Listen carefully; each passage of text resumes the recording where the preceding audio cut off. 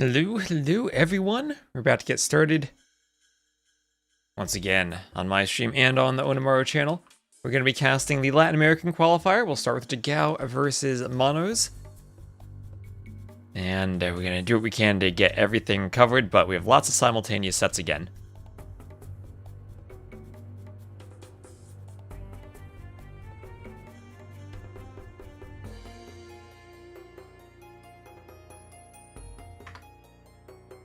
And 2 rounds to cover.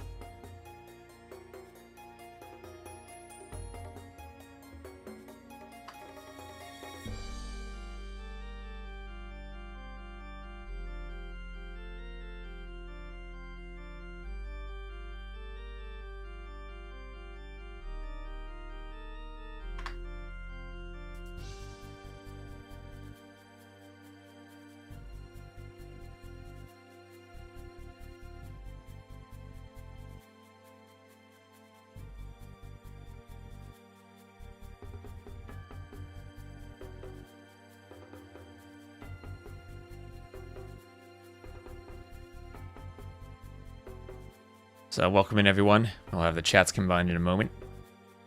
And we're going to get started with the draft with Satalon being our first map. Mono's picking Valle de Silva and Pantanal as his home maps. Degao, a bit more water focused. Monte Pascal and Amazonia as his maps. And different priorities for the Civ picks at the start. Italians for Degao and Mongols for Monos during the parallel picks. Shu also, we might be seeing war chariots from Degao.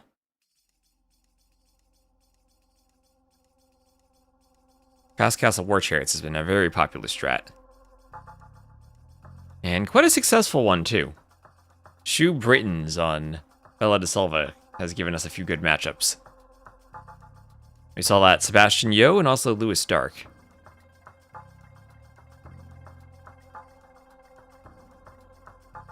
Can really challenge your Miguel micro.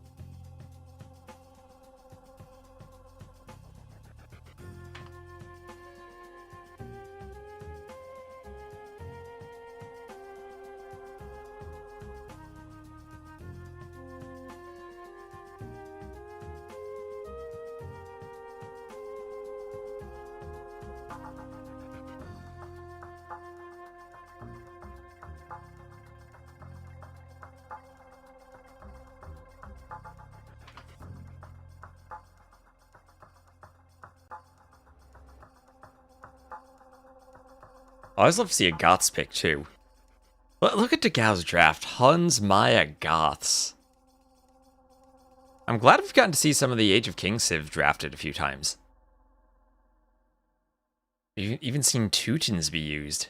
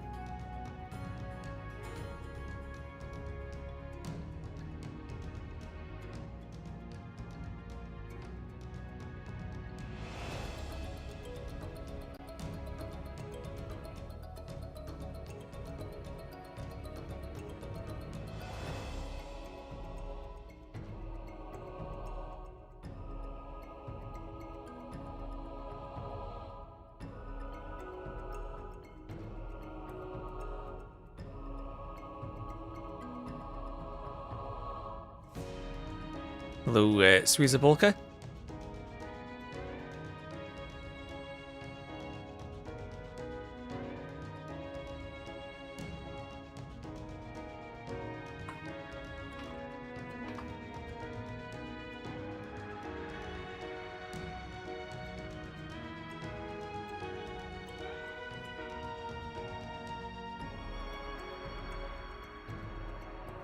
And alright, looks like the guy was hosting. Glad the two of them were able to get started right away.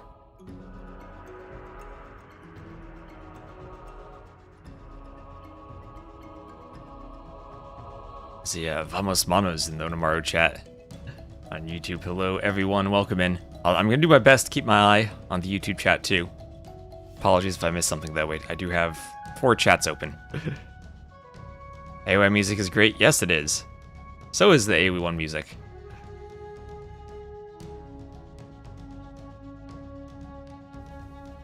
So Dagao, right now, he is the number 3 seed in the qualifier. Heart number 1, Nikov number 2.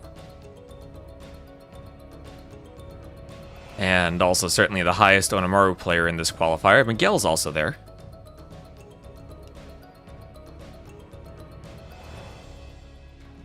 We have the quite ambitious task of trying to get a 16-player qualifier done in 2 days.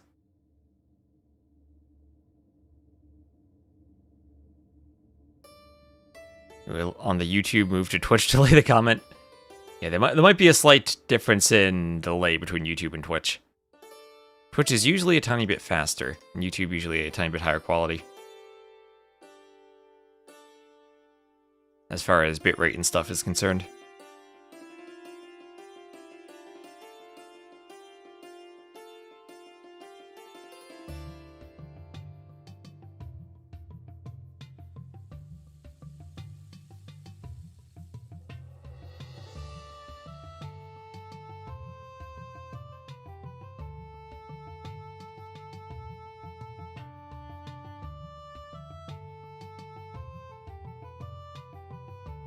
And there we are, now the chats are combined.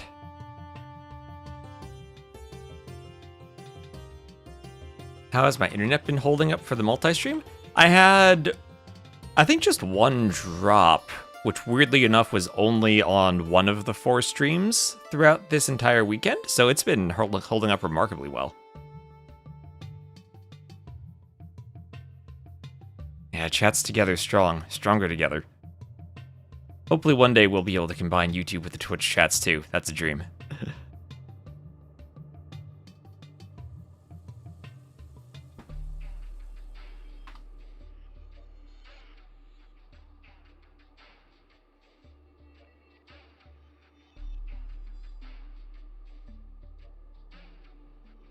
Also, hello, Lobo, on the Onamaru YouTube chat. Welcome, everyone.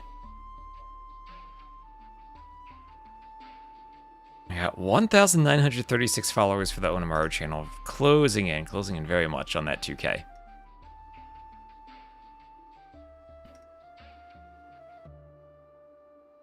Alright, Dogal's in a lobby.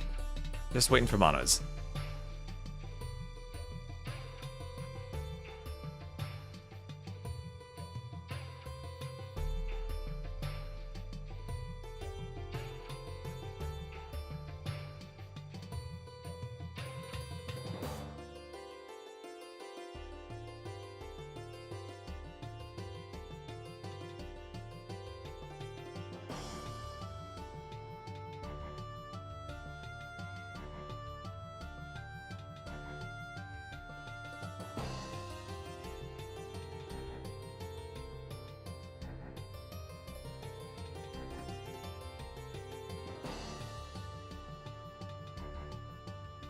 Pretty sure Stream Elements Pro lets you go one stream and pushes that to whatever platform you want, plus tax on your internet. Yep, but then you have to pay for a pro streaming service. There are other things like Restream that let you do that too.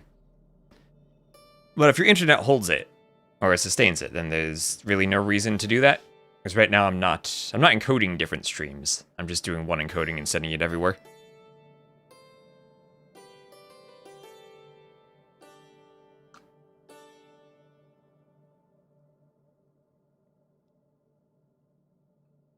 All right, there are many different ways to do multi-streams. So still waiting for Monos. See Degao in the lobby.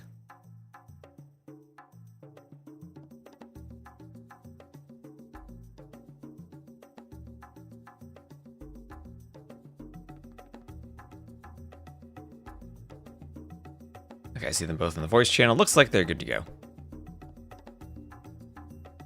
Oh, there's Monos. Perfect. So in terms of colors, I think I'll keep Monos in blue and Degao in green for this set.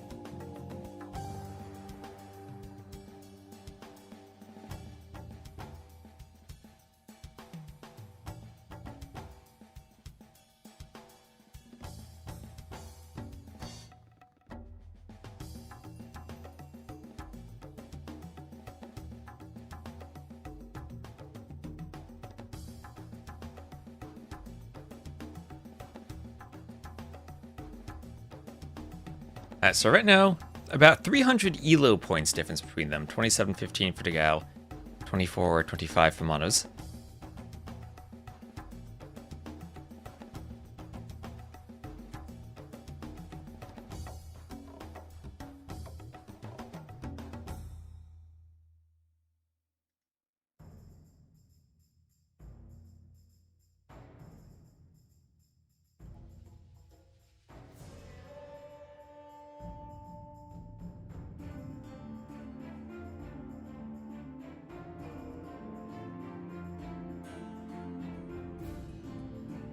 And there they go. Game 1 on Satalon starting in just over a minute. Morning, Daniel. Has there been a match yet on Mont Pascal where they both TC'd the middle? Yes, there is. Yes, there is. I see there have been one or two. I think in one of Capace's sets, both players went to the middle.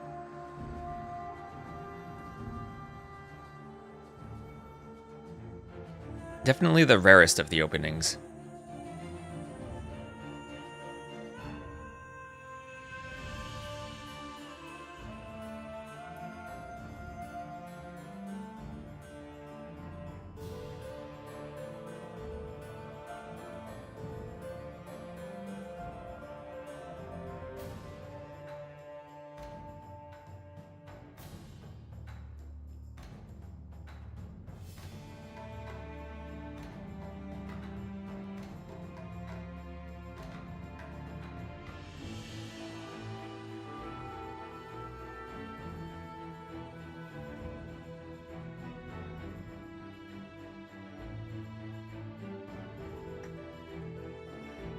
And civs will be two of the strong civs for this map. Mongols for Monos, Maya for Degao.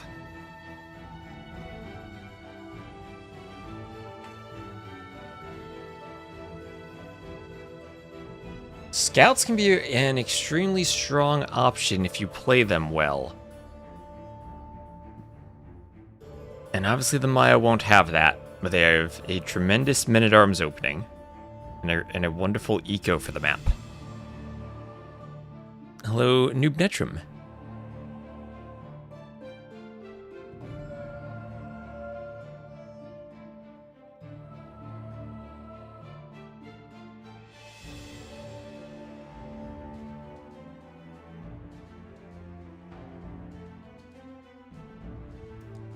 And let's go. And Dagao, he did pick red, but I'm so used to seeing Dagao in green. I'm going to put him in green, and it matches the flag better. So we'll have Monos as the blue Mongols to the north, Dagao as the green Maya to the south. And welcome into our first match of the Latin American qualifier. We have a 16-player bracket. And the top number one, or the winner of the 16-player single elimination event will be our final qualifier for the main event. And oh, Dagao, he's trying to get to the main event extra fast. He's sending the Eagle forward. Sending the Eagle forward to get a hit on the Scout while it's pushing the Reyes. The Reyes are the deer reskins. Mont Pascal is one of your favorite maps from the qualifier, together with Coast Arena and the one with the connecting stone path, the one with Valle de Selva. Or Jungle Valley. I have enjoyed all of those maps. A few tweaks I want to make to some of the maps before the LAN event, but I think we have a really fun map pool.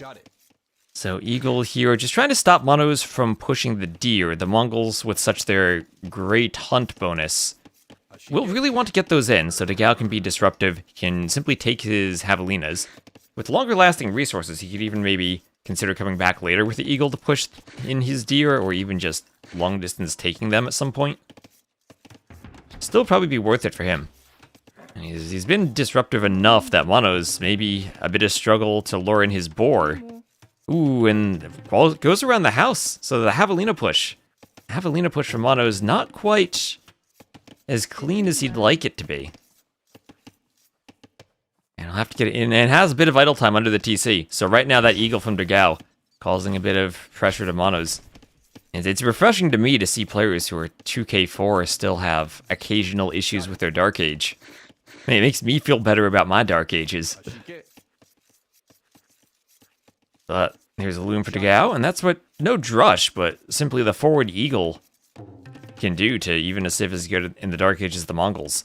So standard 19 pop up, or actually 20 pop, so 20 pop, no loom. Bit of a stronger eco than 19 with loom with the extra vil. But Dagao will do loom. Skipped loom at the start with the 9 vil start as the Maya, you can do that.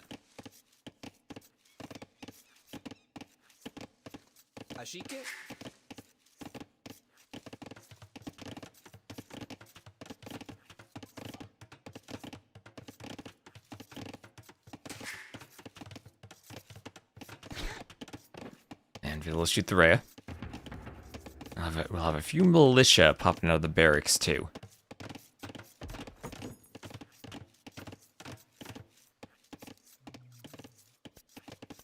So we'll head over to the mining camp. There's a palisade, pair of palisades from Dagao.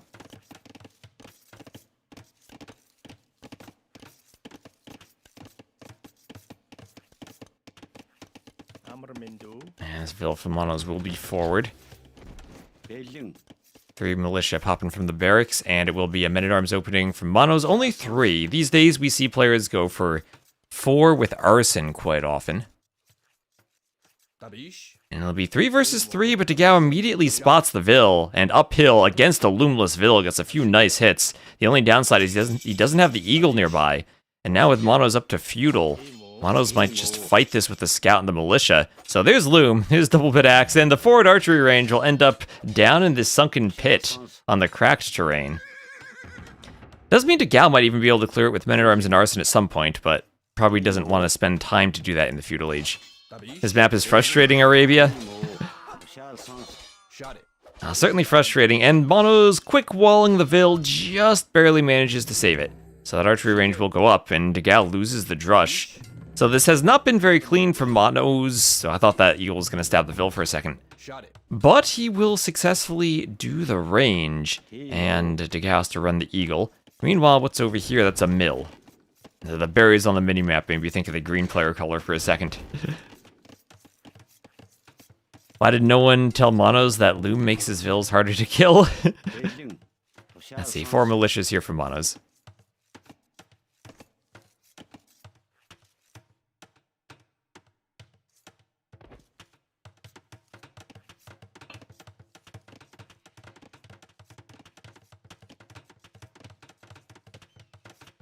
And I like that. He sees he's clean to the drush, adds the man-at-arms upgrade.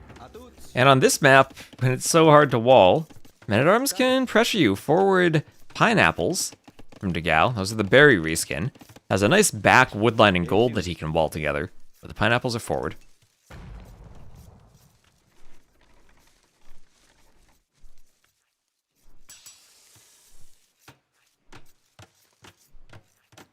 And blacksmith there for Degao.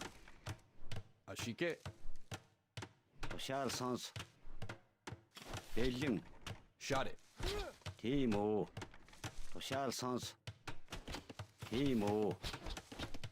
And archers will snipe off men-at-arms. And fletching on the way for Degao. So he's just going to camp by the TC for the moment. Try to get some farms up. And do what he can to keep Phil's working on berries for food as he can. Models with nice production, getting a skirm mixed in too among all of his archers and men-at-arms to fend off Degao's archers. And Degao will be still scouting with his eagle. But certainly down in numbers now to Monos with that loss on the drush. So he tried to pick the forward Vil, didn't quite get it. He saw a loomless Vil and jumped with the militia, but without his eagle mixed in, didn't have the forces actually to take it down. And fletching for Monos. So something that would have been an absolute disaster for Monos if Degao had his eagle there. But he ran back to push in the Rays, I believe, yeah. And then wasn't in position with the militia. Or might have been scouting somewhere. Wherever he was, he just wasn't with the militia.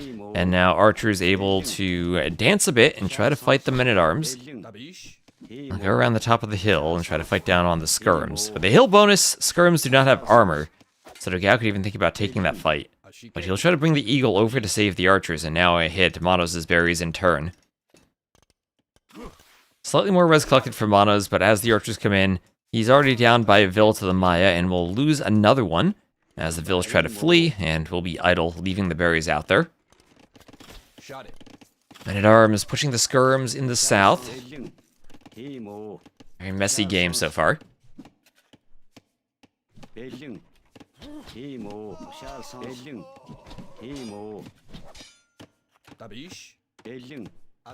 Degao might have to pull his Vils to fight, but the men-at-arms are fairly weak, so he can. And Rigumi, thank you so much for the sub. Blood will lead us to ruin. Perhaps he should not return from his boar hunt. Accidents can happen. Thank you very much. And now Degao's archers will skirt around the outside of the map, potentially run into a jaguar. And as that jaguar would indeed tell you, accidents can happen. And now he's being trapped by the skirms. Nice movement from Monos to head off Degao. And the skirms now will kill the archers, but then have to fight the eagles. As in the middle, there is some micro going on with skirms from both players. Degao trying to clear the men-at-arms and go for double ranges. So true range skirmishers, very active with feudal age army. And will stay feudal for a while then, on this map. So open, everything so exposed. As eagles push the skirms. And right now Mono's on pure skirm, lost all the other archers and other units he had, so pure skirm. And market for him. One range skirms from a forward range can make it kind of awkward to defend. He would have a good tower by the wood line if he could construct one. And an archer range up for him.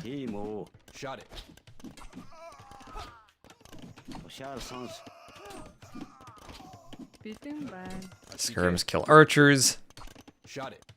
And nice clear up from Monos. Only one very low HP skirm now. A couple of eagles surrounding it, but shouldn't be able to kill too many Vils unless they're already very hurt. Question for Monos is, does he actually have to react like this when he has his own skirms there? Might be maybe an overreaction to pull that many Vils.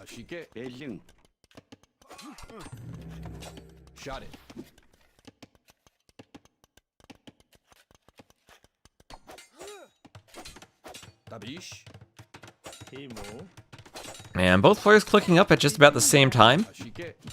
Monos is the Mongols can add a stable if he wants to. Looks like he might lose a Vil. Can't quite get the quick wall. And stops running. Oh, almost saved her. If she had kept running and done the quick wall, she'd be alive. Had been moving Vils out to fight and chased away. And now we check for other buildings. Does he add a stable? So far, just one range. Dagao up to 3 ranges. So Dagao gonna go 3 range crossbows. With Monos being so open and try to keep the pressure up. Yeah, that's true. Dagao didn't sell the stone. Monos needed the market to sell 200 stone. So cleaner build from Dagao as he's harassing gold. Shot it. Ashike. Shot it. Ashike. Tabish. Shot it. Tabish. And that'll be padded archer armor 2 for Dagao. Ashike. Tabish. Shot it. Ashike. Shot it. Ashike. Tabish. Ashike. Shot it. Skirm's going back and forth, and the Eagles come in to fight Vils. Vils still able to fight off the Feudal Age Eagles, but that's going to be some more idle time for Monos. And if Dagao's on 3 ranges, he will have a lot of crossbows. That basically means Monos can't do Step Lancers as an opening. At this point, with how little, or just how little armor they'd have against the archers, he'll have 2 ranges, and probably has to go Skirm if he sees it's 3 range crossbows. We'll check his scouting again. He's only seen 1 of the ranges. There are 3 there. And he'll go for a forward workshop. So it makes sense to go for a workshop then if he knows it's going to be pure crossbow. I don't know if that'll be enough though, and we'll see if he goes Scorpions or with Mangonels. It'll be crossbow for him, so he'll try to pump out his own crossbowmen. But Mongols versus Maya going crossbowmen. I fear that I favor the Maya quite a bit. Well, if he can get siege added in, long run they'd have the better siege, but yeah, he's taking too much damage from Dagao. Very clean pressure from Dagao.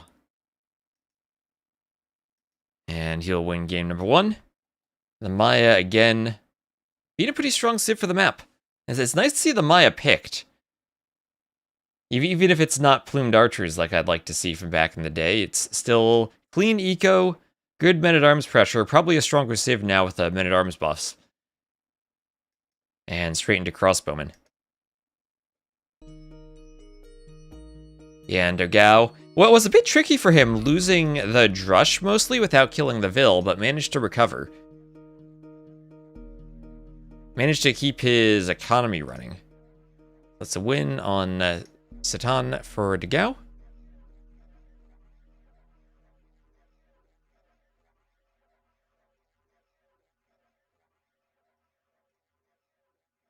And that was Mongols were Monos' first pick, and being able to take Maya so low in the draft and still have a good civ for the map was great for Dagao. Yeah, mixing in the Eagles versus full Skirm helped out quite a bit.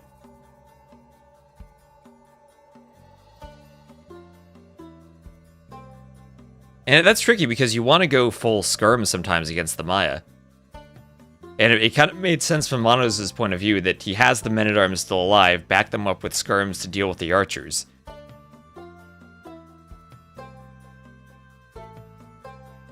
But it can still be awkward to take fights there, because Skirms don't do that much damage to villagers like archers would. And if Dagao's able to camp the TC and prevent the men-at-arms from doing damage, then he can keep the eco safe. Had to abandon the berries a couple of times, but always managed to have enough farms to keep his eco running. It's always interesting to me to see, like, such high-level players can still have little things they struggle with, like that boar lore from Monos. Looks like Pantanal will be the next map. And it'll be Huns Portuguese.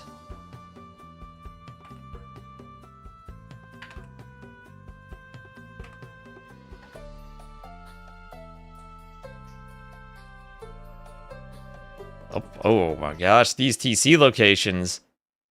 They put their TCs right next to each other. So, welcome into game number 2. Dagao up 1-0. Dagao is our number 3 seed overall. And our top Onimaru player left in the qualifiers. We'll have both players doing their TC next to each other on the same island. Portuguese for Monos, Huns for Dagao. And Miguel will have that hunted horse, not just for picking up capybaras, but also for laming. Look at the blonde hair on that horse. It's beautiful. Mono is trying to bring the javelina in. I'll have to deal with the horse, though. I always felt like the horse should have a weakness to villagers. That vills could maybe have a huge bonus attack against it, so it can't do this type of laming. Where exactly they start? This is a nomad map, Daniel. This is a nomad map, so they get to build their TCs. The vills are scattered in 3 groups of 3. There are 2 groups in the middle, and then there's 1 group from each player in the middle, and then another 2 groups from each player around the outside. So it still fits the 9 start theme. And now Dagao, gonna lure in that javelina he blocked. Oh, what a lamer. What a lamer. By using the horse to block and luring it in. So for the 9 start on Nomad, we don't have any rules about vill fighting or laming, like 3 start Nomad does, usually for the first 3 minutes. The only rule is we can't have or if we have TCs in range of each other, then we have an admin re, so we don't start the game off with a TC war. I gotta say, that is an absolutely beautiful horse. Not that I'm much of a judge of horses, but I'd honestly, I gotta start playing Huns more on Nomad, just so I can get a horse like that. I guess it's probably randomized too. They probably get different horse graphics.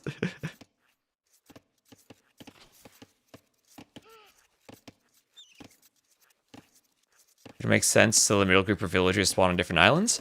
I like the randomness, that they can go to the same island or go to different islands. I think having a Nomad map with different options is kind of the point of Nomad. We've also seen, rarely though, but some outside TCs. Usually players go to the middle, but I like that we've seen a couple of players attempting the outside. Again, that's just options for Nomad are great. So you gotta be careful walking across the shallows. Can't quick wall, of course, on the shallows.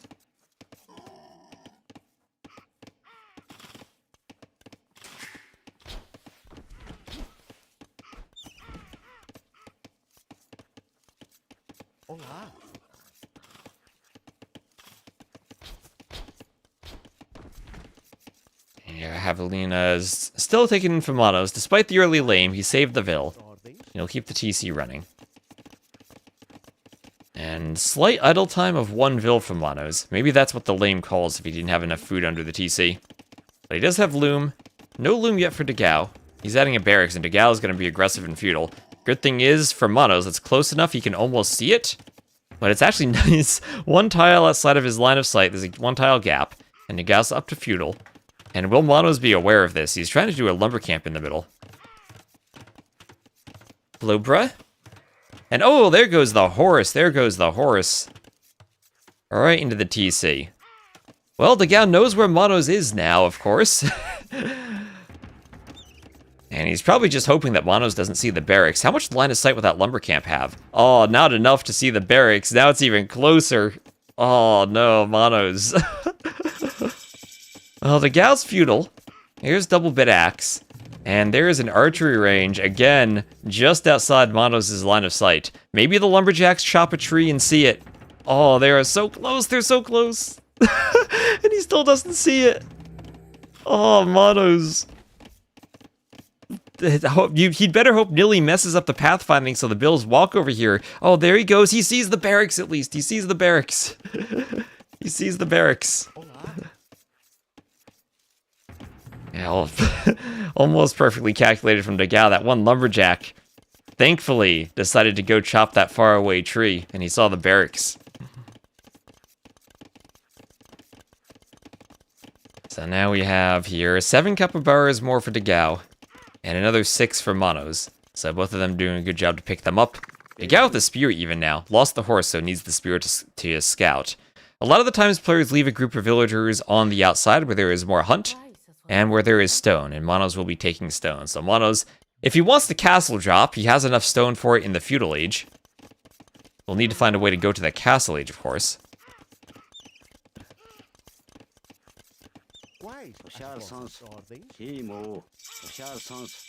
And Mono's up to feudal.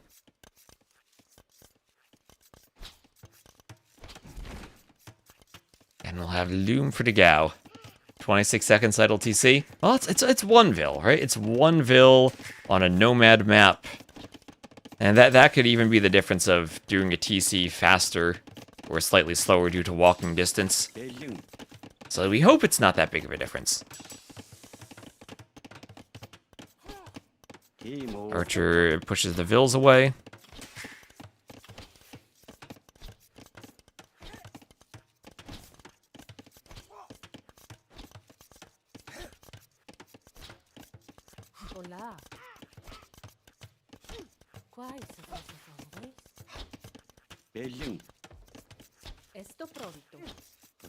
Oh, Archer under the TC fire goes down. Nice pick off from Manos.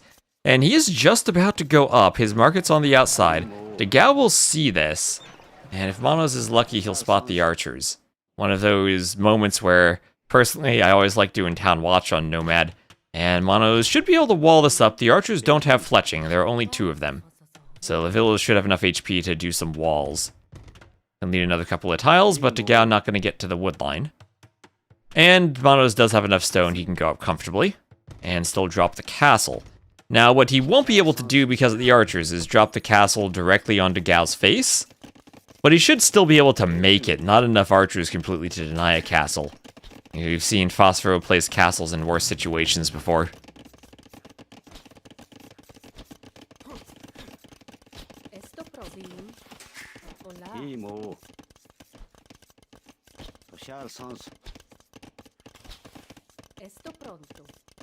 And double bit axe castle aid for Manos.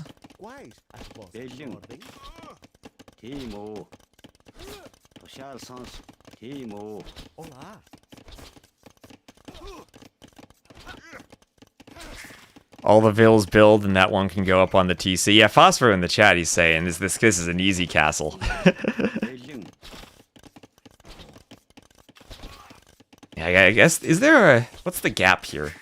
Is there a 4-tile gap there? I guess you probably have to do it on this side where there's more room. Yeah, Blacksmith went so close to the TC, it's actually kind of blocking a castle spot. Where over here, I think, would be much nicer, because then you basically get 3 wood lions and the gold protected by it.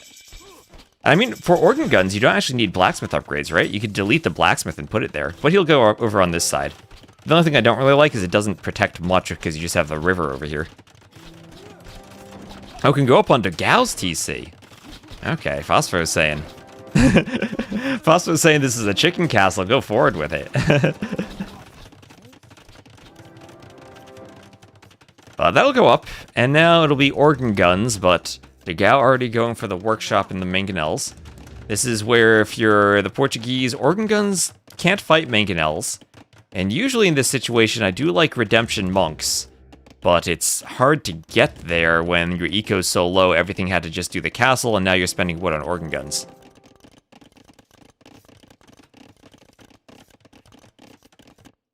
So over here, a few crossbows from Degao, knows that Mono still has vills in this quarter, and we'll try to pick them off.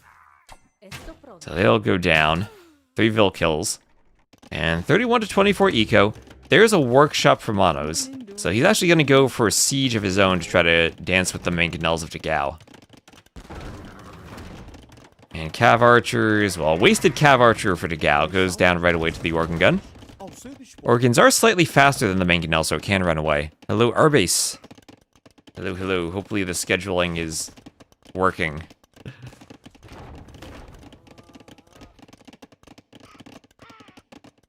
So crossbows hitting the organ gun.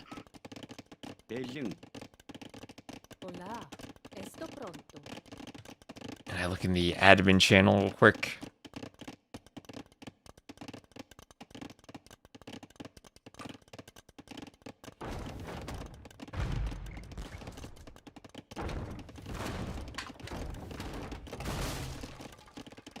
And Mangonel goes down.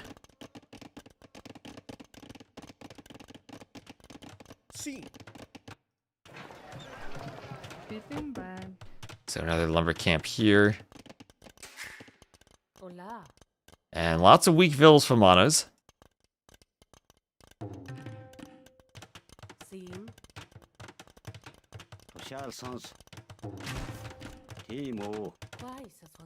Oh, they're all very weak. And Degao, he doesn't have ballistics. So Manos is going to try to run. He's going to get the crossbows to go into the organ gun at least. Well, he'll lose 3 vills, but kill quite a few crossbows. Mangonel still will chase each other and dance on the other island. Degao, 2,000 res collected ahead. No more Mangonel production for Manos. Hard for him to afford at this point. And Degao, having run all the vills to the outside, should soon be able to do another TC. It's 20 vills to 37. Degao, with vill kills everywhere with a few crossbows. 8 vill kills in total. And up finally, there is an eco kill with that Mangonel for Manos. Degao can't really get... Oh my gosh, and more vills going down. Well, that evens the vill lead a bit. Also some good Mangonel shots on weak vills.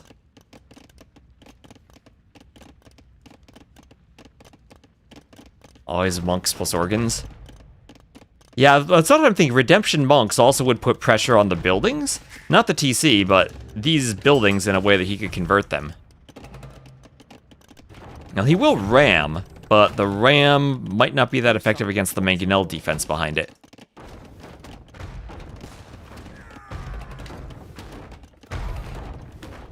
And that Mangonel dodges. Mangonel down for Degao. So Degao at least taking some losses.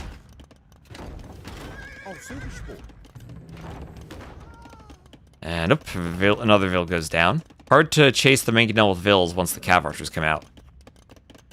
Yeah, a lot of juicy buildings to be converted. I always feel that the thing about Mangonel Wars is there's a bit of luck involved. In some games, you're gonna win the Mangonel trades, and sometimes you won't. And of course, you can get better and better at Mangonel micros, but if you're equally skilled players, well, someone's gonna land a shot or two, and then it'll just kind of snowball. And even if your micro is better, and you might say, "Hey, I trust myself that I'll win this maybe 70% of the time," there's still a good factor of chance involved that one shot happens one way or another, and stuff like that where you're 4 HP off of clearing a Mangonel, but you still lose yours. And then the ram can't be repaired. These vills are almost in position, and things snowball. Happens both with the attacker and the defender too, though.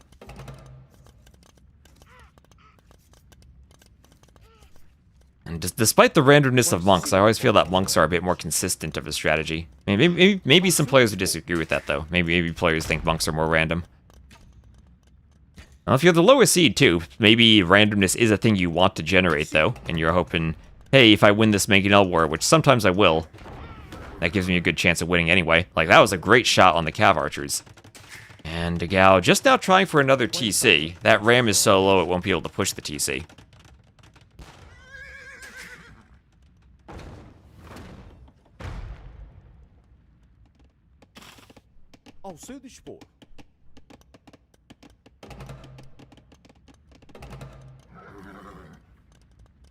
And now Cav Archer's finding a Mangonel in the middle of nowhere. Manos has only 16 vills.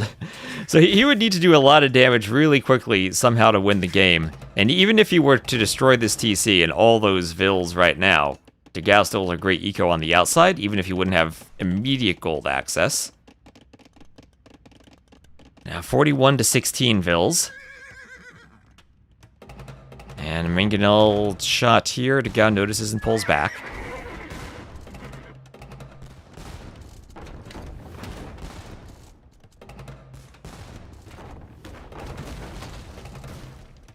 And the Mangonels go down. And Monastery for Degao, the Huns don't have the best monks. Would be able to heal the Cav Archers at least. As the Mangonel push now continues from Manos. And the ram, still useful against the ranges, but hasn't actually destroyed the range. And he'll call the GG. So Degao up 2-0.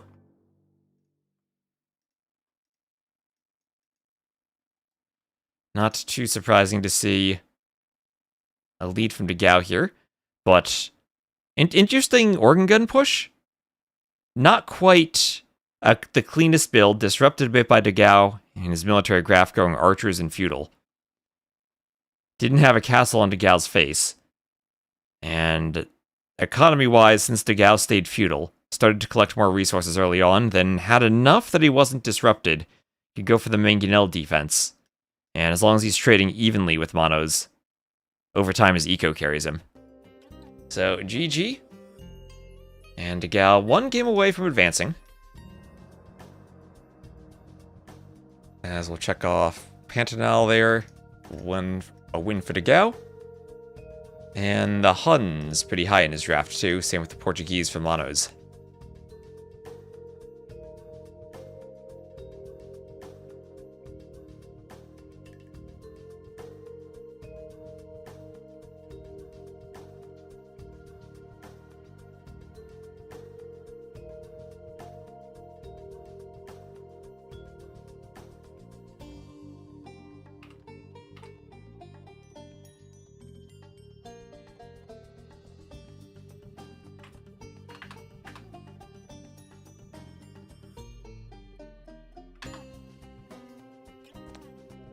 And let's see what's next. If they have a map picked, it will be Valle de Selva.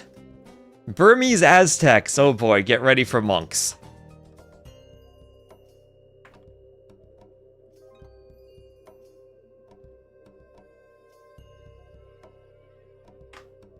Get ready for monks.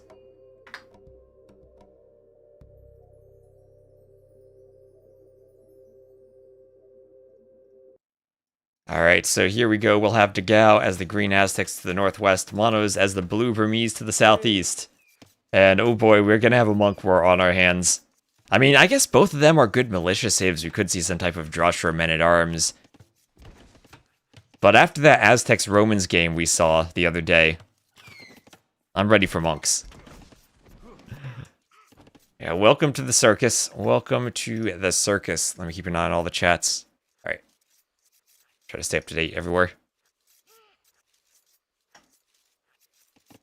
So, map for Dagao. One of his golds is back. For Monos, one is to the side, the other's a bit forward. So both players kind of with a forward gold and a side gold. Maybe a couple tiles of an advantage for Dagao. But we'll look for Monos to wall around this gold. And he's going to do a lumber camp far to the back. By the looks of it, no player going for an early drush just yet. Monos prioritizing the deer a bit more.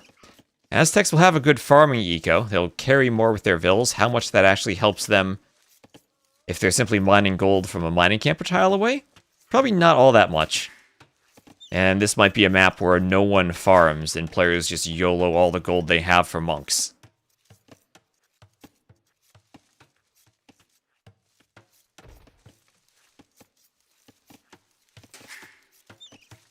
Did we miss the start? No, we've been here the whole time.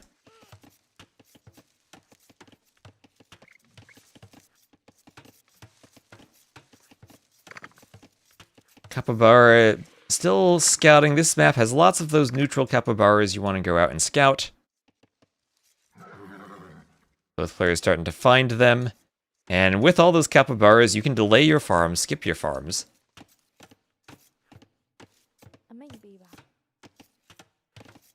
We might have fast-forwarded through the first minute or so as I was joining the game. Sometimes the players launch immediately after the previous game ends. And I talk about the stats for a moment. I might miss the first 30 seconds, but...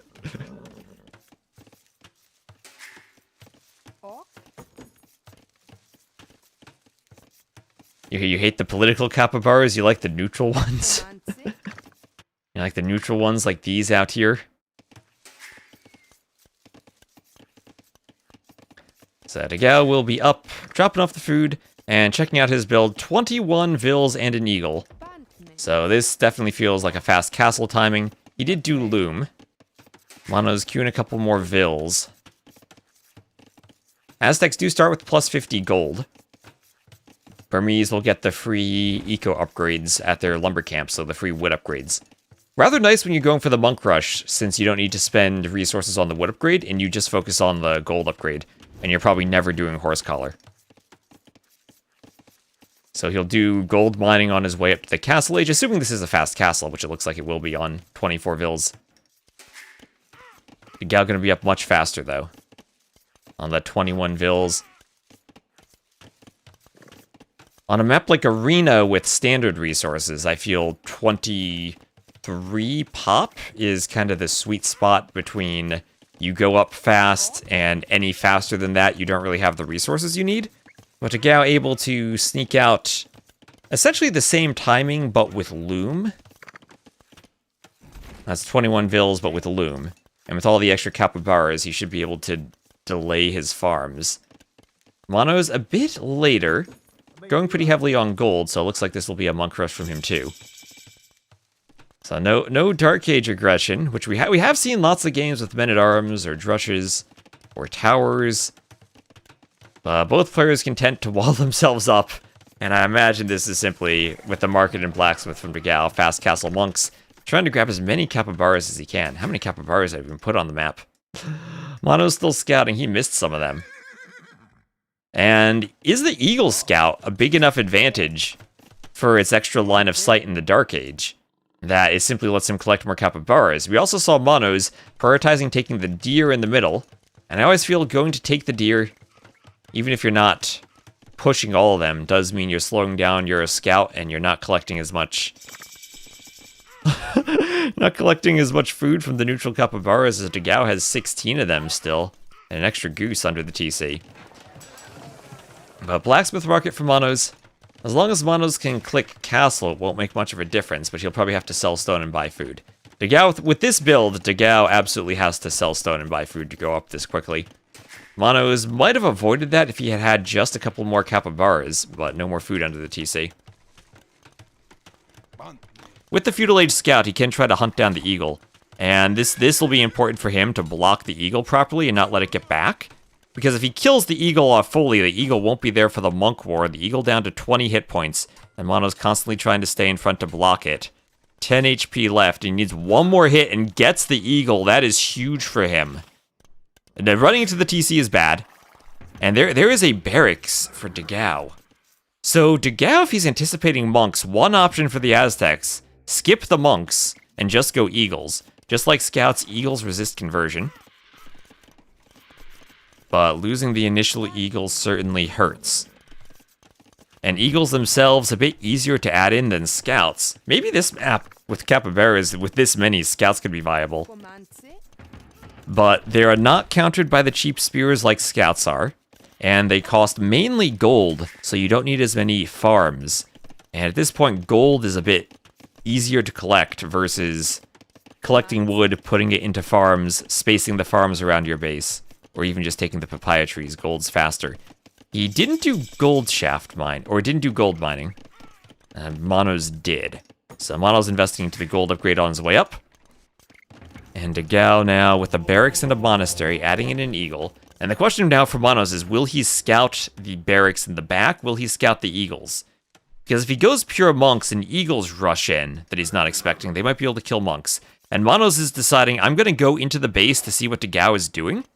And he will see the barracks, so he knows the barracks is there. Basically sacrificing the scout just to check for the barracks, and he sees it. So at the front, a few vills will have to fight the eagles, but these are Castle Age eagles. And scouting the barracks, but maybe not in time to save the vill. He will, however, almost kill an eagle. Almost killing eagles, though, isn't good when you're against Aztecs, and they'll simply heal up.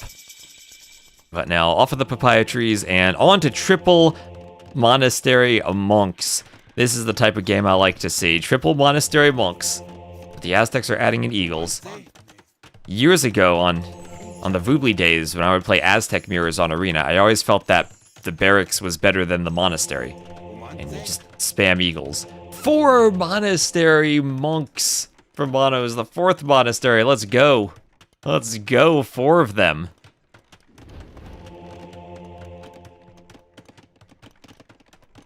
So the Burmese, why are they monk rushing? Because their monastery attacks minus 50%. The one downside they would have against the Aztecs, no heresy for the Burmese. The Aztecs do have all of the monk upgrades.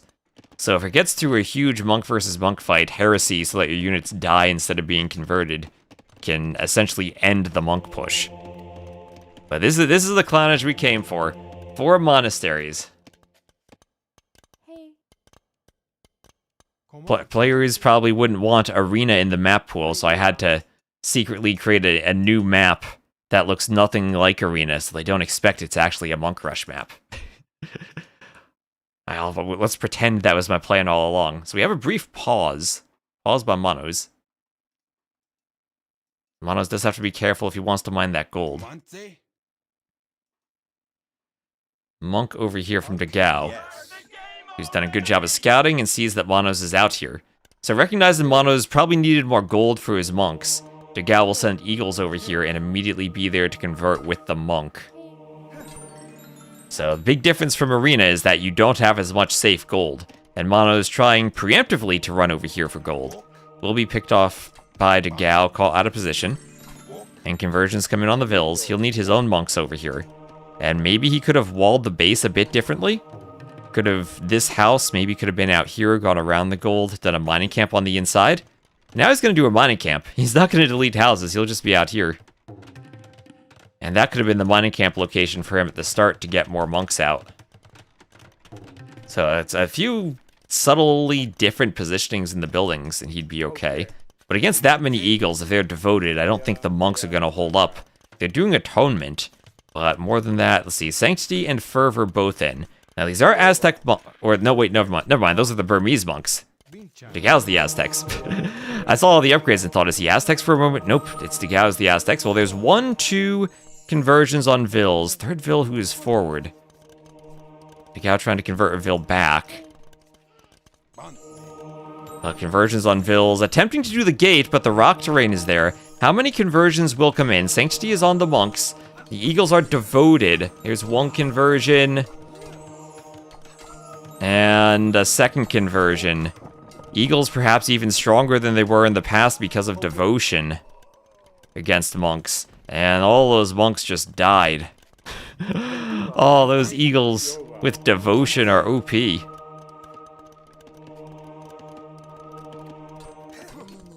Will any conversions succeed?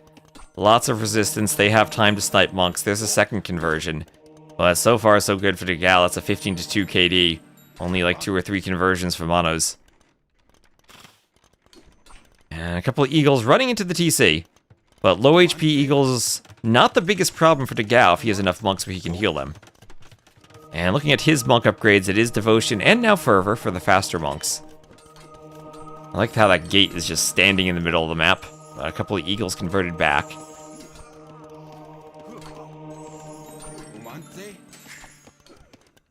Monk goes down to the eagle there. And there's a GG from Manos. And that'll be 3-0 for Dagao. So good set for him over Manos. We got to see a monk war. But the eagles were the answer for him. Let's check out the score at 18 to 3 KD. 7 to 6 conversions. So everything Manos converted, Dagao felt like he was able to convert it back. And no devotion for Manos. So Eagle Warriors, the counter to monks. Looks like that's true. Maybe there's an option for Manos instead of going for monastery monks. You go maybe 2 monasteries in a workshop and try to get some scorpions out. So the Viper, thank you for the raid on Onimaru's channel. I just finished casting Dagao Manos with Dagao taking a 3-0 lead. Eco is pretty much the same, but devoted Aztec Eagle Warriors winning against the monks. We did have a wonderful quadruple monastery monk push, but essentially countered by devotion Eagle Warriors. So, chat, if you like the Viper and you are a devoted fan, go give a follow also to the Onimaru Twitch channel, who are organizing this event. The Viper will be there. He'll be in Brazil. Didn't meet enough people at London, so he's got to meet people in Brazil too.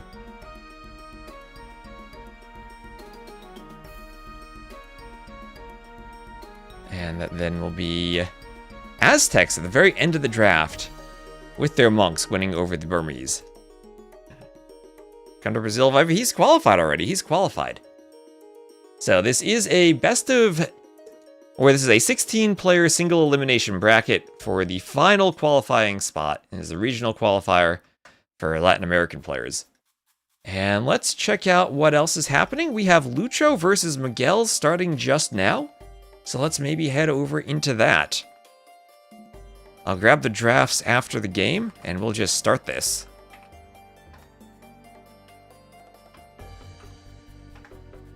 I'll be on Lençóis Maranhenses.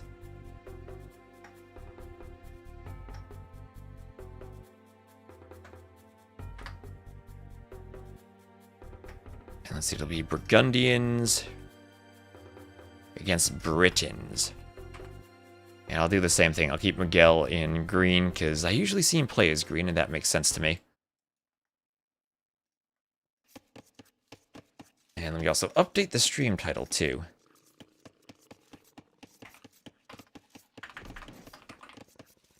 So Miguel, another member of Onimaru still, as they're just collecting all of the players everywhere. And been a teammate of Degal for forever, pretty much. We'll have a forward dock from Lucho, another forward dock from Miguel.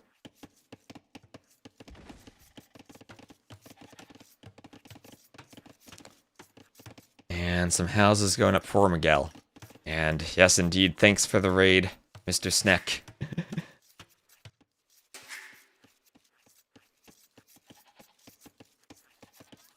We're also going to have later this summer some updates to the Rage Forest map using some of the new map scripting tools and whatnot that have been added to DE recently.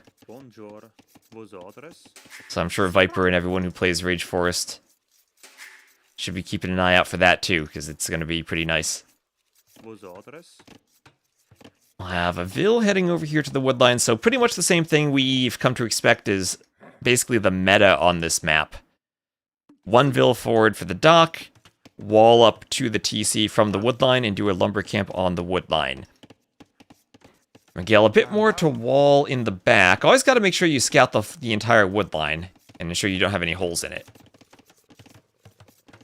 Britain's on the map because of all the extra goats. All the extra goats we have on the map will be great for the herdable bonus that the Britons collect from them faster. Miguel will be trying to head off Lucho and collect some of those goats, bring them back to his own TC. Yay.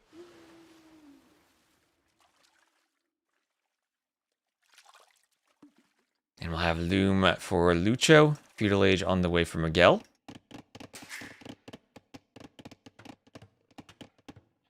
I thought part of the meta is the suicide of villain to the opponent TC. Honestly, part of me was hoping Dark would have won that set against Lewis the other day, just so that I could have asked him in the interview what he was doing with that villager. Because yesterday Dark basically sent a villager from the TC straight into Lewis's TC and lost it. No loom, no anything, just lost the Vil. My only thought is maybe he got confused by the starting location and thought the coastline was in a different direction. We did get to ask Sebastian about deleting his docks the other day. Apparently he has select all docks on 4 and delete all on F4, and accidentally pressed them both in quick succession. How many maps will be in the main event? All 11 that we have in the qualifier, and then at least 2 more maps that I will create in the future.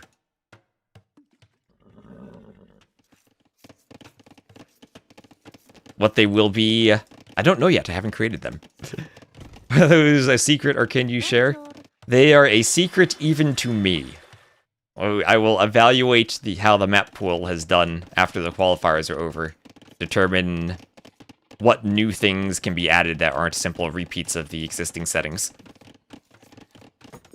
And go from there. So safe gold for Miguel. Pretty safe gold for Lucho too.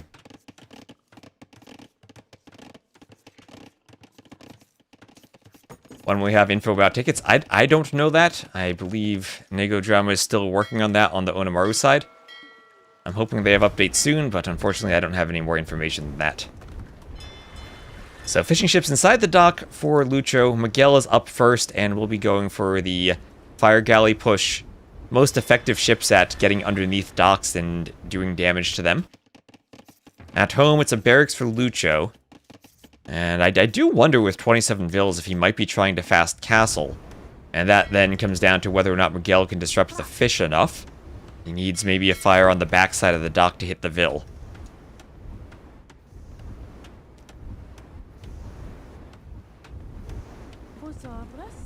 And actually, the repair Vil from Lucho doesn't realize it's being burned to a crisp by the fire, and the repair Vil goes down. And the docks are so far away from the TC, he's not going to be able to get another Vil out there. And with 4 fires from Miguel already out here, Miguel could win the water, and he might not even need to add any more fires. He has a 5th on the way, sending a 6th. Now, fires are the most effective ships at destroying docks. How quickly will this dock go down? Miguel has to question, does he want to focus the dock or go for the fishing ships? And right now with 6 fires, a couple of hulks are out. But I think you finish the dock off and then worry about the hulks. And now he needs to think, okay, I've pretty much won the water. How much do I continue investing? It'll be 1 dock hulk production pretty much. He'll get a galley out. And maybe this is all the investment he needs. 1 galley, and he should win against the fish. There's another dock from Lucho, so Miguel will have to keep an eye out for that. Perhaps the most effective way to take out the hulks now is simply retreat to your dock and let the arrows do it. A few more hulks out. But enough fires, even though hulks counter fires, that the fires win that. Miguel just has to be careful about numbers now. Doesn't want to overinvest. He will lose a couple of fires periodically against the hulks. And it's tricky because you want the fires against the docks, but also the galleys against the hulks. But if Lucho is making hulks, he's not making fish. Lucho will go dock one of the other ponds. And some farms will come out of the TC, or come out for Miguel by the TC. So even though Miguel's winning water, he only has 5 fishing ships. And he needs to be careful now to get a counter to the hulks. The thing about the hulks is you need quite a few galleys to counter them. I think you do want to still get around 4 galleys with fletching before fighting hulks. And now those 2 hulks are very weak, so Miguel can think about pushing. If he can force the fight and clear the hulks, well, he still has the fires, that'd be nice. Lucho has enough room he can keep redocking, and would love to keep this dock alive. But now that there are no fishing ships nearby, the hulks will be more effective since they don't have to worry about the dock fire. Or the galleys will be more effective against the hulks, I should say, since they don't have to worry about the dock fire. When is the main tournament? First week of July. First week of July.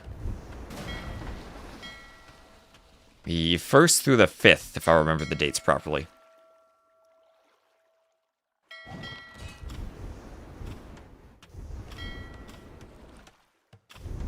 And hulks pushed back as another dock goes down for Lucho. On land, there's a skirm for Lucho. Miguel still is not walled down here. If he's paying attention to his scouting, he can see the grass around here. He needs to realize he's not walled. So horse collar for Lucho, just as he's adding in a whole bunch of farms. Auto farming around that mill. Look at that perfect pinwheel. Mills might finish the farm before horse collar, but not that big of a penalty these days. Still gets added food to it.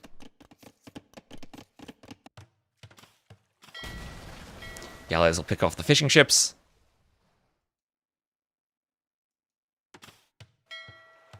And we'll now be able to fight the hulks, and you see just how much more damage the galleys do to the hulks. As Lucho's still losing docks, can't build another dock, and Miguel will be clicking up to the Castle Age. Miguel looking like he's in a pretty good position here.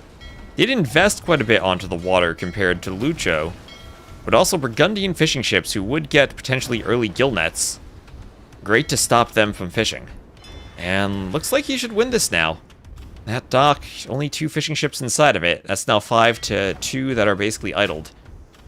And if the hulks go to counterattack, Miguel simply can garrison his dock. On land, 1 skirm did not do much damage for Lucho. Burgundians just making 1 skirm, that's not much pressure. And Lucho has very quickly decided he's going to farm instead of fish.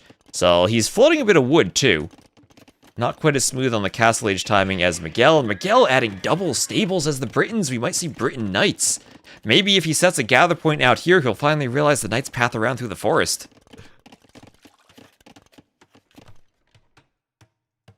Yeah, during the World Cup. I actually live in Jersey, right next to where the World Cup finals are going to be. I'm a good 30 to 45 minute drive from, what's it called now? MetLife Stadium. We've been dealing with the controversy that public transit tickets go up to around $100 during the World Cup finals.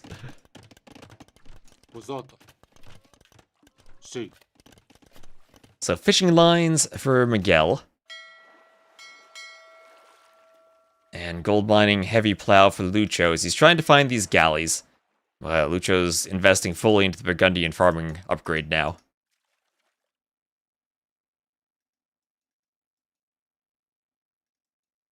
I'm gonna hand over the $7,500 to attend a single football match. I am not.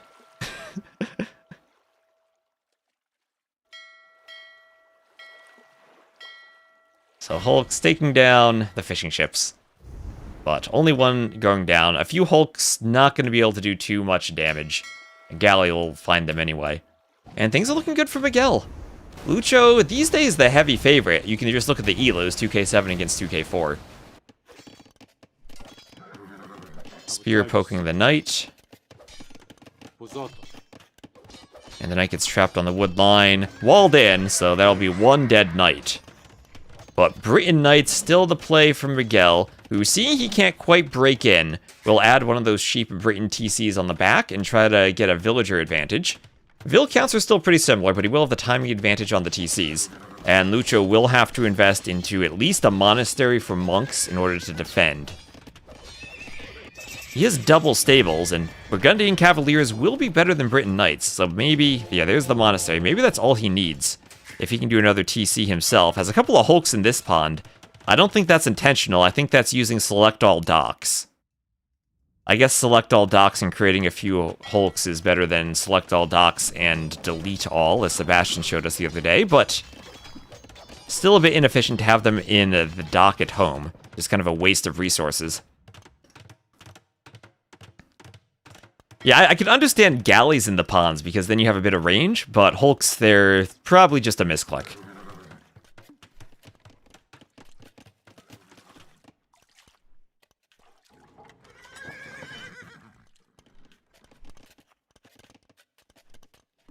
Did Britons recently get a buff? The buff was, I added a bunch of herdables to several maps. And Britons have been picked because of the herdables.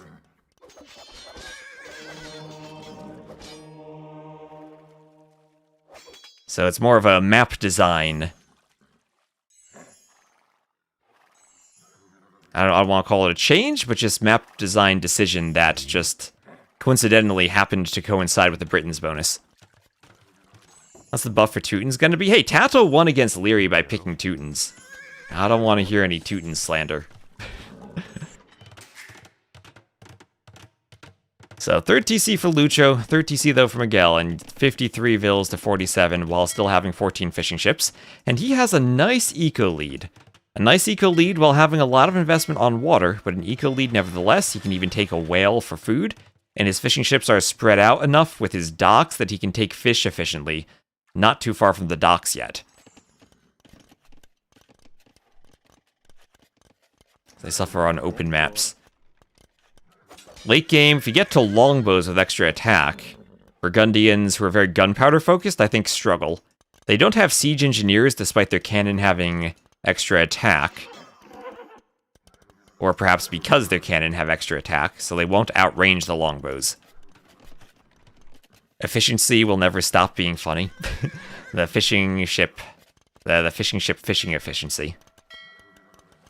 And oh, could the Hulks get some action here on the pond? The knights running nearby. There they go. They'll try to grapple those knights. And light cav for Lucho, as the knights pick off a spear. We're in longboats. I mean longbows. I said longboats.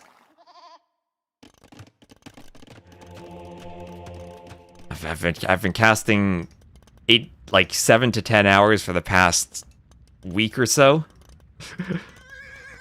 I'll need your help to make sure I can still speak after this. How confused is Miguel for seeing the Hulks? Miguel, I'm sure he knows what happened. I'm sure he's probably done this himself too. Had a building on a hotkey and created a unit in the wrong spot.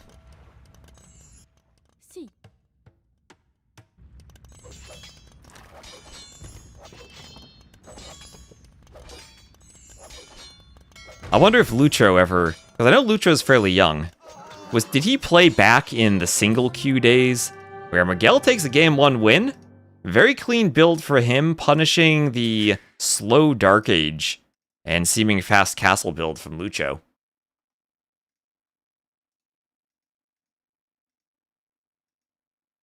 And stats there, 29 to 11 KD. Miguel, you can see that feudal age timing difference.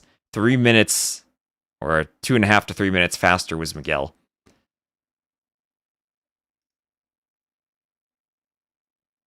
So 3-minute difference there for Castle. Thought Lucho was about to imp. What were his resources? I think that's stuff that he had in the queue that was cancelled, because he certainly didn't have a second building.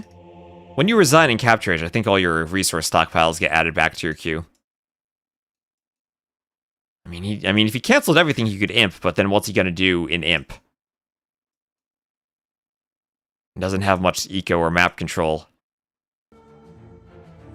Yeah, this time winning the water actually did win the map.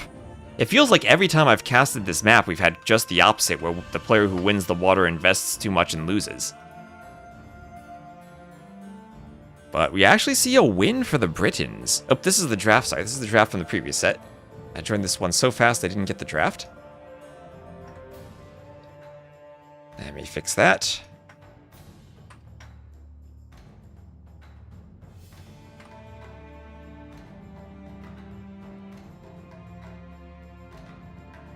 That's the benefit of being at the LAN. You have your production team to do your overlays for you, and you don't have to click every button yourself. So, better Civ position win, too, for Miguel.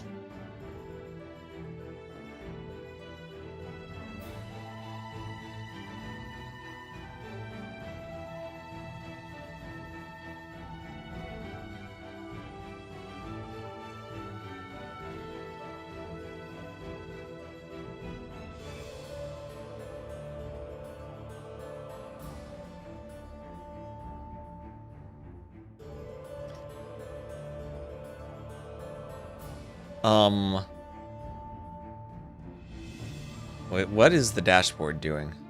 They just launched again, but they launched on... Wait, the same map? What?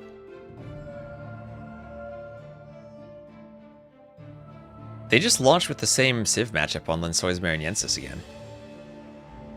Oh, you think Lucho dropped? Okay. Never mind, never mind. It's not a GG then. Never mind.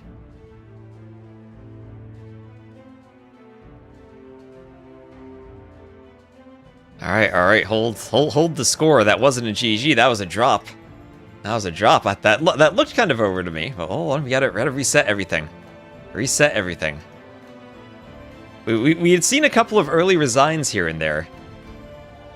Alright, reset the scoreboard. It's not a drop. We're gonna keep going. Never happened, never happened.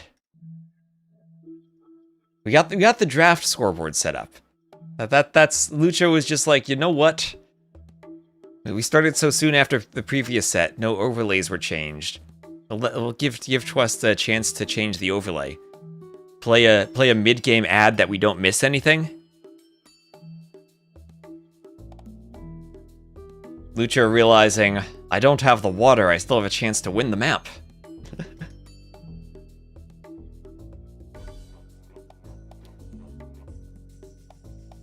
It's a bit of a cliffhanger, but they'll be right back into it. Burgundians, Britons again. Same civs, continuing the game.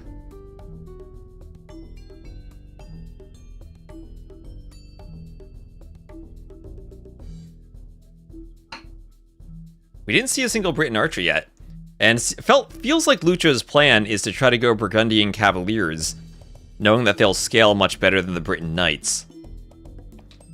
And hope that leads to cav spam in the late game. That's good enough to take the map. So here we are, just in time to see some vills dying at his TC.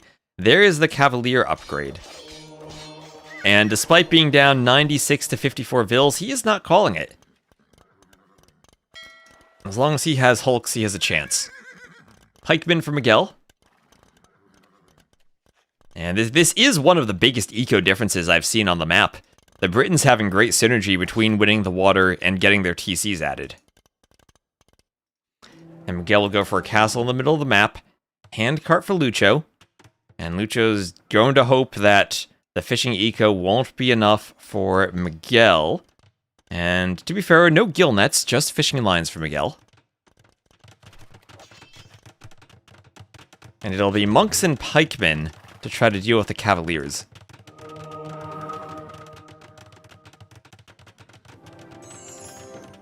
as his castle will control much of the center of the map. And he can keep pushing forward, but that will be 6 stables, and Lucho will YOLO all in. He's up to the Imperial Age. Whoever said he had imp resources was correct. So he will try to do early paladins without blacksmith upgrades. I don't think he can afford this. But he does have 29 farmers. Paladin is half cost for the Burgundians, and he is going to take a long shot at getting paladins and trying to overrun Miguel if Miguel is still in the castle age. I think he needs at least +2 armor. And yeah, I was about to say I'd focus the armor more than forging because he'll need to sit underneath castle fire. Underneath some TC fire. But maybe he's got something going for him. 17 vills on wood, and he still could try to add a few more farms, doing his own castle. That'll help his defense secure more area with gold. Yeah, I mean, Lucho with the cheap Burgundian eco upgrades, 72 vills, isn't in the worst spot to spam Cav. Just needs to make sure he has enough farmers out. And has a balanced eco. He'll get another round of vills on his way up, still on 4 TC vill production. So he'll quickly get to 80 plus vills. And will that be enough for the Cav spam, with Miguel already preparing all of the pikemen and with some monks? So there is Imp. There is Imp. And will we see Paladin clicked? I think we will. So Paladin plus the final armor. There you go, Paladin. Look at that. Look at that. The Paladin stable all the way out there on the front. Probably should have been this one. Yeah, Lucho did not give up. Lucho just had an internet drop. Lucho more resilient than his internet. And he is going Burgundian Paladins. Well, when he dropped, it was 96 to 53 vills. He's somewhat evened that up now, 123 to 81. And Miguel will be adding castles and longbows. Good thing about the longbows is they will do 2 damage to cavaliers once the armor comes in. But once Paladin comes in and they get 3+4 armor, castle age longbows still do only 1 damage. Miguel up to Imp, but he'll need Bracer or Chemistry once he's up in order for more damage from the longbows. And that'll be a good timing window where the Cav will be useful against archers, but still not quite there if the armor's not in. You can think about taking the fight with the hill, and he's running out of room as the monks chase. Ballistics is here for Miguel. Lucho might need to delete a house to save the cavaliers, but no, he's not going to open the walls. We'll instead just try to dive the monks. And that won't be a good fight for Lucho, but he does kill the monks. He loses a cavalier. I guess it's only 1 cavalier down, but Miguel's still threatening the house walls. Treb for Lucho. I don't know if a Treb will help him much. Might not be able to keep it protected. Armor for Miguel, and looks like he'll try to go longbow halb once he's up. And we're now up to 16 soon-to-be paladins for Lucho. If he can wall this out, he might be able to take a good fight against the Castle Age military. Now the longbows do only 1 damage to the 7 pierce armor of the paladins. They will get a good surround here, and it's more important to clear the pikemen first rather than the longbows. Some army for Miguel gets in. Lucho up to 90 vills, might lose a couple, but I think he's more concerned with clearing the army, and he'll take a decent fight. Lots of vills here, but paladins will run in and soon clean that. Lucho can re-wall. And that was a good fight for Lucho. Closes the score quite a bit. And he's only down by 30 vills now. It's actually 91 to 98 vills with the extra TCs he's added. Our Britain's player not adding as many TCs. Not booming as well as the Burgundians. Hand cannoneers here, killing pikemen. And Lucho's getting to the army composition he wants. Paladin hand cannoneer. Bombard cannon. Chemistry immediately. He's doing demolition ship in this dock. What? I mean, Miguel's taking all the fish on the water. In case he needs a forward dock and demos at some point, Lucho just researched a transport ship. Okay, that is... What? That is not what he wanted to click. You do not need a transport ship on these shallows. Now, that is one of the best misclicks I've ever seen. And Miguel floating a lot of wood. Tricky as the Britons, you probably don't want as many farms as other civs. Yeah, Lucho knows something we don't about transport ships in this pond. Trying to go skirm. Well, yeah, must be having hotkey issues. Button.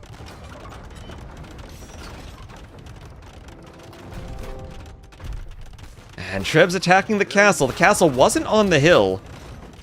And Lucho with a good score lead.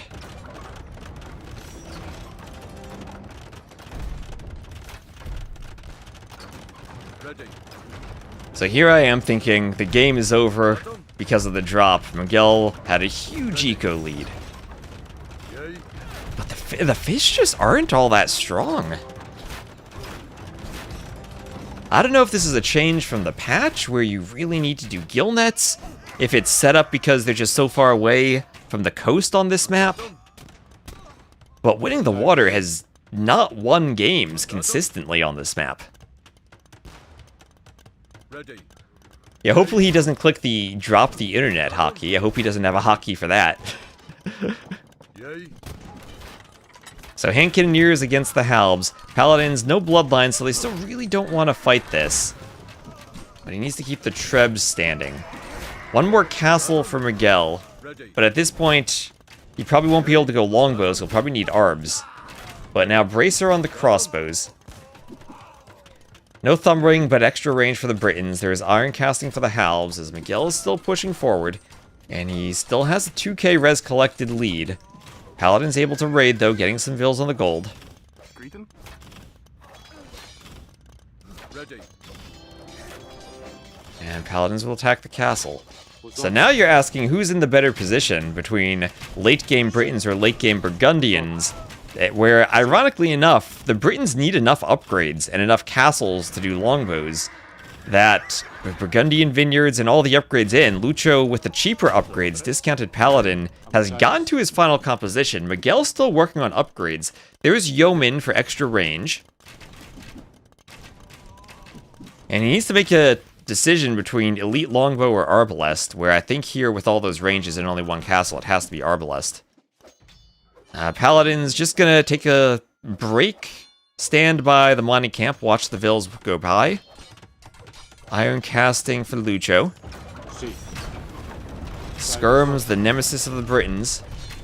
And there's Arbalest for Miguel. So he'll have enough range, potentially, to deal with skirms. Has to keep his vills working. And Lucho he was down 50 eco population. He now is up by 20 vills.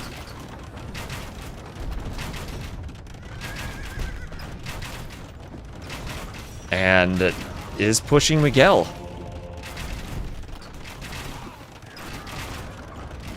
And Paladin still running around. Did run into a few halbs. Their break is over, though. So we have Arbalests for Miguel. And Longbowmen themselves, if they're not elite, are strictly worse than Arbs in pretty much all their stats. So unless Miguel's able to have a huge boost to his eco, I think he'll stick with Arbs rather than Longbows. There's Blast Furnace and Masonry. As Lucho's pushing. Miguel does not yet have Warwolf Trebs. Where Treb versus Treb, that means he wins the fights pretty much every time. Arbalests here need to pick Repairvilles rather than shoot the Trebs, and they can't be bunched up against the cannon. Burgundian cannon with extra damage. Miguel microing into the shot. He lost a ton of Arbalests there. And he has range to pick the Repairvilles, but he's not quite shooting them with the Arbs. This castle needs to be repaired. Treb goes down.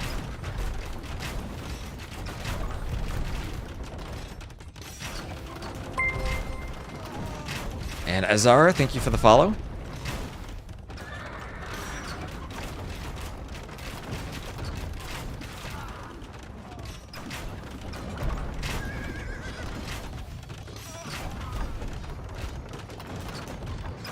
And the Paladins are raiding the eco. The Paladins have gotten in. So hard to be walled fully on this map. So hard to wall all the way to the edge. And the Paladins are in. Miguel dropping in Vil count. The castle goes down.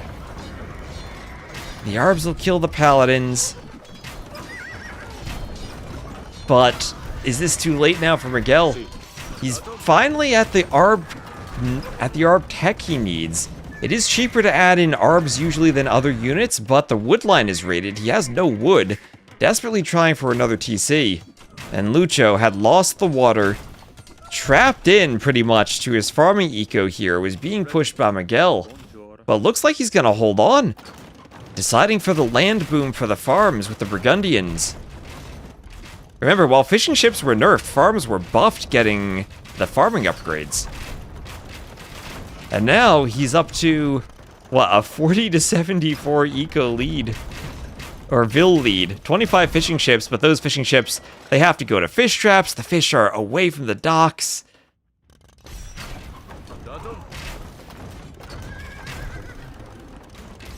And ring archer armor there for Miguel. Vil's still dying to Arbs.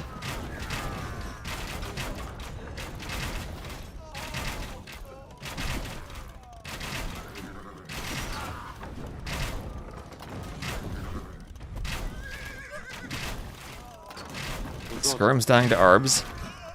Everything dying. Is there a reason he got heavy warships? Probably the same reason he did demos and made transports in the pond. He might just be, I'm so far ahead, I'll do all the upgrades. I'll try to get the score lead. Thinking if I spend my resources on the dock techs, it'll boost my score.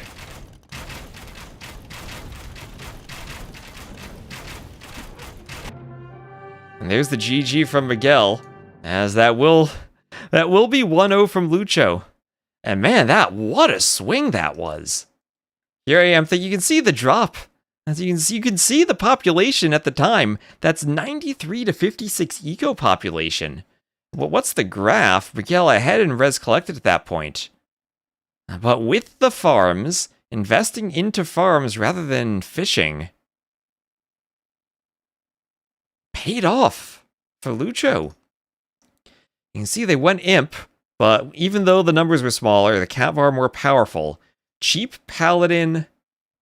Once the armor upgrade comes in, the castle age archers are pretty much useless, and GG for Lucho. Dang, I saw that drop, and I thought, okay, fair enough. I've definitely seen resigns that fell earlier than that one. But I get to swap the scoreboard around. Burgundians get the win. And that'll be a win for Lucho. We have a Wikipedia command.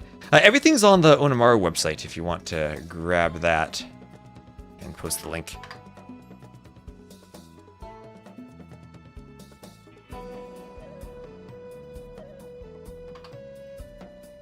Yeah, all the brackets and information is there. There also is a Wikipedia page. I'm not sure if it's updated.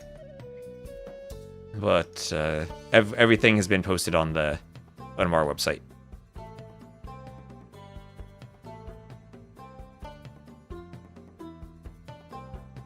Let me get caught up on chat where I'm discussing the map. Lançois Mariensis is a unique biome and terrain located in northeast of Brazil. It looks amazing.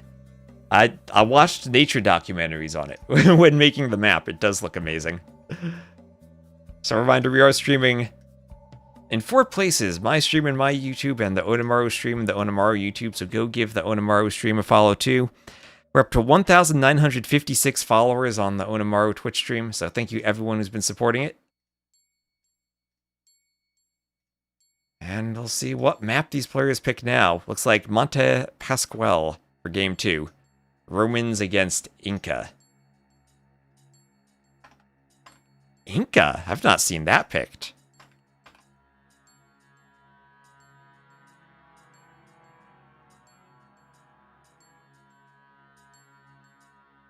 Lewis with the 1-bit cheer.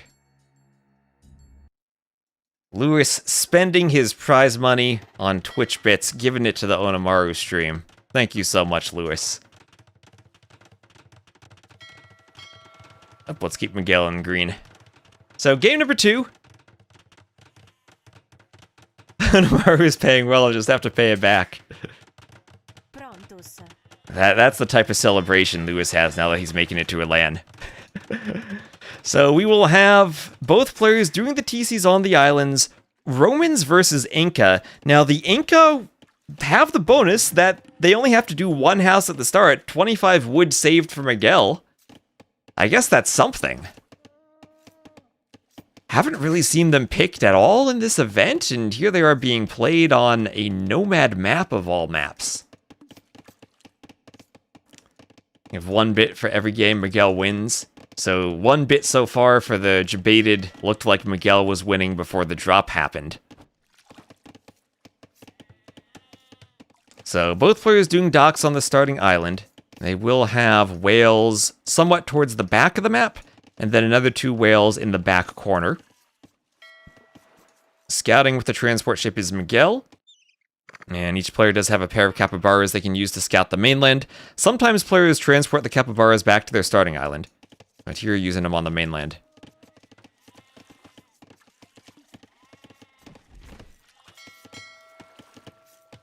And we've seen Celts a couple of times on the map, simply for the wood chopping bonus.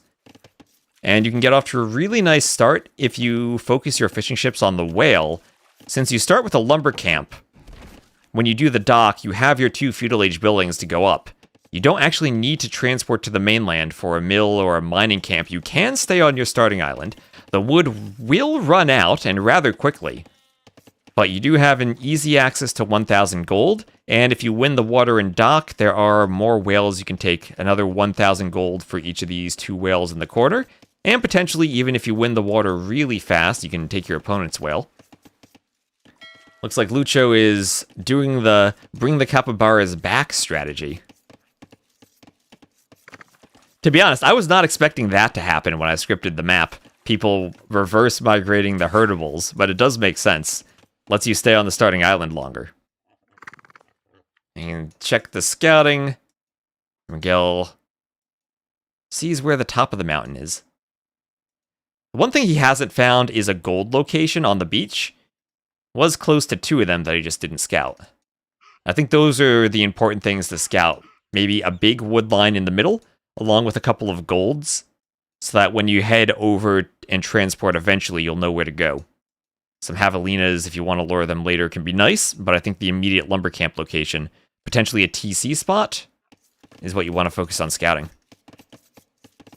They should start with the settlements instead. Yeah, we have the unique lumber camp graphics for Miguel. If you place a mill in a map script, they start with a settlement. But if you place a mining camp or a lumber camp, they start with those buildings instead.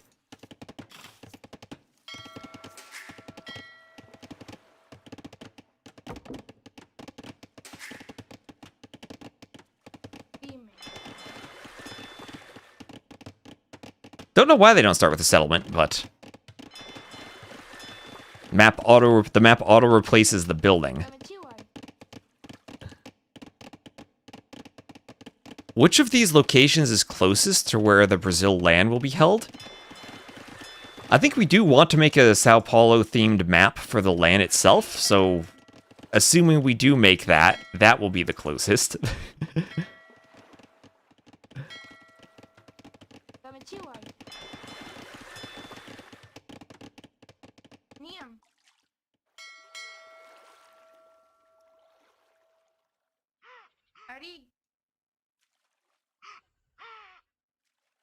So, transport for Miguel, no transport for Lucho. And we'll see Miguel falling behind in res collected as he goes for the transport, and then he will do his own settlement now on the mainland. The Inca bonus for the settlement is that it provides +5 population space. Yeah, it would be a really nice bonus for them if they started with the settlement and the +5 pop space.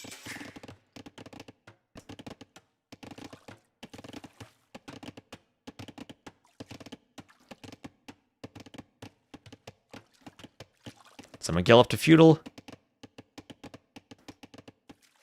And gonna transport more vills. Triple docks, and he's opening with galleys. Triple docks with fire galleys for Lucho. So if you're opening galleys, the question then becomes how quickly do you get your blacksmith and fletching?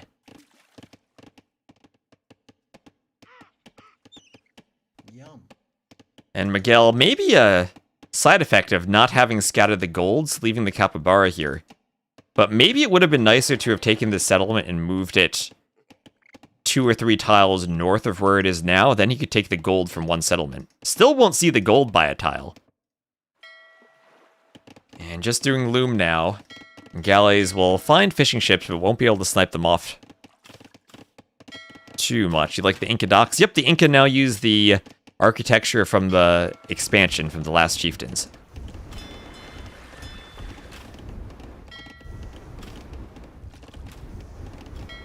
Lucho doing us the honor of showing what it looks like when the architecture's on fire. Inca, I mean, more than a decent navy, their housing bonus means they have a wood bonus for the navy. No real naval bonus in feudal, other than they have a smooth eco for it. Not the best eco bonus by any means, but at least decent, needing only half as many houses.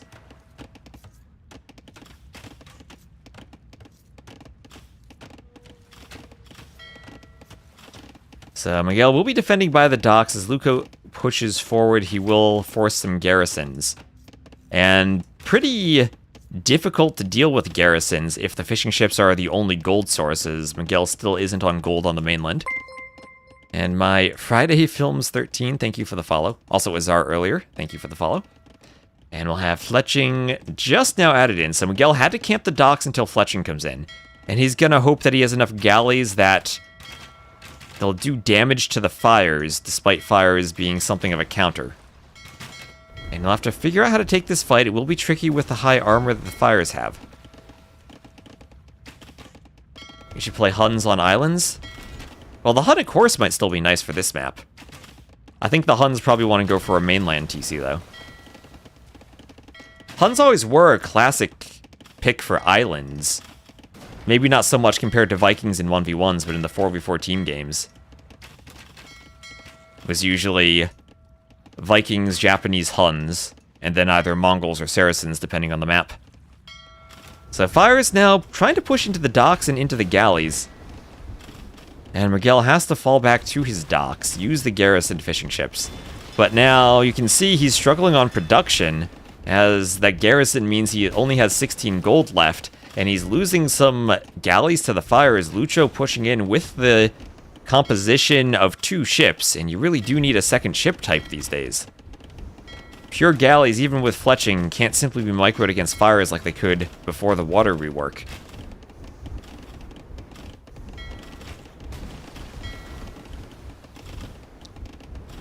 And feels like Lucho in domination mode now, as he is about to clean all of these galleys. Miguel will lose everything. And unlike the previous game where he won the water, will not be winning it here.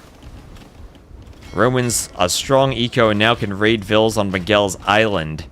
And blacksmith plus lumber camp as Lucho has started moving villas over to the mainland. And he'll call GG. Lucho will be up 2-0. And 16-4 military. KD for Lucho. Pretty easy for him, and felt like a bit of a different build from Miguel, opening galleys rather than fires, and not getting Fletching early, not making a second ship type, trying to play pure galleys. Something that doesn't really seem possible right now with the way balance worked.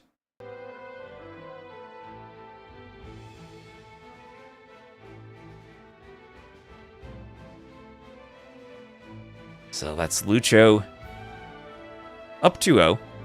The Inca did lose. I'm still not entirely sure why the Inca were the pick there. He does have Armenians as an option, or even Malians you'd think of as more of a water sieve.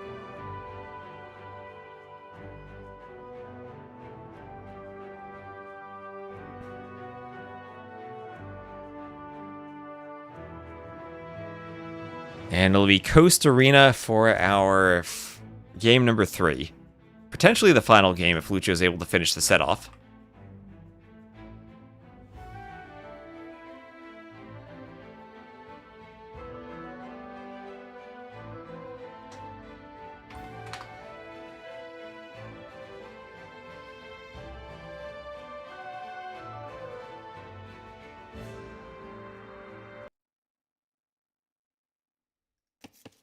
Miguel is not an arena player?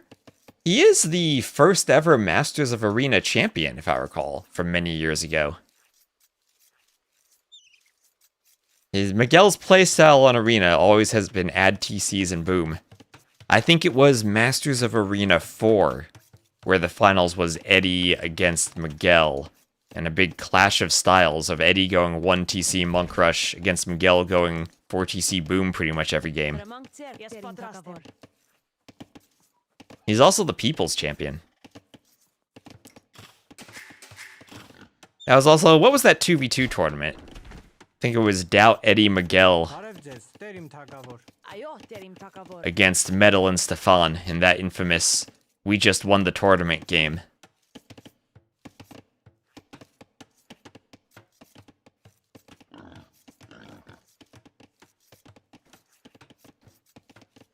So, Coast Arena start. Getting the build order right here is crucial, so that you have the right mixture of fishing ships and uptiming and naval pressure if you do go to the middle. Portuguese for organ guns can be strong, but the Armenians can offer a monk defense from fortified churches.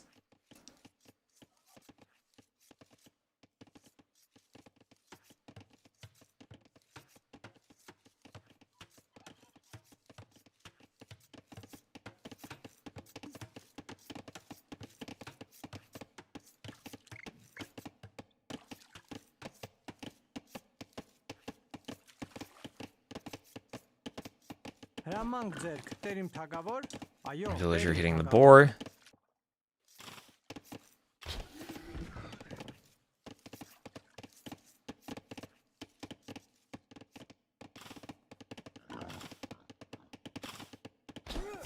And Vills will take the boar out under the TC. So far, just a basic dock. Miguel doing the dock kind of far to the side. That's interesting.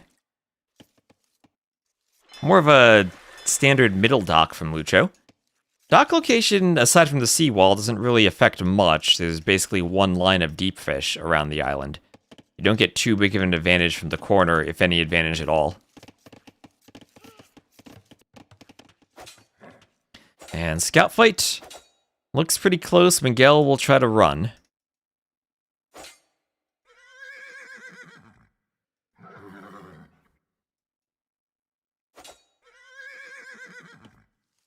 Could always send a Vil to go fight the scout.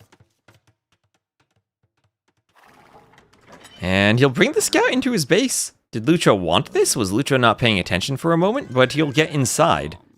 Lucho may be surprised, wasn't planning on that. And Miguel takes an extra hit. The 2v2, we won the tournament. Oh, gosh, I have no idea what that was called. I think that was game number 6 out of 7, though. They had a 3-2 lead, broke into someone's base, and he typed, "We just won the tournament," thinking they were going to win easily. Then lost the game and lost the set. That's probably the best chat message in AoE history right there. that and the other one I remember is Viper's GG well walled against Tim back in 2012. Those were the days.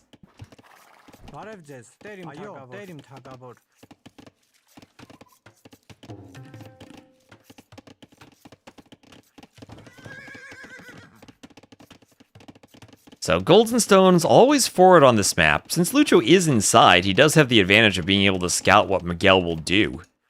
But he'd be able to scout that anyway with the resources so far forward. Nice little V of houses at the front of Lucho's base. I've not seen someone wall like this yet. Well, if he gets pushed at the front, he'll be able to wall it out. Yeah, found you too. That was a good one.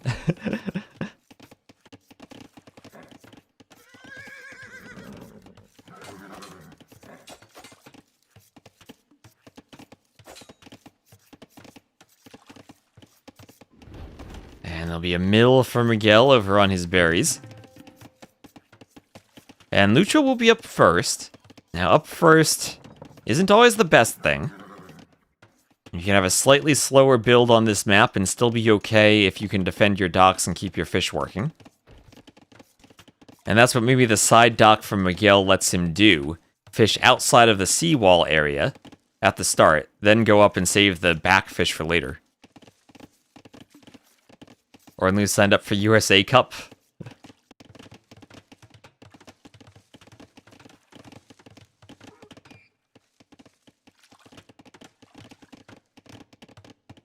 So feudal age, a minute slower for Miguel. Does have that scout trapped in his base. He doesn't have loom, so 18 HP. Could a feudal scout threaten loomless vills? Are there any weak vills from luring a boar? Or they're under the TC? I don't think any elo's too low for USA Cup.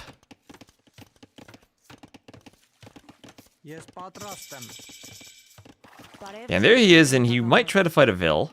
Or the vills will try to fight the scout. So who wins this fight? Now the scout gets 2 hits. Scout definitely wins that, and gets the vill. So Miguel sent his scout forward, not wanting to fight Lucho's scout, but didn't get enough HP off of it to the point where it wouldn't threaten vills. And now he has to wait until he's feudal before he cleans the scout. He brought his scout back, and Lucho might kill the scout. Yes, he does. Down to 6 HP, so he can't pick any more vills, but that was rough for Miguel. Everything going wrong there. Now down by a scout and down by a vill. Market Blacksmith, and he can't scout the rest of Lucho's base as Lucho moves vills over to stone. Miguel did not scout the stone, did not see the mining camp. And as much as you can maybe anticipate the castle drop is the Portuguese, won't know for certain that that's the strat Lucho's going for. Portuguese could also just do a basic monk rush.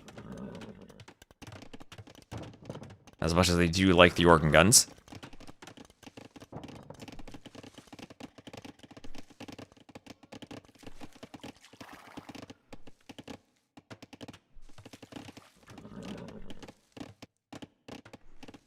Monk rush versus fortified churches? Well, you could say the same thing, monk rush versus organ guns, or versus a castle.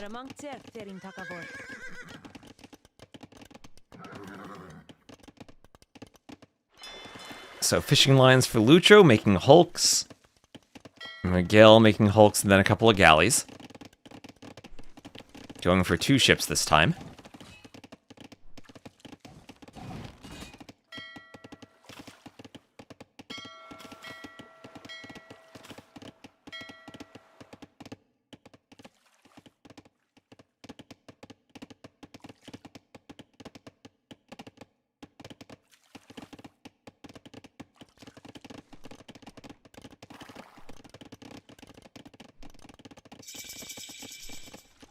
And Lucho up to the castle age. We'll have bowsaw and medium warships, both for Lucho.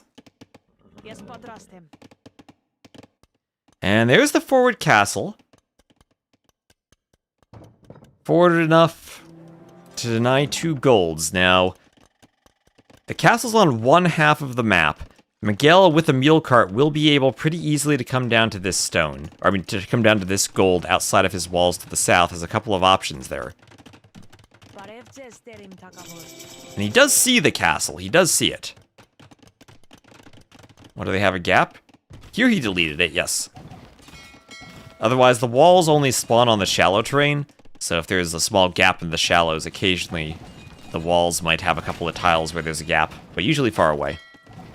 All of your shallows will be covered by the walls, so you can't just run in on land. And Miguel losing his hulks on the water as he's being castle dropped. Medium warships, bowsaw, bodkin for him, doing everything he can to upgrade to war galley and fight the hulks properly. But after suffering some initial losses, that'll be. So he will want a workshop, or no, just go to the gold on the mule carts. Okay, yeah, there's the workshop, so it'll be a mangonel defense against the petard organ gun push.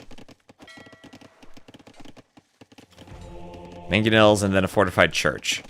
We'll get the relic as the Armenians can still do warrior priests to try to pick up relics. There's the petard being useful.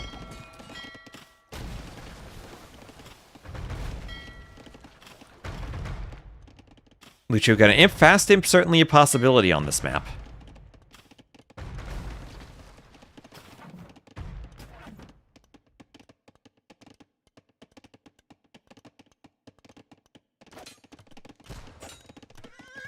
Yeah, let's check the wall HP. This one, 314 left, almost going down. The castle's not attacking the wall. Something castles don't automatically attack walls, so you have to right-click manually. So Lucho could definitely be in now. I think the petard, when the castle is on the wall, is a bit of a waste. So Miguel trying to stay alive on water, now being pushed back by fires. He's not too far off from Imp 2, but he has to buy some wood, maybe just needing to do a TC. And there's his TC. As that low HP scout still alive to scout, Miguel will re-wall that with some stone. Try to hide the fact he came out here if the scout doesn't see it. And the scout just won't see it, missing it by a tile. And Miguel will look for a mangonel hit. So not too many organ guns being produced, and with that, Miguel should be able to tell that it's Lucho going Imp.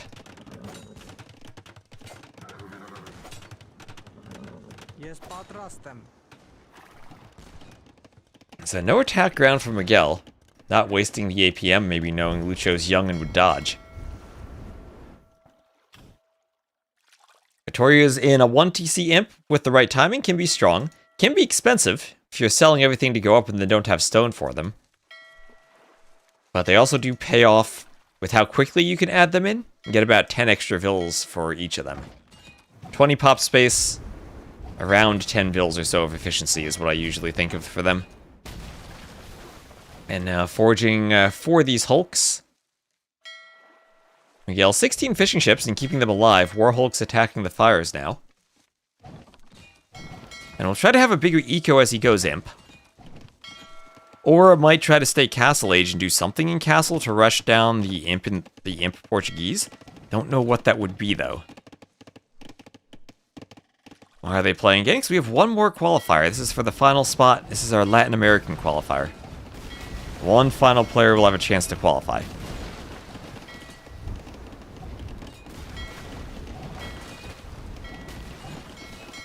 Fire ships all going down to the hulks. And here we have clinker construction for Miguel.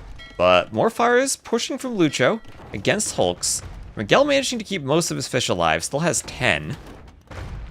He is still ahead in resources collected. But we'll be facing Trebs and Cannon as soon as Lucho gets up. Lucho doesn't really have much in the way of organ guns, spending all of his wood and gold on Navy.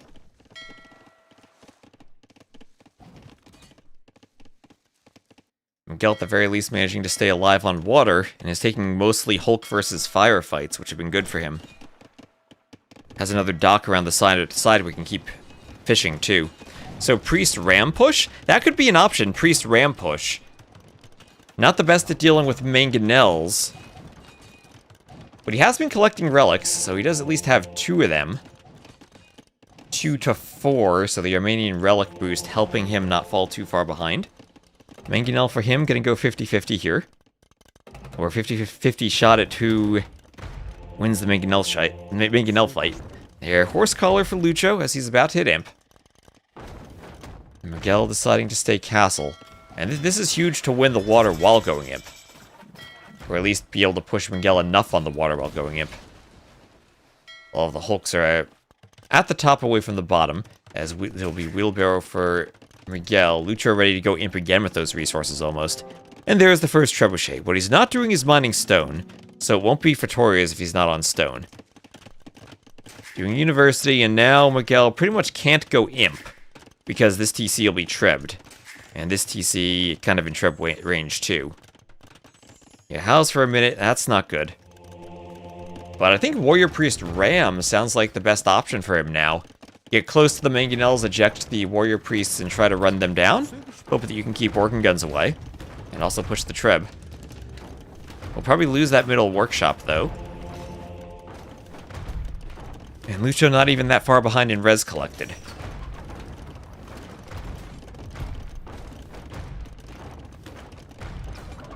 Based on rough calculations, they pay back in about 4 minutes. Sounds about right. Sounds about right. Overall, they are less efficient pop-wise than villagers. But if you have a timing advantage with them, like you do in a 1TC Imp, that's where I think they're at their strongest. So, nice raids from Miguel. Feels like he still does have a lead on water. Don't think heavy warships is affordable now for Lucho. Wants to continue this push. Yeah, trebbing a TC.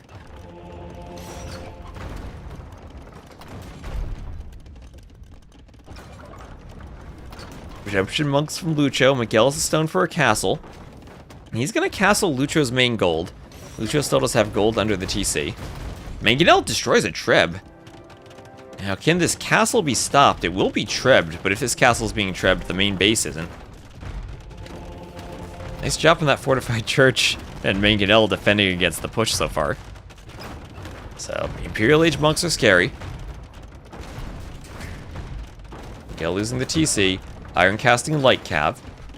Now, if you're at a position where you win the water, and you have 50 fishing ships, then you can spam light cav. But if you're equal on water while still being down in age, you're not going to spam that many light cav. Maybe this is the fight Miguel on water needs. But maybe I don't think it came fast enough for him to get numbers on land. Heavy warships even for Lucho, but that's as he loses his fleet. So maybe he even would want to cancel that now. Nope, the trip was destroyed by Miguel's Miguel. Miguel to Miguel there. So for a castle, what damage will that do though? If it destroys a wall, even just one composite bowman on the inside would be hectic to contain for Lucho. Miguel not really going that route though, he's just mining more stone. Not sure what he'll accomplish with that stone though.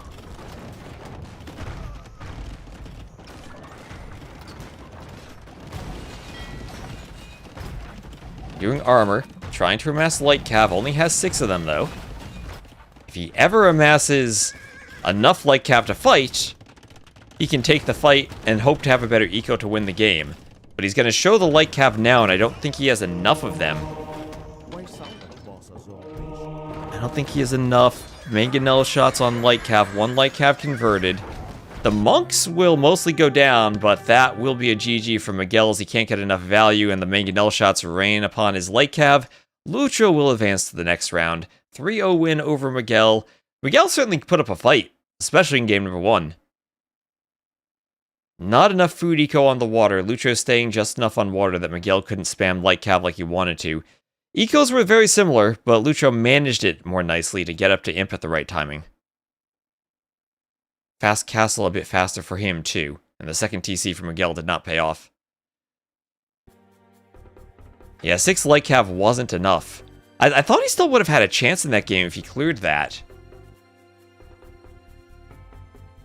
But 6 light cav, definitely not enough there. It's one thing if you do 6 light cav, lose them, and then have more light cav production.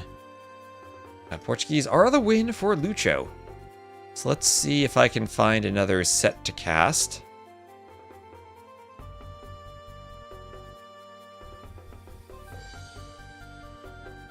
What'll be going on next?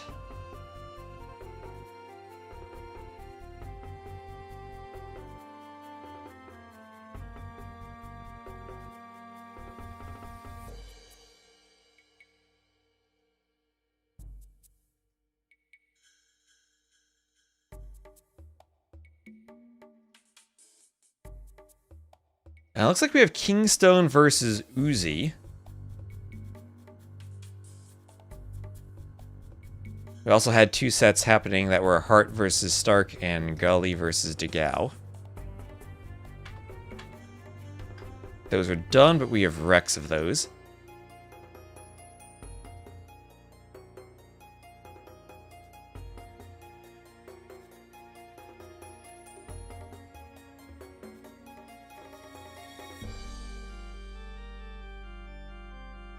So let's do Kingstone versus Uzi.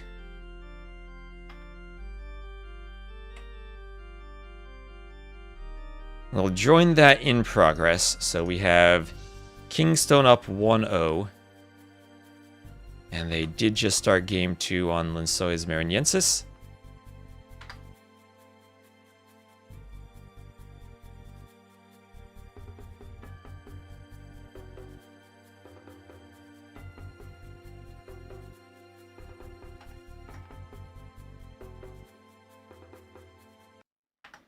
So here we are. Kingstone, the blue Italians to the north, Uzi, the red Romans to the east. Kingstone did win game number 1. And he'll have a villa out for a dock. Same thing with Uzi, although Kingstone's scout getting close to the unloomed vill. But Uzi having his scout there should be enough to protect the vill. And he'll even get the first hit on Kingstone's scout. So all things good for Uzi in terms of the dock. We'll have a lumber camp on the wood line for both of these players, and no one going for that super early drush or barracks. So as we're casting this, let me also just grab what their map and civ drafts look like. And have that set up for when we get back out of the game.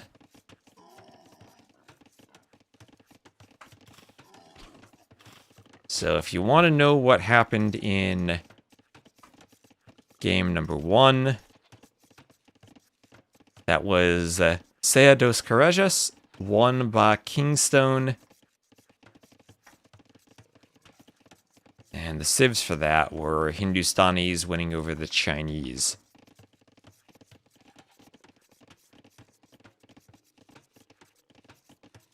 The Chinese were the very first pick for Uzi.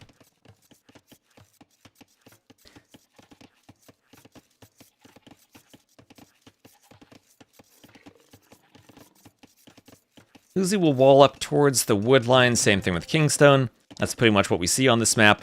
You have a safe wood line that you can wall to, and the rest of the map is very open. In terms of goal positions, great position for Kingstone, also for Uzi in the back. Should be able to keep them safe well behind the walls.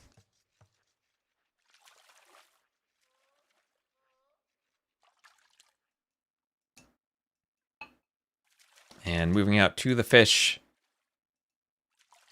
Neither player taking a whale, both focusing on fish. And both players collecting a few goats, bringing them back to their TCs. Lots of neutral goats on this map. No Britons. But the Romans at least will collect from the goats faster. Harris loading Warcraft. I don't think he's exiting AoE 2. I think he's just playing a different strategy game. Because why not? Why don't they put it inside the forest? Well, all the way over here, I think that's way too much walking time. I want to minimize the walking time of the vills to the lumber camp, too. Yeah, they could walk around all the way to the back, but you don't really gain too much from that. And this wall here also protects the rest of your eco. It's not just a wall for the wood lines, it's a wall also for the entire back area of your base. So they'd still want to go for the same wall anyway, regardless of the lumber camp position.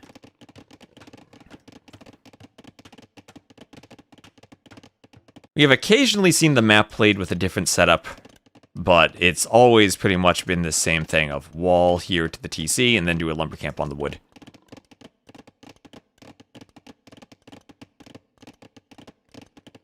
Let me also not forget to look at the Onamaru YouTube chat too.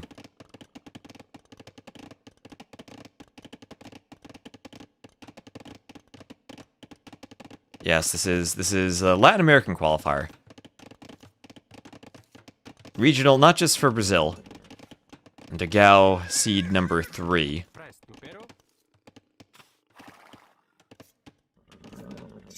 The highest ranked Brazilian player. So there's Kingstone up to feudal.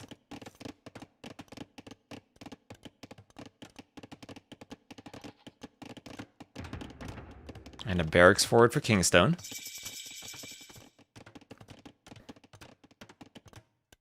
Uzi also up to feudal. And double bit axe for Uzi.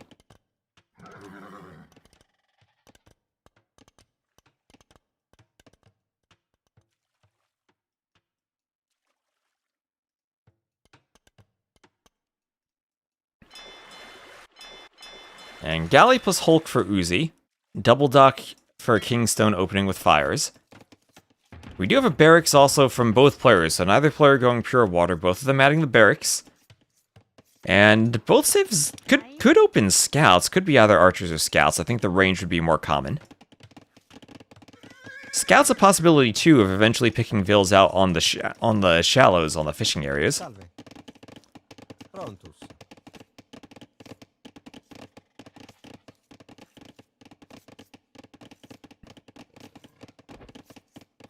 And, well, Kingstone has to be careful with the scout under the TC. His fires will go back, and the players fishing pretty far apart from each other. So this won't be a very aggressive water battle. Fairly passive. And there's another archery range for Uzi. As he's sending more vills out to the water to his docks. Could be for repairing fish, or could be for repairing docks or repairing galleys. But also could be for a mining camp out here. Or it also could just be a TC misclick. Could be one of those misclicks too. Maybe he wants to take the shorefish. Does grab more goats because of it. When is the finals? Tomorrow, MPL. Tomorrow. This was very quick. We're given just about 2 weeks to get all the qualifiers done before Warlords. So we had to pack it in very tightly. I do wish we had more time, and that there was a bit more time before events, because we've basically had Red Bull this Warlords back-to-back. Well, we're trying to make the best out of the time we're given. So here is a very quick Vil fight, and the Uzi will get a kill. And we'll forget about the scout and lose to the other Vil. So if I'm Kingstone, I'm probably happy with that trade to kill the scout. Scouting, seeing Uzi's walling up to the back. And fletching for Uzi. And Kingstone, importantly, will see that Uzi is milling this pond, so he'll know Vils will be out there if he wants to run around later, as he does have a few archers to send forward.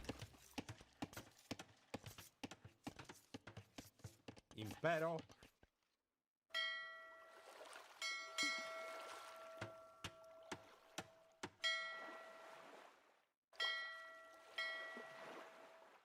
So 7 galleys, 4 fires against Uzi, who is going pretty much full galley on the water. Now, we saw Miguel mostly going galleys in a couple of his matches, but it seemed like it wasn't doing as well as the combination. That being said, though, there is no fletching yet for Kingstone. He needs to add in fletching. And a few fires for Uzi are coming forward perhaps just in time to tank some damage. That fire was spending more time pathing than it was fighting.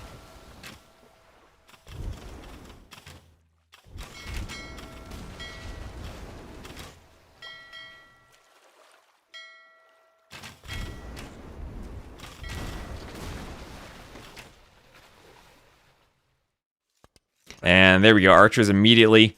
Kingstone knew that mill was there, sent the archers forward, keeps the Vils off the pond. And Uzi will have to react and send his archers back, but Kingstone will loop around and maybe try to find Vils on the docks.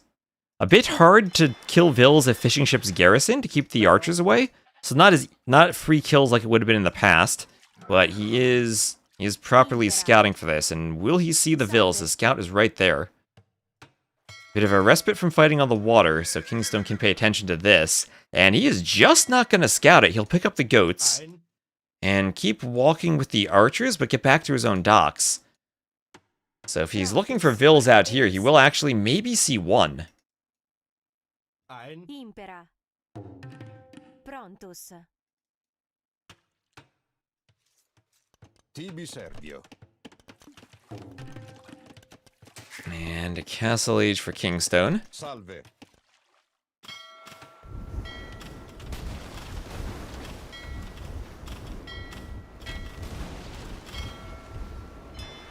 Uzi finally pushing the dock.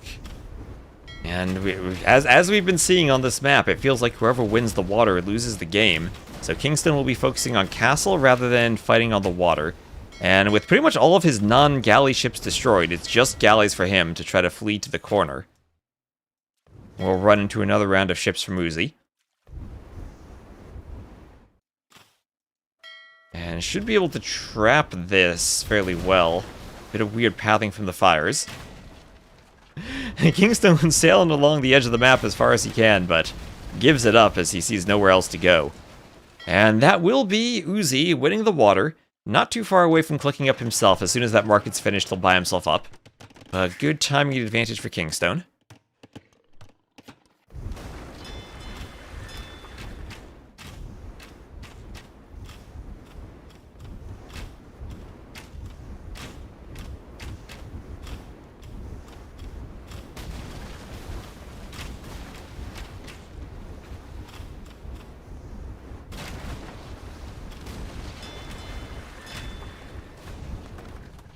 And the dock goes down.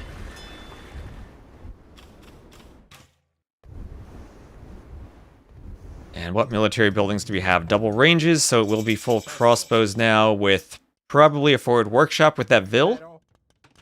And skirm defense from Uzi, who is going to throw in triple stables. So what is Uzi's thought process here? He sees he'll be against siege and crossbows. He can defend for at least a few seconds with skirms, and will rely on towers. Kingstone not scouting this transition. If Kingstone saw the skirms without armor, maybe he can think something's up on the scout. He'll picked off by crossbows. And Uzi hoping that the fishing ships now, with fish plus whales, will be enough food eco that he'll be able to make knights. Will that be true? He did not even do the first fishing lines upgrade, which you do kind of need these days, as fishing ships were nerfed. And for now, it'll just be holding at the TC. Degal might even have a decision to make if he sees there aren't many vills by the TC. It's only 2 vills. So if the skirms weren't there, he could probably think about running in. But he does still have his scout. Might be able to run in just with the scout and try to see the stables. So it'll be a defensive workshop from Uzi. There goes the triple stable knight production. They have bloodlines and +1 armor. And behind this, no extra TCs for Kingstone, focusing fully on this siege push.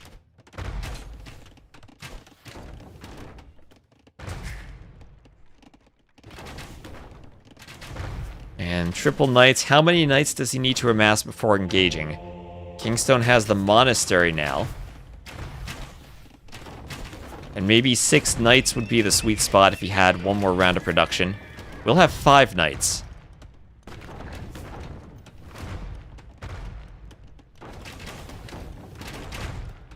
And he will go forward. Now, Kingstone mostly walled, so the knights shouldn't be able to get in. But they could loop around and hit the mangonels. Maybe could find vills heading to the pond. But now, Uzi will show the knights to Kingstone.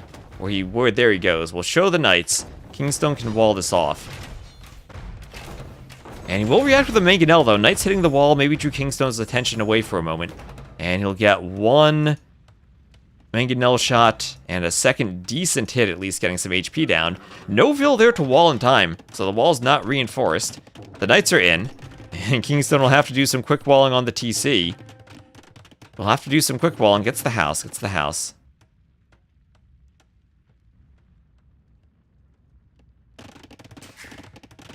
And another TC up. Second TC for Uzi, but 1, 2, 3 TCs for Kingstone, who has docked the shallows. Will be taking the shorefish.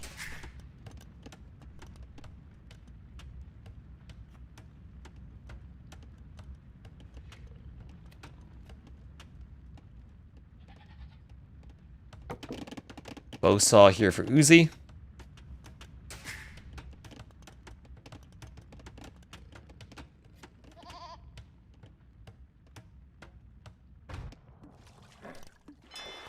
As the knights are going to look for more damage. But the vill count of actual villagers, not fishing ships, will start to decline for Kingstone. As Uzi still no fishing lines upgrade.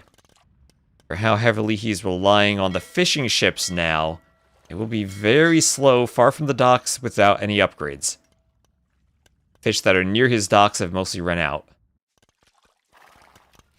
And Sato, for the moment, has managed to expand while remaining pretty much walled up. A couple of holes he could think about patching up.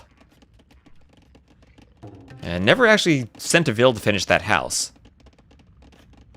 At the front, they're still mostly trading with mangonels. Did I say Sato? I mean Kingstone. Oh my gosh.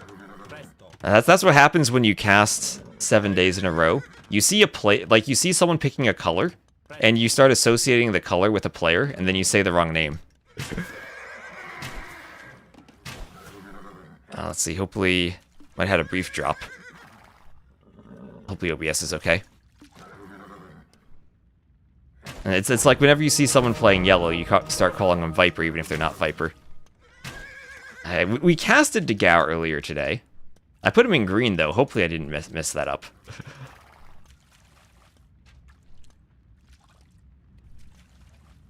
What would trip me up would be the green in the Mexican flag. I'd look at that. Then I'd associate green with Degao, and then I'd say Degao.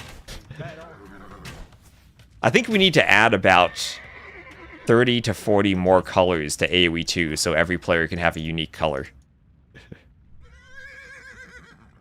Oh, that's true. MBL's the Viper now. Yellow player needs to be MBL. So, Kingstone here with crossbows and a ton of outposts. I might start accidentally calling him Lewis with all these outposts.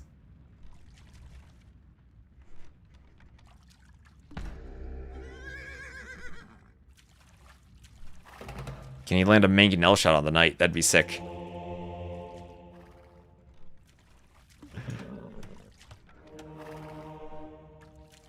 So, town watch for Kingstone. As the Vil deleted so the monk doesn't get a conversion.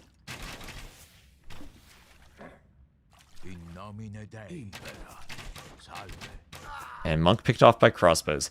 So Uzi's still with a huge eco lead and a huge score lead. But Kingstone doing what he can to boom back. Orange is the best AoE 2 color. Backed would agree with that. And now the defensive mangonels from Uzi, as the push kind of has petered out a bit for Kingstone. We'll move forward, start attacking the house. And break through. So Kingstone will throw up a quick castle behind this. A few Vils going for a defensive workshop as the mangonels push forward. Could stop those Vils. A lot of HP on that workshop, but the mangonels should break through quickly. Scouts, light cav getting through. Quick wall's not going up as knights come into the Vils, but enough Vils building the castle that Kingstone will construct it. Kingstone will finish it, and he'll stop the mangonel push for now, destroy one mangonel. Armor for Uzi, as he will find a bunch of Kingstone's Vils out on the stone. And the light cav were added for the monks, but are certainly helpful for raiding and giving some extra line of sight. Knights themselves don't have much vision. And Kingstone taking some damage from Uzi. Monks want conversions, but Uzi still can run away.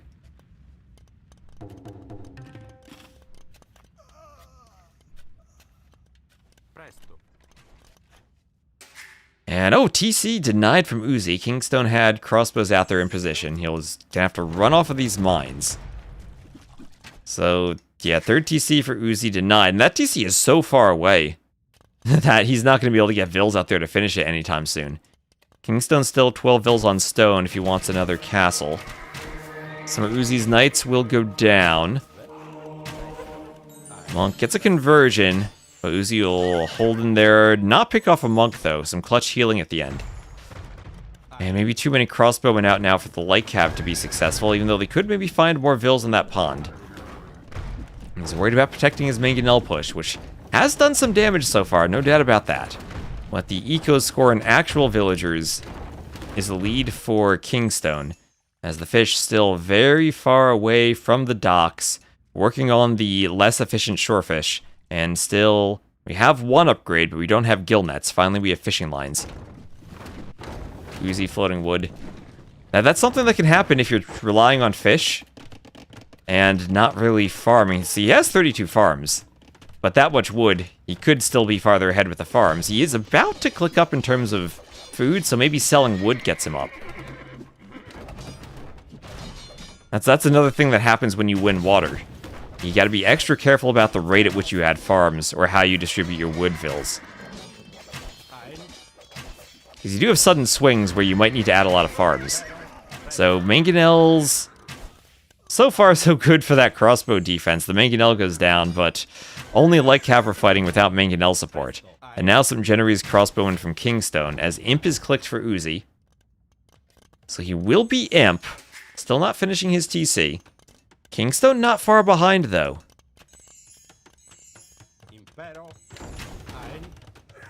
And decent mangonel hit. Picking off Genoese crossbowmen might be even more valuable since there are some cav on the field. And we're getting now towards late game, where Kingstone has buildings all the way across the map. Still has outposts literally everywhere. But Uzi will be pushing forward. He's adding in barracks, he's adding in men-at-arms, and he's going to go legionaries.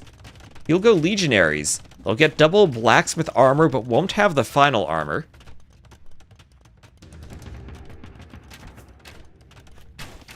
And they also don't have arson. We'll have to rely on infantry units themselves simply being good against buildings for siege, maybe it'll be rams plus legionaries. Ah, there's a mangonel.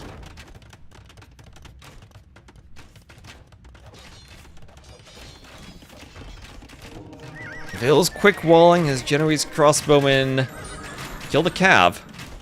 And as much as Genoese crossbowmen specialize against cav, and there's a petard from Kingstone.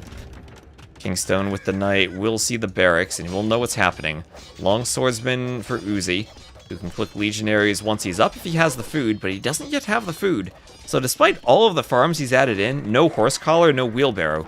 So they haven't been very efficient farms. And as chat pointed out, floating wood for a while. So could have had more farms, could have had upgrades for a while. Good to Kingstone's eco. Wheelbarrow, horse collar. Set up a bit more properly, perhaps.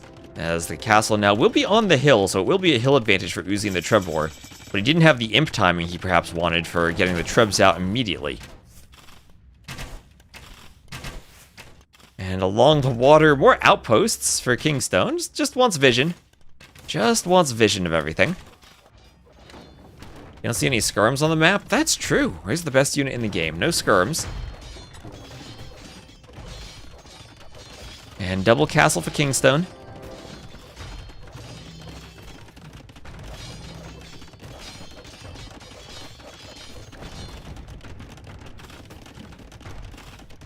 Trebs out first for Kingstone. And Uzi might really need rams in the push, as Kingstone will add chemistry, and if he wants to push fast enough, he'll need to push before too many bombard cannon come out. Why do buildings have so much HP? In general, it was a change from AoE 1 to AoE 2, where AoE 1 buildings had less HP. Ensemble Studios must have thought they needed to be sturdier for AoE 2.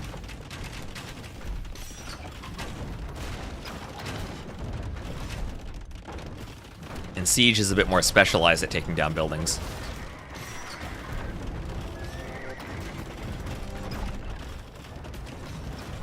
So Treb's on this hill still for Uzi, but not being used. Finally putting the second Treb to work. Ram push, and with all the archers, no easy melee unit for Kingstone to fight the rams. Kingstone has a few crossbows forward, still pressuring Uzi, trying to idle the eco. So Kingstone far ahead in Vills, but both players with 20 plus idols. As it looks like they both might lose castles. Now the rams are great at absorbing arrow fire, but so far there's nothing for Uzi to do to kill the archers. And perhaps the Trebs would destroy the castle, but he doesn't have access to any more Trebs with his castle going down. And his eco at home, no buildings to deal with the crossbows, so Kingstone will hold on. And once again, we see the player who wins the water end up losing the game.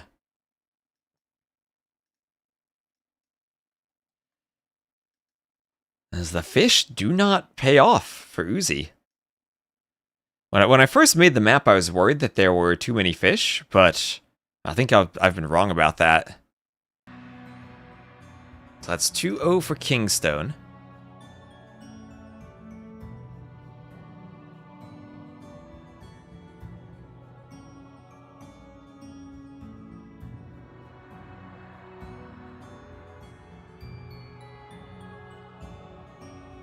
Yeah, resin population trap. On my YouTube chat, someone's gonna go watch it live.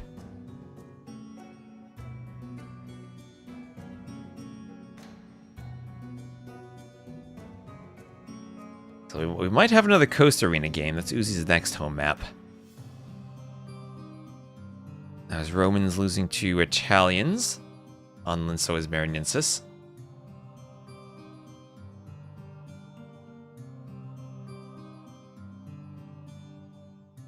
And indeed, it will be Coast Arena. Bengalis versus Burgundians.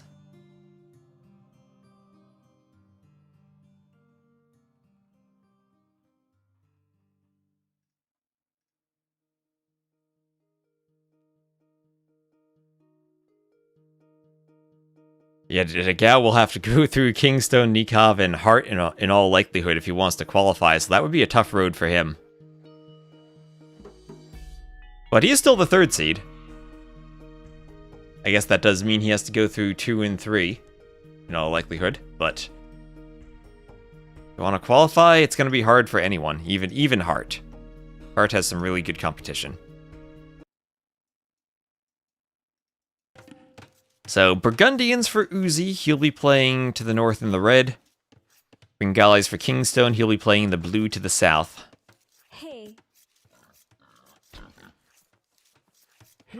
And after you pointed it out in the chat, I am now extra focused on not accidentally calling Kingstone Sato. I don't know why the blue colors reminded me of Sato when Kingstone's playing. For some reason it is.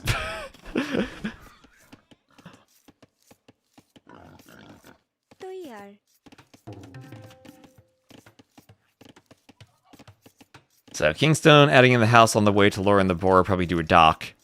Oysters on the map means you can get gold early. Stream title not updated, thank you.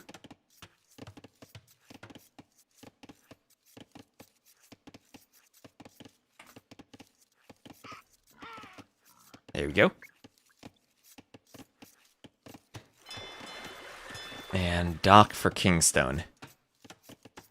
Yeah, that's actually the meta when you're casting several sets all day. Just don't put the player names in your title, and you don't have to remember to update it. But I think it's nice to have the names in the title. At least for the Twitch stream. Especially if we have simultaneous sets and people want to pick what they're going to watch.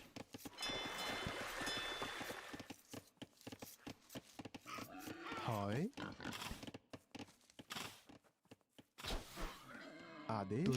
And up. Oh, as Kingstone is hunting the boar, a wonderful pause. Now, I think he wins this. 1 HP left on the boar, but that is always horrifying when there's a pause while hunting your boar.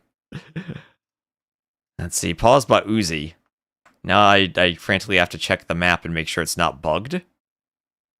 Looks fine. It's just an Uzi needing to pause moment. Has that ever happened to you, chat? You get that annoying pause just as you're hunting your boar? I remember that happened back on the HD days. Yes. You had to shoot the boar twice. And the pause came where you're trying to micro the Vil back, and you're hoping that it'll respond to your commands. The villagers are buff. Oh yeah, the Vils. Those Vils go to the gym. Yeah, look at the muscles on that guy. He can jam that knife into the ground really well.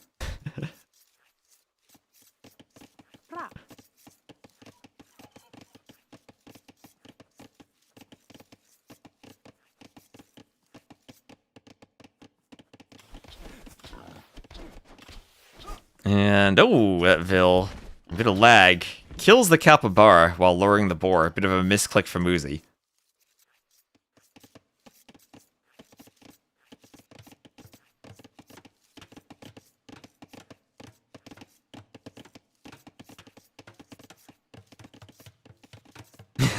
Yeah, maybe they get so strong from fighting boars all their lives. So double dock from Kingstone. And fish booming definitely is the meta on this map. But how many fish do you go for is a good question versus naval ships versus actually going for that forward castle. Bengalis and Burgundians, 2 castle drop civs.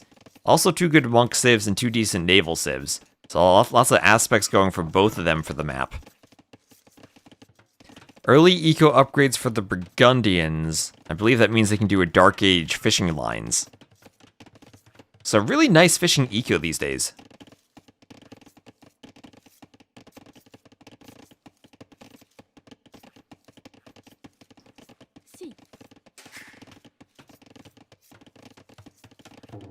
And that'll be a house for Uzi.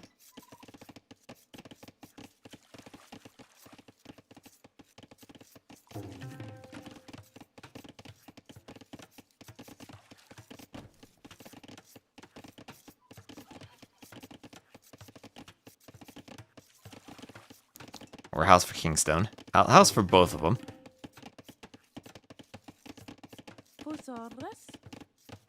And split up lumber camp for Uzi. Kingstone staying on 1 lumber camp. Maybe a bit greedy to save wood and get as many fishing ships out as he can. Adesh. So in terms of resource locations in the middle, there should be a fairly even spread of relics, golds, and stones all strewn throughout. The castle drop goes right in the middle here, though. Could deny stone from all one side of the map, but gold should still be accessible.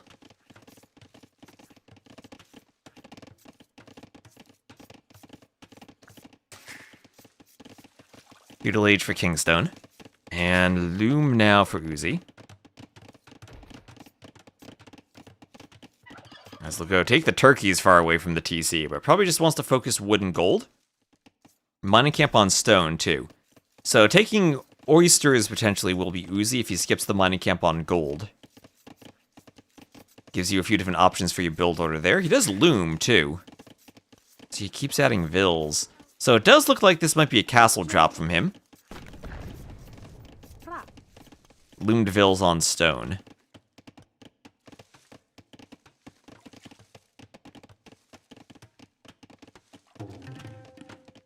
Another house for Kingstone as he sends more vills out to the stone.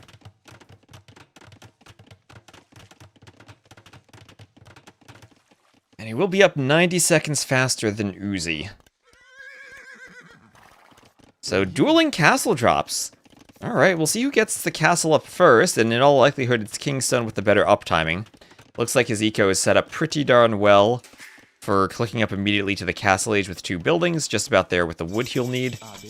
And there he goes, market and blacksmith. Loom and then another vill for him, and he'll be good. Quarterfinals also today? Yes, it is. Yes, it is. 2 sets today, then 2 sets, or 2 rounds today, then 2 rounds tomorrow. It is a very tight timeline we have to try to schedule everything. So we do appreciate the players doing their best to schedule as well. We know it's definitely not easy for them.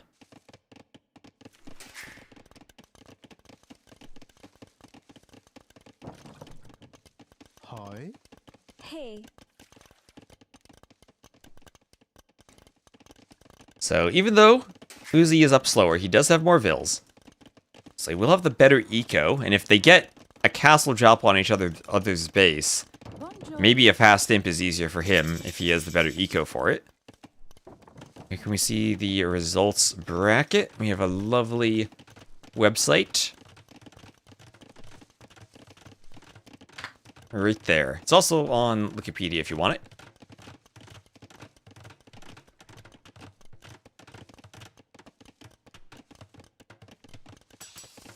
And then blacksmith for Uzi. As Uzi has the scout HP lead. I think the playstyle on this map I found most interesting of everyone was Niaz with the Vikings, where he fish boomed and went longboat defense while also adding in archers. And archers stop a forward castle drop while he booms with longboats.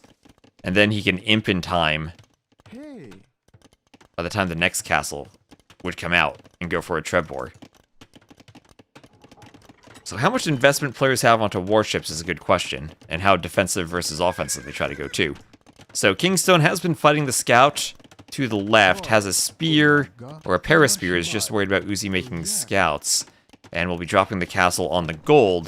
That does leave room for Uzi to sneak out the left side.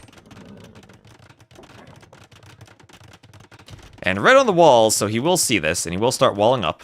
It will be Rothas for Kingstone. And then the question is, where does the castle go for Uzi? Kind of has 2 areas he needs to defend, one over here by the TC, and then another over here by the outside resources. Could go forward for his castle too, but then would have to deal with Rothas, and that might be a bit too risky for him with this timing difference. Tulks he can push into the fire, and try to disrupt Kingstone's fishing. But then medium warships is in first, and it will be Uzi going for a full stone wall.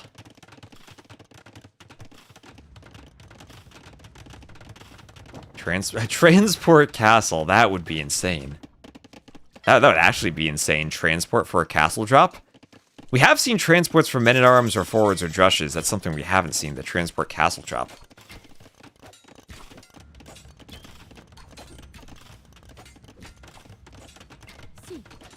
And there he goes. Can go forward for the castle drop, but it will be a more defensive castle.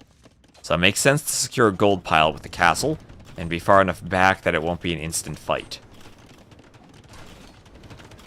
Now, medium warships for Uzi 2, as Kingstone sails around the back. And the castle will be discovered as more Vils rush out to finish it. So castle is there, and now with the workshop, Kingstone, so he has some options here. He can think fight on the water, go imp, push with trebs, or he can think rams, elephant rams, and push. Now with all of the water fish he has, elephant rams seem like an option. He'll be stonewalling his own base, double stone walls, worried about petards. And Custilier, the option for Uzi, but then you have to worry Custilier versus Ratha with how mobile the Ratha are, if this actually does mean the Custilier can win. It'd be very difficult to take a fight, I think. The monastery is up for Kingstone. Monastery for Uzi as an outpost is also forward for Kingstone. And we have scale-barding armor plus bow saw.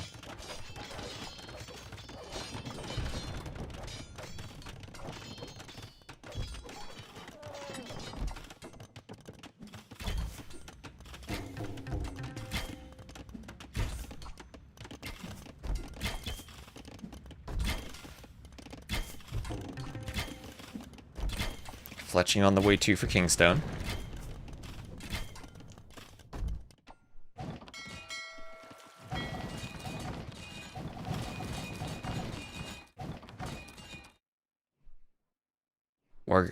War Hulk fight. War Hulk fight in the back of Kingstone's base. So Kingstone's fish idled. Doesn't look like he's fishing anywhere near as much as Uzi is. So while Uzi has to deal with Rathas in his base, he has some Custilier out, and he still has a better fishing eco. So that's 20 versus 8 idols. Monastery also for Uzi. And it feels like he's somewhat at least stalled out the push. If he can destroy that elephant, that'd be sick. If he can pick the Vil, it'd be sick too. But he'll use his own gates to navigate in and out, as Kingstone's going through some houses. Hi. Because he has to worry about monks, maybe think about devotion. But it feels like he has the water control to keep fishing. And as long as he's fishing, he'll have an eco advantage. And maybe even an imp timing advantage. The downside is that Sato doesn't need... I called him Sato again, I did it.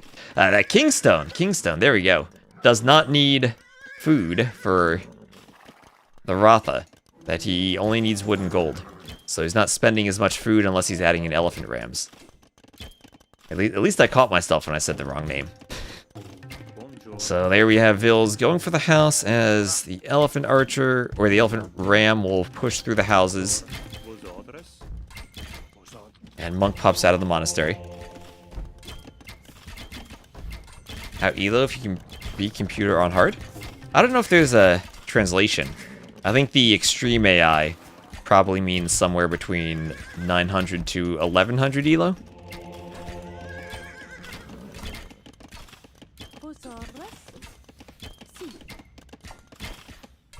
And hello, Galley.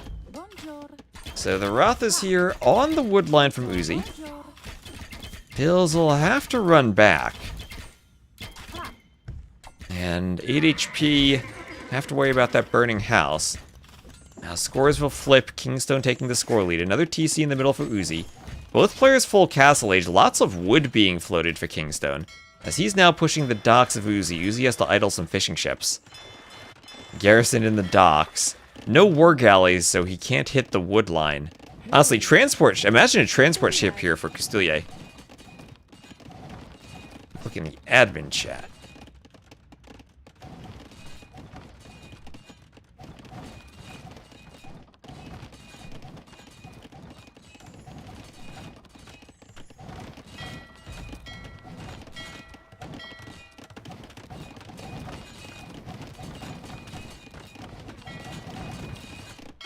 And Warhulks pushing each other. It looks like Kingstone finally using his wood as he's in with the Rathas, taking down monks.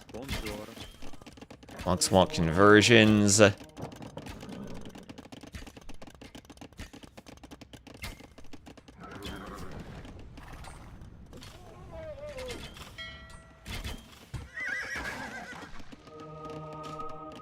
And Uzi needs these conversions to survive. He gets one. Monk will dodge a bit. But now this woodline has Ralthers in melee mode, and this is going to be some dead vills. But finally, someone really getting some vill kills here. Kingstone pulling ahead 11-1 eco KD. He did get into the fish earlier. And now the vills trying to run, can't really go anywhere. Raiding party. At the same time, Custilier getting around the outside. They are in Kingstone's base, but Kingstone has some monks back. He has some monks back to defend. The wall went down. We didn't need a transport ship for the Custilier, but the vills managed to wall themselves in. No war galleys to shoot over the walls. And Kingstone will defend from this raid while also raiding everywhere. Ratha's on the other wood line too. No more wood for Uzi. And look, it's looking like Kingstone's going to advance to the next round, as monks will convert the Custilier. And Sanctity will be on the way for Uzi. This is a Ratha uncomfortable position. Kingstone will even add a TC. And Bodkin arrow for Kingstone. It'll be Sanctity for Uzi. Custilier doing what they can. To raid. Conversion comes in.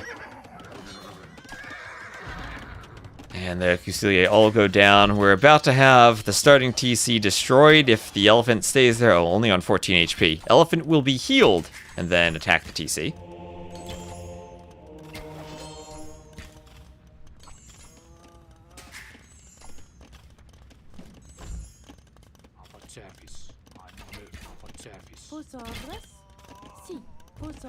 Roth is killing the monk.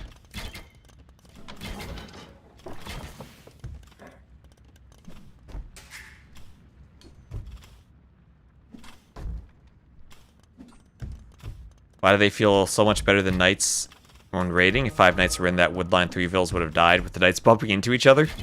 The Rotha do have a bit of splash damage, so that certainly helps out. There's the TC that goes down. And with the TC falling, Uzi will call the GG. And Kingstone will advance to the next round, winning 3-0.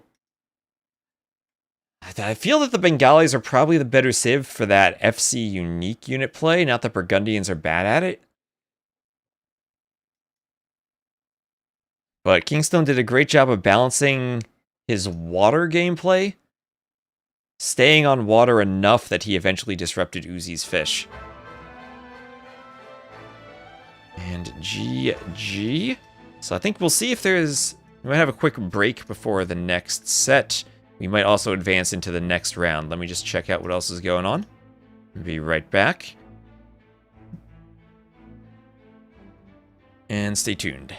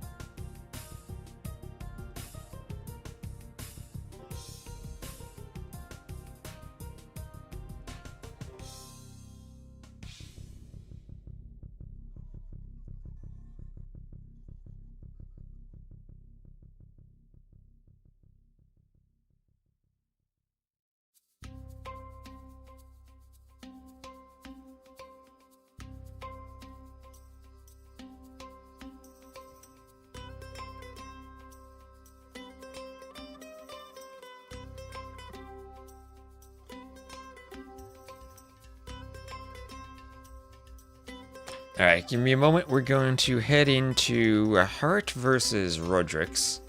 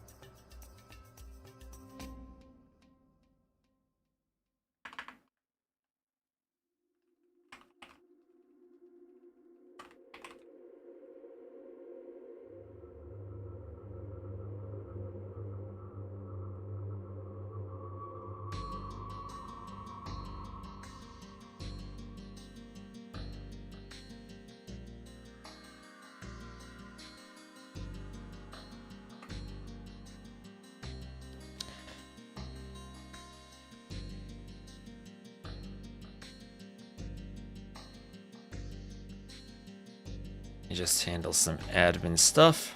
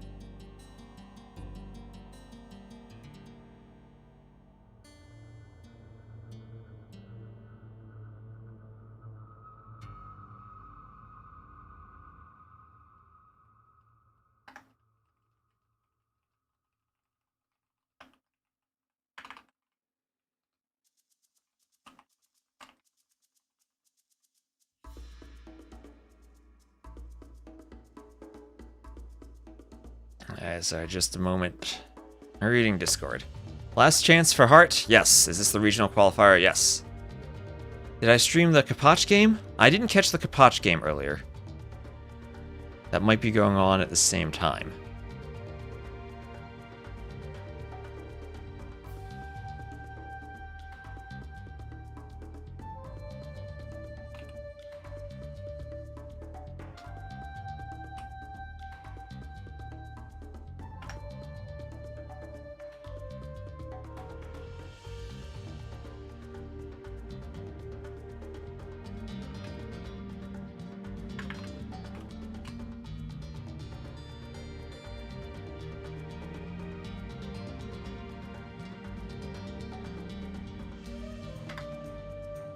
Alright, I think that handles the admin stuff.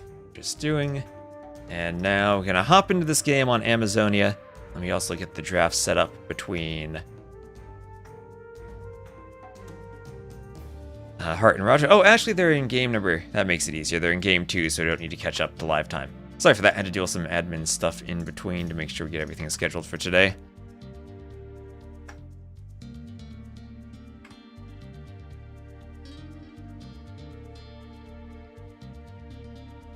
And so, game number 1 of this set. Yeah, we need to admin, fix maps, and cast all at the same time. So this would be Amazonia 1 for Heart. And also, what were those civs we just got? It was Armenians versus Catans.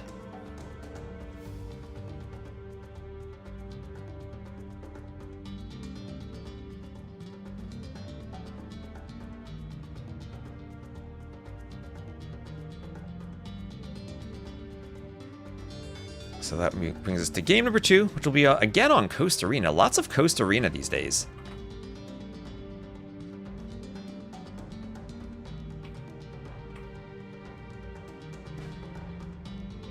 And in order for myself to avoid confusing the players once again, Heart is going to be in the red, Roderick's will be in the blue.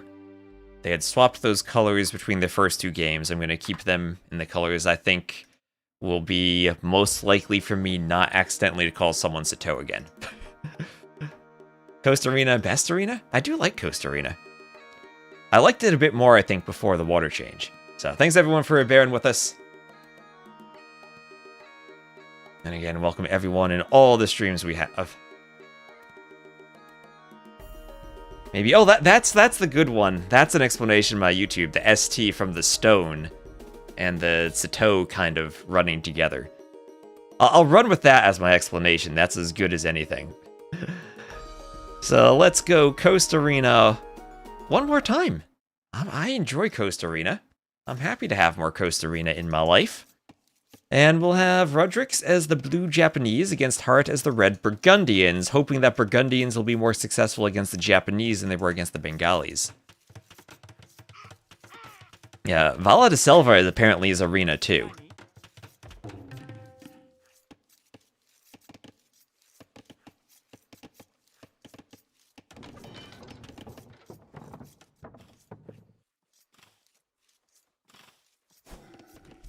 Bonjour.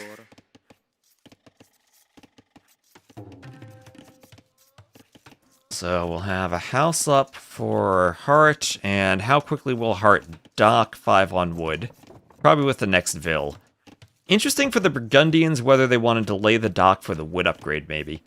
Is anyone familiar with the builds, maybe might have intuition? Looks like Heart is doing it. So that'll slightly delay the first fishing ship, but give him more wood income for future docks.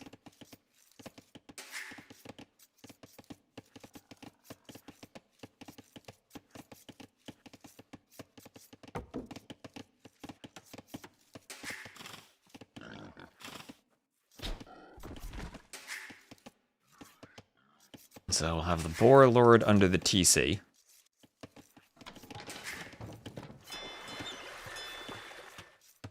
And a dock going up for Heart. So there's the dock after the double bit axe. And the next question is then, when do you do the Dark Age fishing lines? Is that is discounted and available in age early for the Burgundians like the rest of their eco-techs. So he'll add a few fishing ships and probably go for that technology.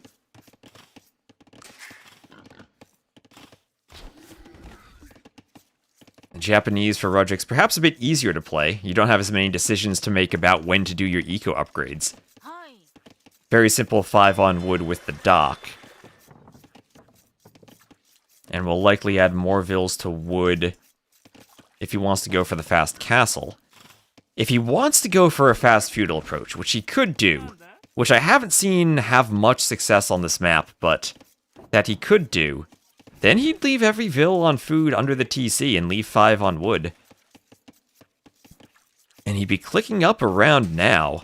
Maybe you do Loom and then click up? Or maybe you just do an extra Vil or 2, but he actually looks close to going up to the feudal age now. You see, very different build with 6 on wood with the wood upgrade for Heart. So 6 on one lumber camp, 6 on another, so 12 on wood. And this is clearly going to be a fast castle, add more fish build. This for Roderick's, he's going feudal.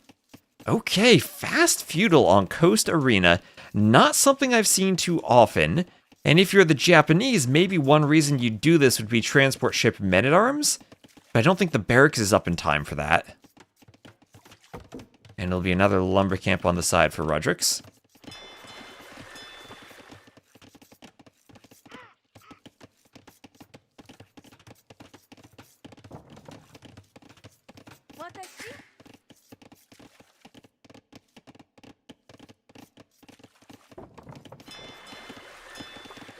So another dock forward here.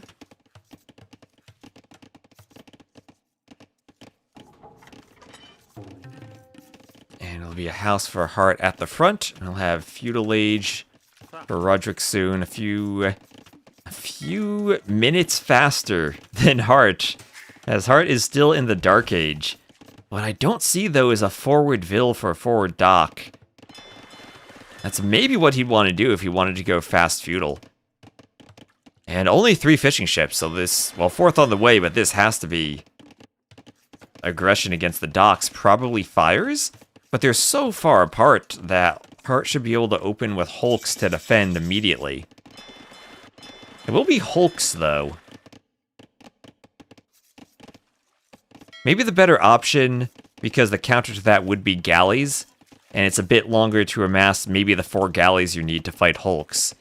But hulks also less efficient underneath docks, since they'll take more damage from the arrow fire.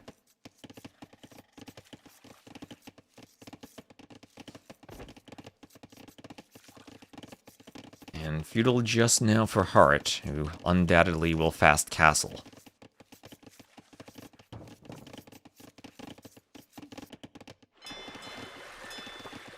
Another dock for Roderick's too. So triple docks, hulk opening, more fishing ships. Maybe there's an argument that the Japanese could do fishing lines and double bid axe and have a feudal age boom. But I think the fast castle is so potent, and you're not really delaying your feudal by all that much just to go for the fast castle, maybe 2 or 3 vills. That I doubt that would be as efficient. They can sneak into the range of the dead zone of the docks, but the problem is they only have 1 range, so if they stay in that dead zone, it's still actually kind of hard to raid fish at the same time. And if you're going to be camping in the dead zone, the fire ships do more damage to the dock than the hulks do. And sneak dock around the outside for Hart. Here, Roderick is doing exactly that. Getting into the sneak range, or the minimum range of the dock within murder holes. Before murder holes, just like towers, docks do have a minimum range of 1. And that Vil will have to try to run away. We see how even fires with a longer range can sometimes be more efficient at hitting Vils by the dock. And here we're seeing just that problem. Hulk drawn away from the dock to go after the fishing ship. And the dock arrow fire just about destroys the Hulk. 5 HP left.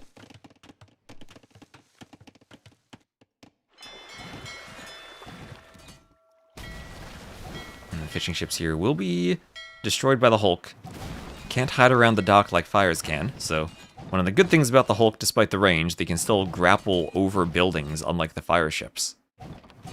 I don't know how their ropes go through a building, but we'll have Roderick's eventually losing this fight here. Hart even could repair, so that Hulk will go down. This Hulk still raiding the fish, and Roderick's actually killing 4 fishing ships. That feels more like a mistake from Hart not garrisoning enough.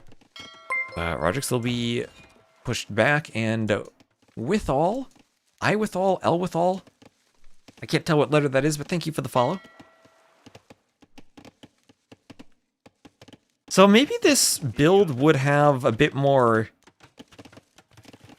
damage done if Roderick's were to have sent a Vil forward early on for doing another dock forward and then open fires. And if you open fires, I still think you do a lot more damage to docks. And yeah, Hart still goes for the Hulk defense. That's maybe the one reason not to do fire, is because the Hulk defense is a bit easier against fires than galleys are against Hulks, and we still see Hart opening Hulk. And Hulk versus Hulk, Roderick's could hope to have a numbers advantage. But still fighting under the docks, I think it's hard to have enough of a numbers advantage, actually, to damage the fish. They go over the building and still do enough damage by grappling. That is some physics.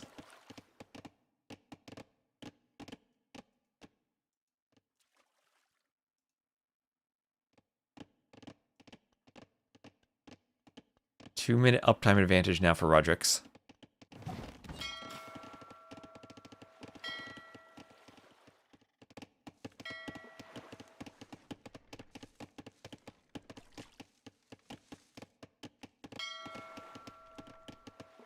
And galleys not patrolling. Hulks not. Neither player patrolling.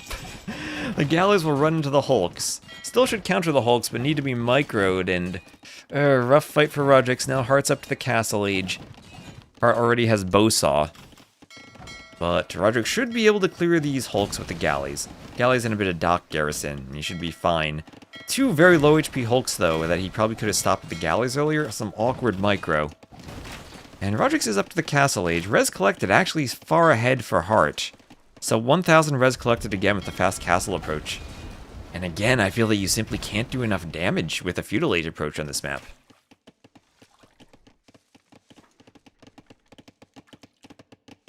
What's the point of having water out here? Fishing eco. This map often becomes a fast imp. I guess it's very civ dependent, but more fish gives you the food you need for Imperial Age. Kind of the opposite of some of the hybrid maps like Lensois Mariensis or Amazonia that we've seen. That winning the water actually can win the game here. Sometimes you see a player lose water and just YOLO their castle drop forward. You can have an asymmetrical game where one player wins water and the other goes land. But I don't know if a feudal age really forces that condition here with how strong the fish boom is.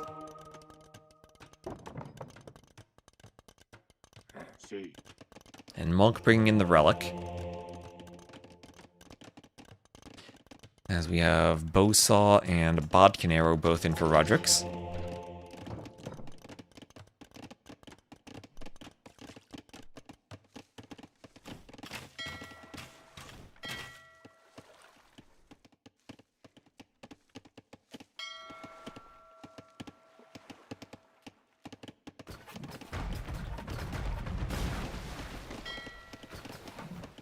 And War Galley defense, scores are still fairly close. That might deceive Rodrix as to the eco difference. With Heart really far ahead, and even has gill nets too for the fishing ships. So really efficient Burgundian fishing, and feels like he has the military advantage on the water too, as he's also picking up relics.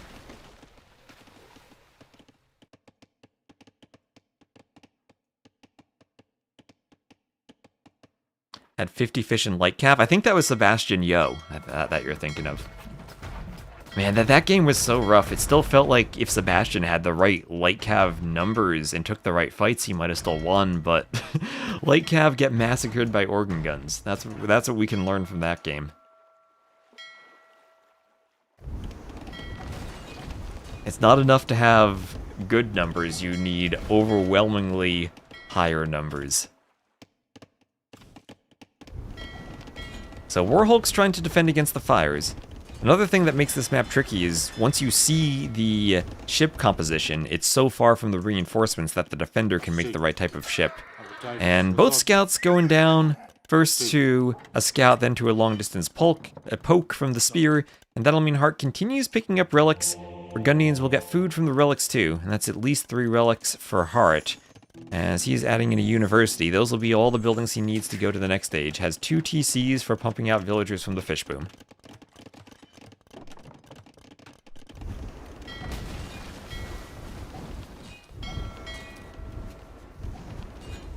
Organ guns massacre anything without enough pierce armor.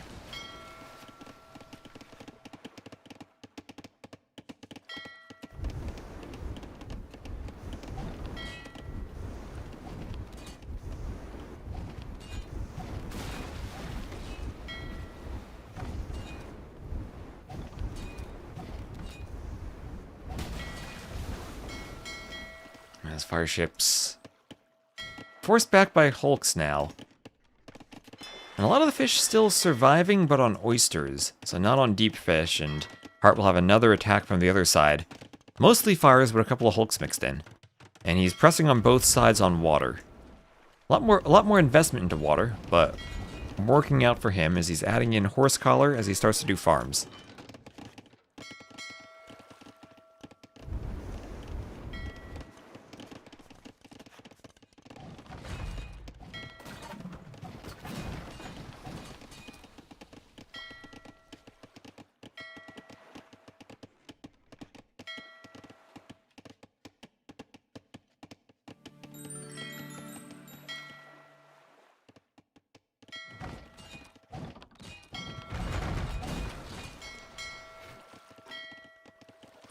And Fire is trying to sail off the edge of the map, as Rodrix will push around the side, but Hart can reamass ships by his docks and hold.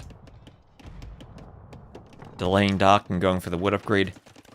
Well, however he did it, I think he'd still be ahead with the fast castle versus fast feudal approach.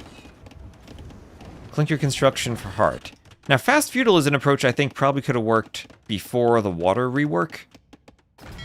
But these days, even on the open water maps, we see fast castles. On this one, when you have a pretty good fortification and the rush distance is so large between the players, it takes so long to sail across.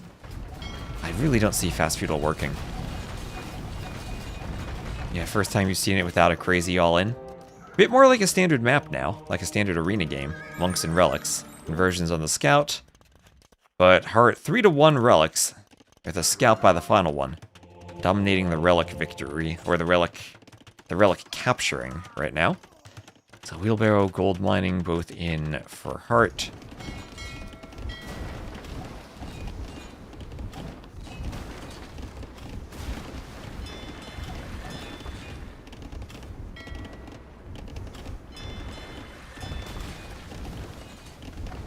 More Hulk for Rodrix.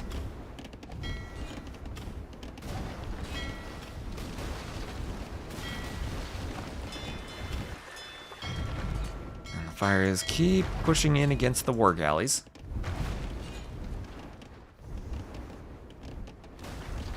As wheelbarrow in for Hart. Stream title, thank you.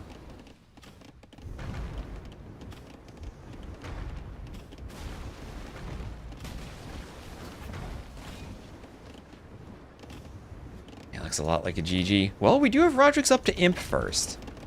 Not by a lot, but ever so slightly first. This map always does give you the opportunity, I think no matter the status, it gives you a chance with a Treb War. Now, I think it's a slim chance. It'll be around a 40-second difference, and Hart, by the looks of it, should be able to do a second castle, and also as Burgundians, we'll have chemistry and bombard cannon that do 25% extra attack. And the Japanese, who don't have access to cannon, and yeah, their Trebs could get Catapruto, but that's going to cut into your Treb production. Will have their work cut out for them. 30-0 military. That's on the water, though. That's on the water. Yeah, Hart has 19 fishing ships, but they're not going to give you wood and gold for the Treb fight. Very slim chance for Rodrix, and I wouldn't be surprised if he calls a GG as when he sees Hart hit Imp, but still a chance if he can go for a Treb fight. Hart would have to make some pretty big mistakes in the Treb fight, though. You never know, though. Maybe Hart has, just like Sebastian, select all TCs and delete all on the same hotkey, and he tries to delete walls and deletes his TCs and doesn't get Imp. Slim chances, but it could still happen.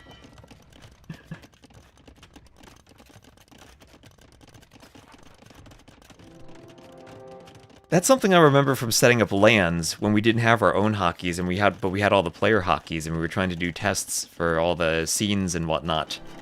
Tato had delete on F1 back in the Voobly days, and I just remembered thinking, he must really prioritize being able to delete stuff fast. Why does he put it on that hotkey? How relevant is water on Imp? Cannon galleons from the shoreline look like they could be a serious problem. I've actually seen both situations where someone has cannon galleons or dromons on the outside, and they're destroying lumber camps on the inside, and also where someone has trebs on the inside, and they're destroying lumber camps on the outside. So it can be useful for wood control, but they don't do much to control the gold and the stone, which is all in the middle. So useful, can also pressure the back of your opponent's base, but there's also so much room in the middle of the map that the damage they can do is kind of limited. So here we have the double castles from Hart. Not yet starting the Treb production, prioritizing chemistry. And we'll have the defensive walls for Rodrix, both defending for the Treb fight, and also stopping Pustilier from trying to rush the walls. We'll be adding in Japanese cav archers. Japanese is if I feel if you get full upgrades on the heavy cav archers, a unit that Burgundians, they don't have the final upgrade on the skirms. Cav archers usually pretty good against gunpowder. Can be a bit of a struggle for them. Hart is not going to go for the Treb fight, though. He's going for conscription and petards. He has outposts all over. He sees it's only a single set of walls for Roderick's. Roderick's still on stone, so Hart? Okay, interesting play. He has petards. He doesn't have much army. Oh wait, Cav Archers dove the castle? What did Roderick's just do there? He dove the castle to try to maybe snipe Repairvilles. And here I am looking at the petards. Roderick's Titanics his army under the castle fire. Hart didn't have murder holes, but still, I think what Roderick was thinking there was he really needed to win the Treb fight, and he wanted to send Cav Archers under the castle to try to stop Vills from repairing the castle, and destroy the castle fast enough in Imp that he'd still have a chance before Trebs came out. But didn't work out for him there. The petards managed to hold their barrels. Don't even need to use it.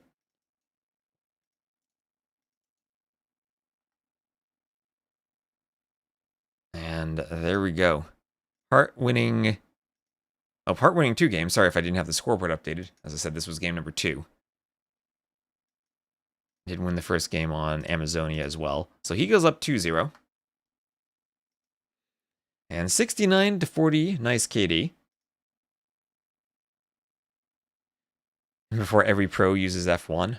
Copied it from Viper. So, GG from Hart. The eco difference from the fast castle. That's only, what, 2 minutes in timing difference, but huge eco difference. Pretty clear.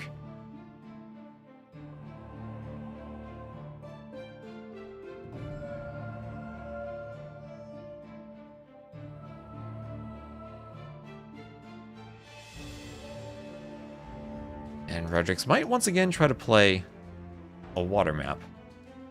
But tried to do something different from what we've usually seen on Coast Arena. It didn't work out.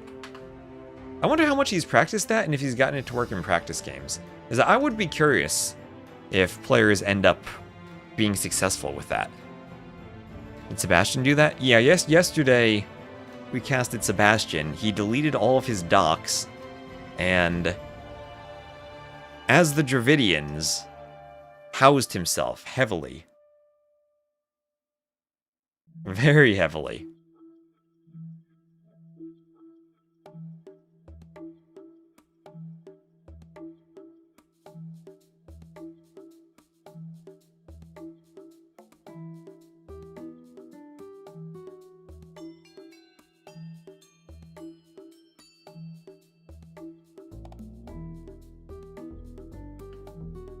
Let's see here, it'll be... Okay, it won't be a water map, it'll be Satalon? Georgians versus Vietnamese.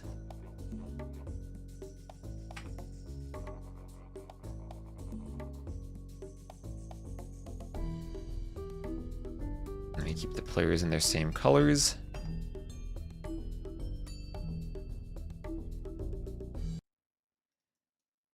And here we are. So Roderick's will be the blue Vietnamese, Hart the red Georgians. Hart immediately going for a mule cart to the wood line. His golds are kind of far from a wood. Now Gabby had signed up, but I guess didn't hit the... It was the top 16 players in the seeding, and didn't look like she was in that for the seeding, unfortunately.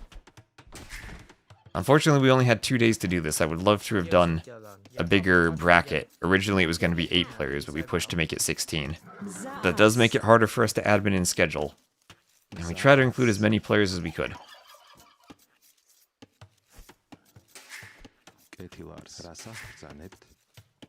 I'd love to do some type of other event. Maybe like some type of Silver League, or maybe even just a Brazil-only tournament in the lead-up to it, so we have something to fill the time before July. But we'll need to have some discussions about that. And see what's possible for us to fit in on the schedule. So Hart here doing a mill, that'll be on the pineapple bushes.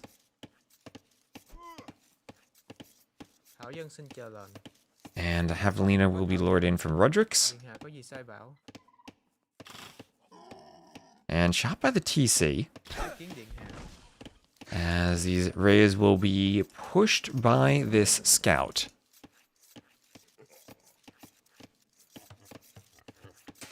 Yeah, that was what Sebastian said. He didn't actually bind a hotkey for delete, and he only had a hotkey for delete all. Everyone has some custom hotkey quirk. And I mean, it is fair, it does save a hotkey. I mean, I don't have go-to building hotkeys, I only have select all building hotkeys now. Left click for delete all selected buildings, that's a good one.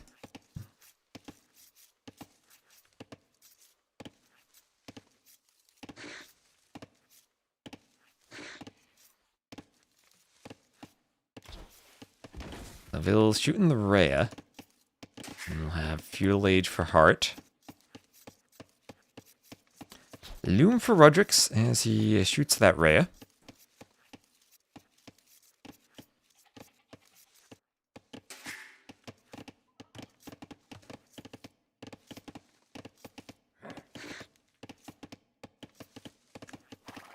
And that scout keeps pushing in the Rhea. So all the Rhea's taken for Heart.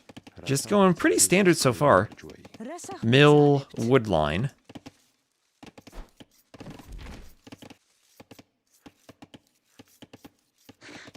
And we'll try to get the Rhea pushed in. Looks like it'll be scouts from both players. We've seen some very aggressive men-at-arms openings on the map. But here looks like it'll be scouts. So mirrored scouts war. Vietnamese a pretty good eco for the scouts. Georgians have the scouts that'll heal slightly, more so in the Castle Age.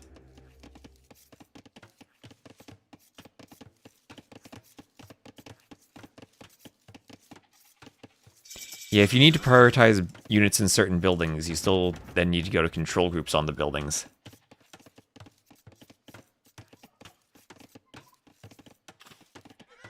And faster feudal from Heart, he'll take the fight against Rodrix. Rodrix will run to the hill, run off the hill. And at this point, he just really doesn't want to fight the scout if he can avoid it. And we'll keep his scout alive at least, 10 seconds away, and we'll be near the Vils. Heart diving and committing, and he'll lose HP to the Vils. So feudal in for Rodrix with that final fight. A bit more idle time on his Vils. So you can see Heart ahead in eco, but he will add the stable. No spear yet from Heart, just queuing scouts. No spear and instead going horse collar, prioritizing the farming upgrade. Hasn't added any farms yet.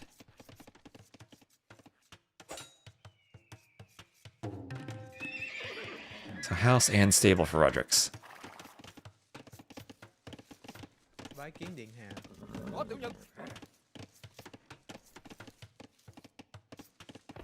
Match, use a pound symbol instead of an exclamation mark. There you go.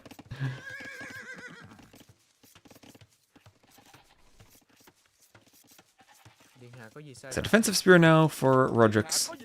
Over to his reskinned berries. Heart continues pumping out scouts. Georgians will have a smooth early game eco for this with the mule cart. Mule carts will be great for the acacia tree woodlines on the map too. Rodrix has to make sure he's not going to be open as he walls.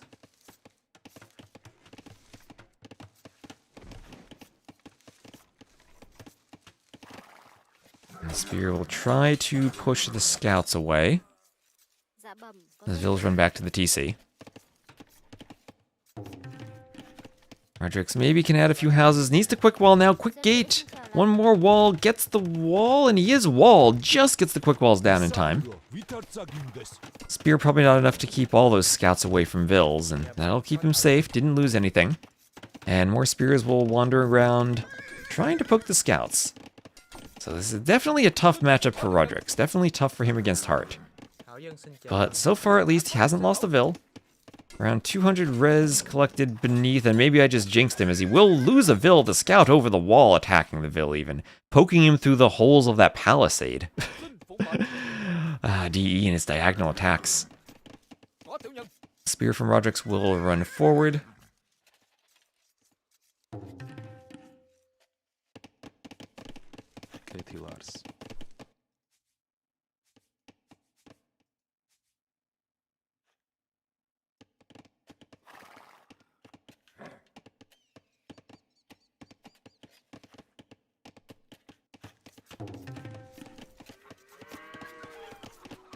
Have some Vils still collecting wood and farming by the TC.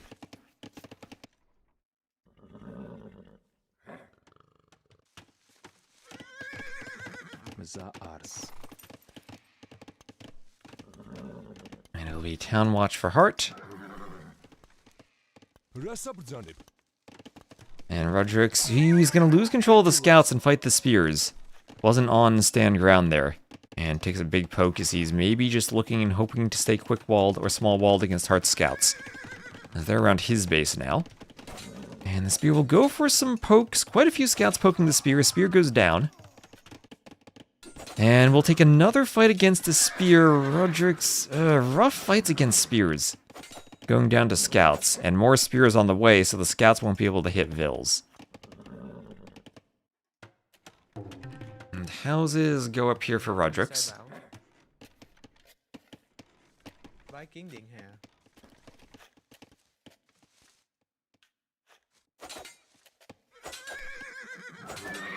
And scout on the hill goes down.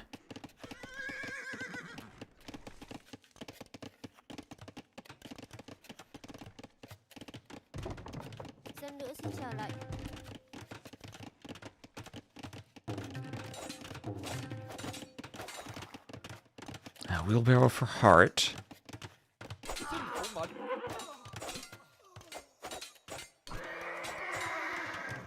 Some more houses go up, and the scouts are trapped. Nice quick walls from Hart, trapping the scouts. Is there a hole in the wood line? Hart's looking for one, but there isn't one. And now Hart can just put spears into this enclosure. Kill the trapped scouts. Well, that's great. You take 4 scouts out of play. Oh, he's trying to get through the gate. Gates need to be locked, and he'll need to wall this. It'll be 2 spears from Roderick's, and at that point should be able to clear this. So nice trap. Spear pokes a scout in the back. It's hard to... Am I saying the wrong player again? I've been casting too much recently. The Roderick's will trap Hart's scouts. There we go. Spear, 2 spears, a nice micro from Hart to run around the spears a bit. That'll take a 3rd spear to poke them all down, and Roderick's has a nice clear. At the same time, though, has to idle the berries? And I'm sure he would have loved to have kept maybe 1 more spear alive, as he'll have to pump a couple more to keep the scouts out of his base. 1 Vil outside of that mining camp. Yeah, Hart's eco is so smooth, that res collected difference. And that's against the Vietnamese, too, a civ that usually has a smooth eco with the cheaper eco upgrades. Also, between the 2 civs, you're usually thinking the Vietnamese are the ones with horse collar and wheelbarrow. And armor now for Hart's scouts. Roderick's trying to make a swap for archers. Hart might do that, too, as he has a mule cart on gold. But no, actually Hart for the 2nd stable. The Georgians, I think I like them as a candidate for double stable scouts, because you can send the mule cart to gold if you need to get gold for bloodlines, and then move it over to a wood line again. You gotta love how that looks on the minimap. Now Vils will fight the scouts, but as the scouts have armor and the Vils won't be able to do too much damage to them. And Forging plus Bloodlines clicked also for Hart, as he's going to look to close out this set with double stable scouts and full feudal aggression. Roderick's hasn't scouted the 2nd stable yet, and seeing the mule cart on the gold might deceive him into thinking Hart's trying to go archers. Really, it's just gold for Bloodlines and an eventual Castle Age. Hart's going to leave only 1 Vil out there, maybe? Honestly, wouldn't mind seeing him just go to a woodline now. He has the gold for the Castle Age, and with Bloodlines, won't need any more gold unless he eventually tries to go archers. He wants to maybe buy his way up. So fletching for Roderick's, but it'll be tough for him to move out against 2 stable scout production. We'll need enough spears in the right positioning not to lose units to the scouts. Maybe this is a good start to it, though, if you can clear some scouts on the hill. But Hart, with all of the feudal age upgrades now, all eco upgrades, all scout upgrades, he's just ready to pump double stable scouts. Okay, Hart's now killed 4 Vils, and he's trying to get into the woodline. Finally, there was an overchop, and the spear wasn't there. That's a 5th Vil down. And the Vils will have to help out the spear, but the scouts with all the upgrades, Vils can't really fight that. On the front, Roderick's trying to snipe a Vil, but Hart with enough scouts. And Vil over here will go down. Roderick's losing on the lumber camp now. Hart doesn't... he wants to get the snipe with the low HP scouts, and with that, Roderick will call the GG. You can translate for me, probably good luck. And Hart will win 3-0. So, GG. Nice trap from Roderick's, but Hart ultimately... I think you can tell how good of a player Hart is. A very tough map to play, and he played it well. Safe travels. Well, Hart hasn't qualified yet. Hasn't qualified just yet. Roderick's maybe favoring Hart like a lot of people have been.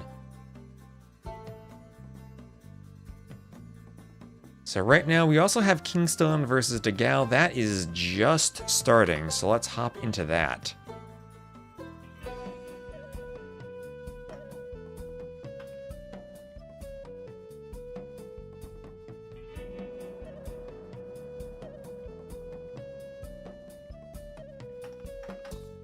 I'll need your help, chat, to make sure I call Kingstone Kingstone again.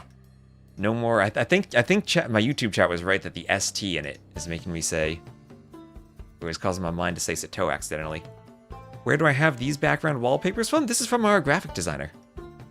We had known as Akame or Control Elite, who has created the backgrounds for us and the logo and everything for the tournament. And we'll certainly have some more graphical stuff for the finals.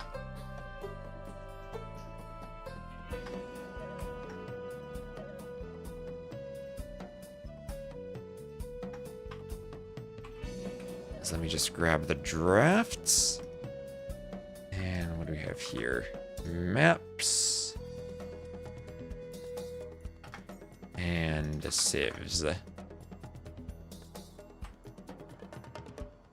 Update the bands. And game number 1. I can find where I put the dashboard. We'll be on Saya dos Karajas. They're about 9 minutes in, so we'll catch up to real time. And I will spell Kingstone's name correctly. First step to saying it correctly is spelling it correctly.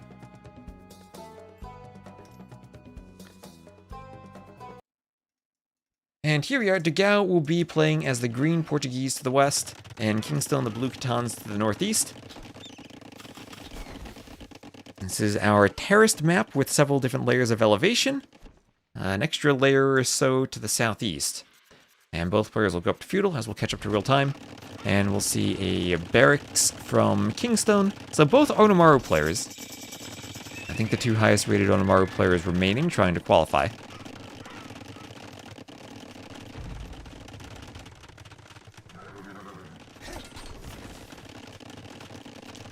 So I'm sure we'll have lots of Degao fans trying to get him to the land in his home country of Brazil.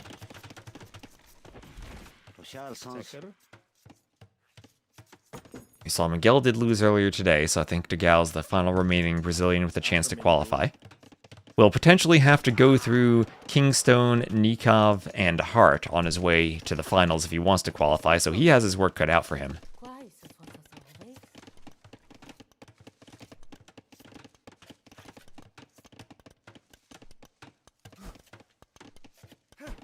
And standard archers and scouts play, nothing too special here. Portuguese might want to go for a double gold composition of crossbow knight in the castle age since they do have a gold discount. Oh, look at that gold spawning on this ridge in the middle. Look at that, this one tile ridge. I spent forever adjusting the map so that ridges like this would not be rock terrain and block all building placement in the middle if they're only one tile. And then we decided to make the terrain buildable instead of rock anyway. But the gold still spawns there. I think I've seen this map played quite a lot, actually. As far as these qualifiers are concerned. It's perhaps the most standard of the maps. Satalon being maybe a bit too open, even though that one's fairly standard too. Brazil tournament will have no Brazil player? Don't count Degao out yet.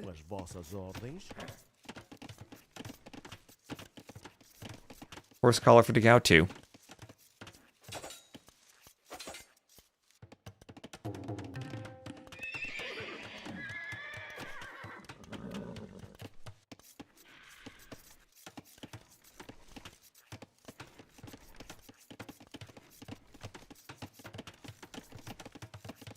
Time to add a Brazil-only qualifier. Might be fun to have I was thinking about this earlier to have a Brazil-only tournament on the maps. Sometime just as a fun event as a lead-up. And Berserk Moose, thank you for the follow.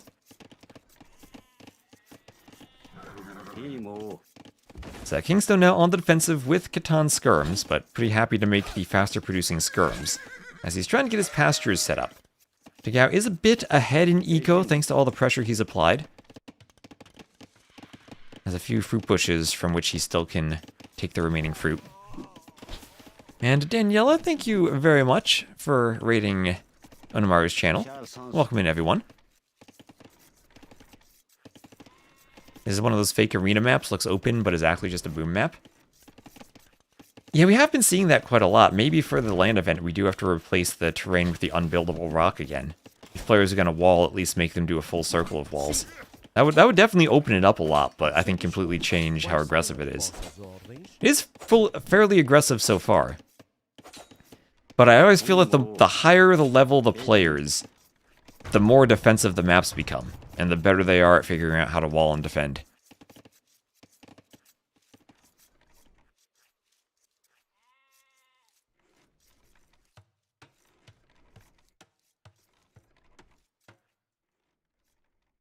So skirms will be chasing down these archers.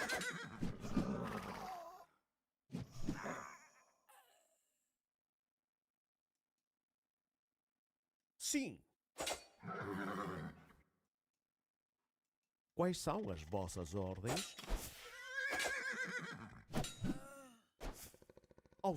And now we have this Jaguar. Jaguar going for the archers. Jaguar helping Kingstone out.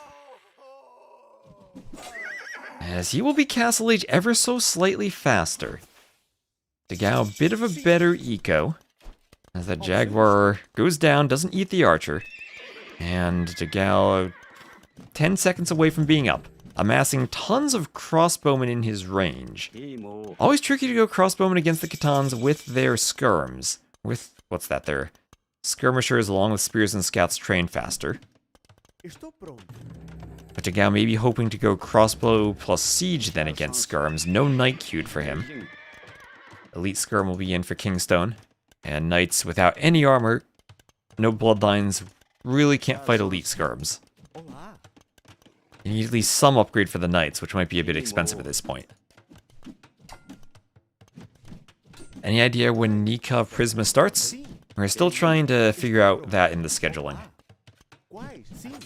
Hopefully soon, or at least hopefully soon we can get... now Prisma was around earlier, but had to leave for a bit. Hopefully he gets back soon to reply. Any idea what time it starts tomorrow? Probably 16 GMT again. But that will be determined tonight once all the players are determined for tomorrow. Scheduling for... Here's the bracket. Scheduling for a 16 player event in 2 days is rather rough. So we have skirms here, still fighting crossbows. And all the vills taking gold now. Just trying to take gold, Mangonel keeping the skirms away enough that Dagao can push the army back.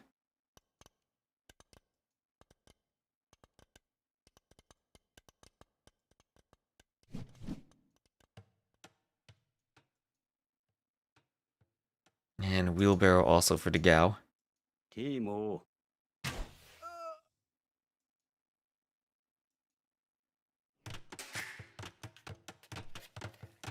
Town center going up. So second TC now for both players. Kingstone Hat is running just a bit faster.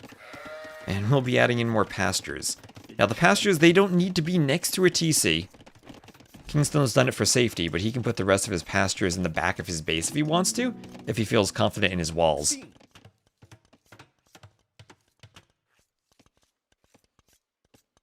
Here is wheelbarrow for Dagao.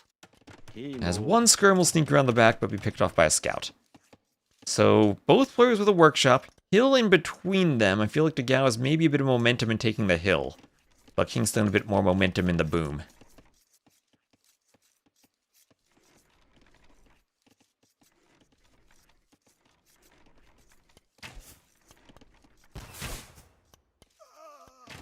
Stark about Sebastian's dock delete, saying he has too much media training. If it were me, I'd say I did it to flex. I'm sure that's what Dark would have said about sending his villain to Lewis's TC the other day. Oh, nice mangonel shot from Dagao. A rocket cart and 2 vills. 2 vills. That was nice. And now we'll have a hill for attacking the workshop. Take the middle hill, you get a huge advantage. And Dagao will do a house in the middle just to assert dominance, as Kingstone will pick up a relic. So trying to get 2 relics, that forward TC will be tricky to defend if the mangonels destroy this workshop. Third mangonel hoovering around for Dagao, trying to hit the skirms. Doesn't get them. Looked like Kingstone might have not paid attention there, and attack round might have done it, but he turns just in time.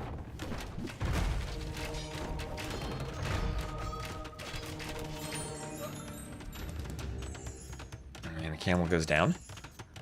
There's that second relic for Kingstone. Is Kapach? Yes, Kapach is playing. I think Kapach is on the top side of the bracket. Same side as Heart, so we'd have to go through Heart to make it. So Workshop goes down.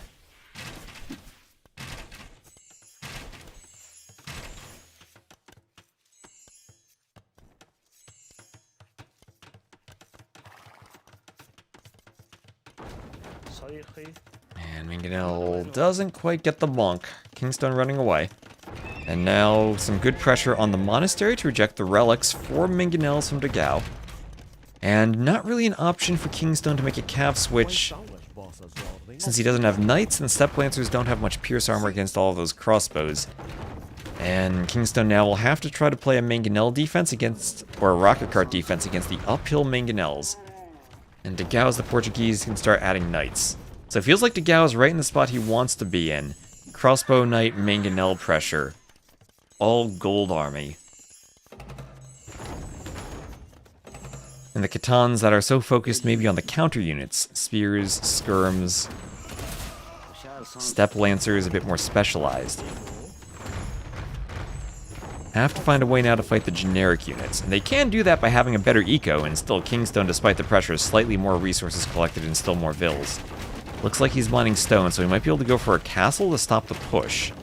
Could also try to stay out on top of the terraces for gold. Could consider even a castle up here, but that leaves the rest of his base that's downhill, exposed.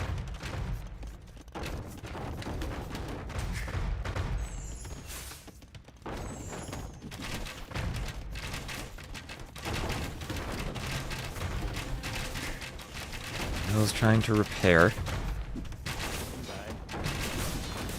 As the mangonel and rocket cart go down.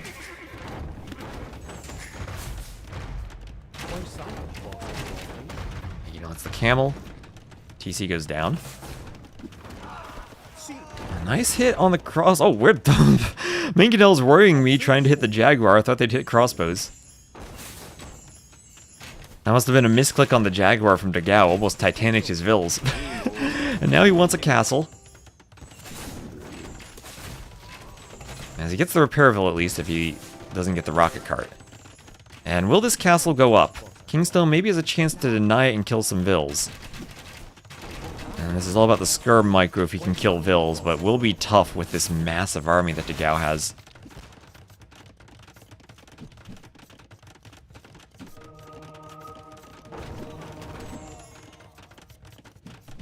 Yeah, that Jaguar was really picky about which villager to eat. And still a crossbow mass for Kingstone, but now he's got a castle. Not quite on his face, but pretty far forward. And time maybe for organ guns to help deal with some of the skirms. So Kingstone's castle will be around the south, making his way to try to TC some of the higher elevation with the gold. I mean, we could see a game where Kingstone has the hills, and Dagao has the valleys. But Dagao looking for Imp. Can use the market and sell when he wants to. Selling a bit of wood and stone. Even sell some food. Almost at that 800 gold to go up. Nikov still plays. Yep. Had a bout of appendicitis during TTL, but he's presumably feeling better now. Imperial Age for Dagao.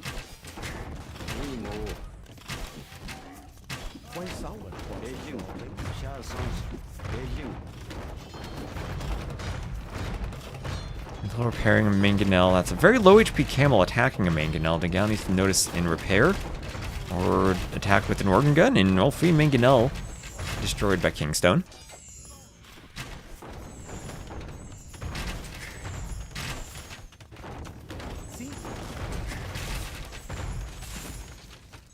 Rocket Cart stops the Mangonel.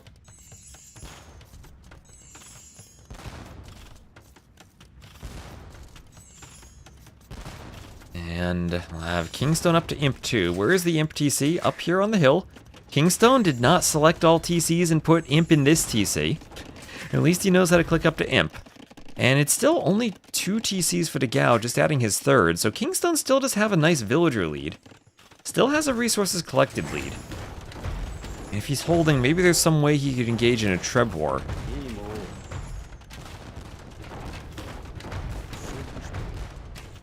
Degao's starting to pick up relics, picking up the ones that Kingstone didn't, but Kingstone will win the foot race, and even though he lost 2 relics on the front, we'll recover some more relics and put them in the monastery up here. And full elite skirms now from Kingstone, so Degao with a crossbow army can't particularly push up here. Would need Mangonel support, but all of a sudden ends up needing to push uphill. And Kingstone's still controlling more of the map.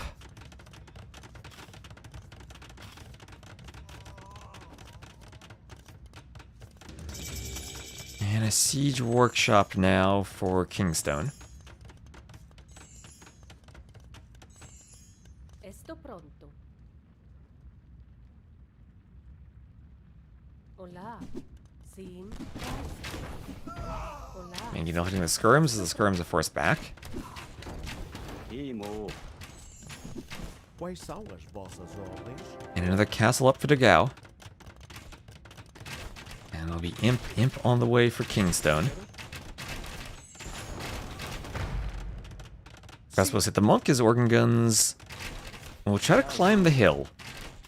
Degao wanting to regain some hill advantage as he does another castle. Kingstone so close to being up. We'll have double workshops. Rocket carts are down. And he's gonna go mounted trebuchets. The camel trebuchet. Also a Liao Dao. Will this be a good composition? I feel like crossbows should counter the Liao Daos.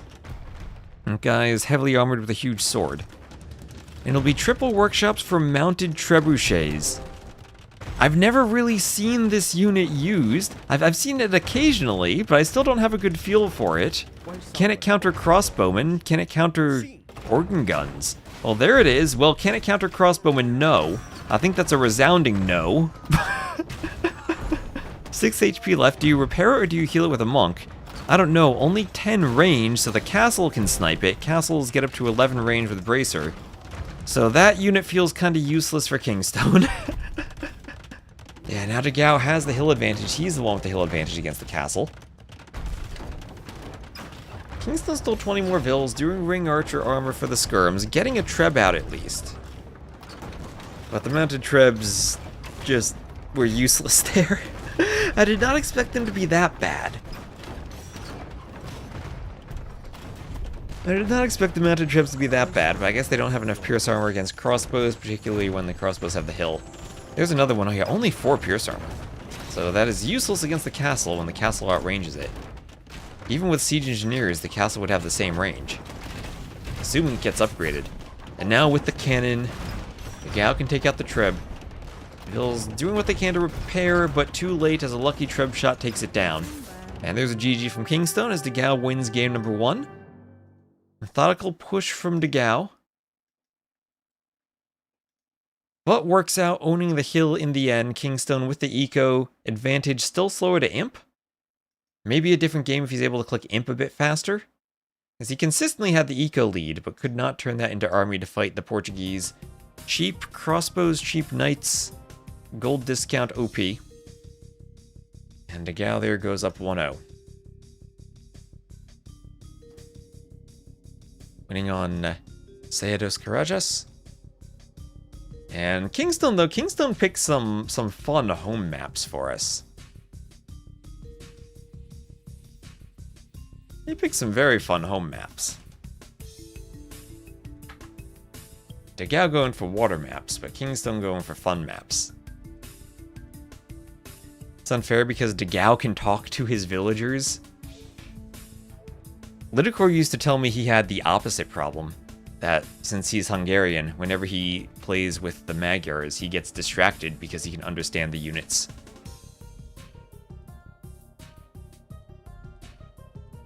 Yeah, I felt like he was pretty far down in the game, to be honest. I don't think that was an early GG at all.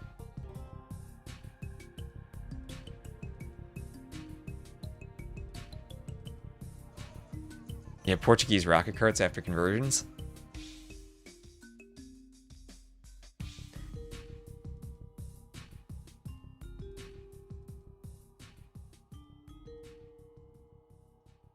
So Kingstone gets to pick the map. They're in the lobby waiting for him to see the map pick. I'd love for him. Yesterday Barrels finally used the barrels on Festa da Pulver. So maybe now players are aware of it. Maybe they'll shoot the barrels. But it will be Pantanal, picked for Kingstone. Selected that in the lobby. So Pantanal coming up next. And again, give a follow over to the Onamaru stream if you haven't already. We're almost at 2K followers there. It's at 1,978. Almost at 2K. Yeah, someone finally used the barrels.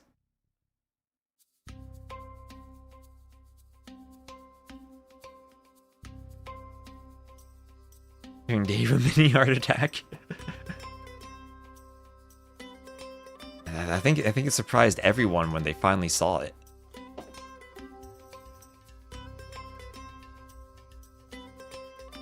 But I think what I do, as it'll be Chinese versus Britons, I think what I do for the main event is I'll decrease the pierce armor of the barrels.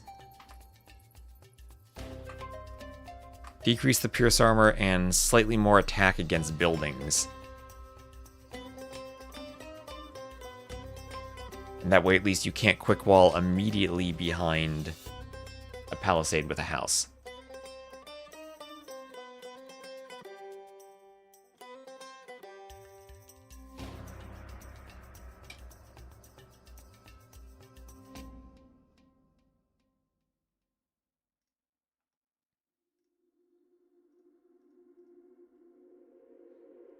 And Barrels killed about 20 vills with the barrels.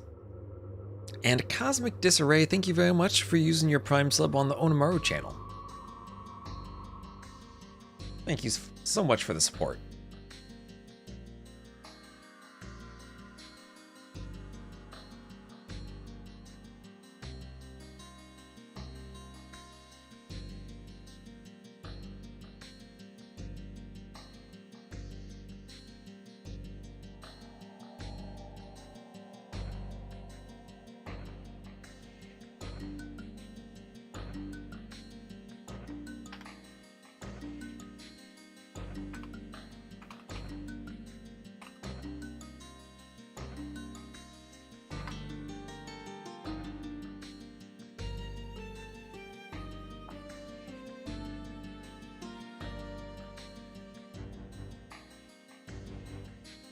Now, Arbase is streaming now. He's in his TTL community games.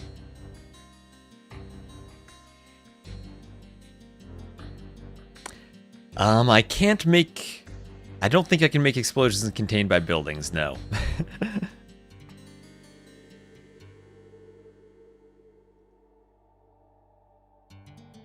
Imagine that, you quick wall to stop a barrel from exploding you. So, here we go. Once more, we'll have Kingstone as the blue doing his TC to the west. He'll be playing as the Chinese. He will get 3 extra vills once his TC is finished. Degao, he'll be playing in the green. He will be the Britons over to the east. He will have a great speed bonus that collecting from the capybaras. Late game, I think I probably like Britons over Chinese. I think Chinese would struggle to deal with longbowmen or long-range archers. Although they do have siege rams, which could be a great option. Siege rams and good skirms.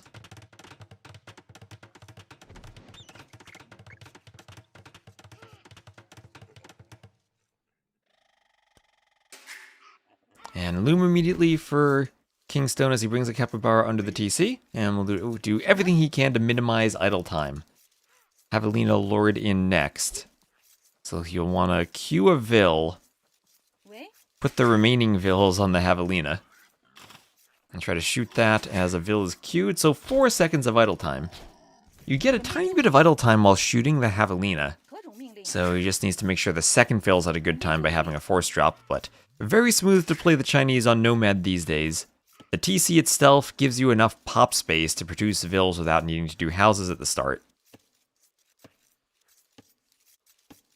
Force drop hotkey lets you drop off your food consistently. And that's only 3 seconds of idle time before the second Vil. So now for the third Vil and onwards, he's good. Grabbing another Javelina. So we'll check on Degao as the Britons, picking up some of these capybaras. They can do heavy rocket cart, but the Britons outrange them. The Chinese do not have siege engineers, so they don't get up to their maximum range. And oh, Degao losing a Vil! Losing a Vil to the Javelina. Didn't have the house foundation on the right tile. Will it walk back? It's well behaved, waiting for the other Vil. But one Vil down for Degao.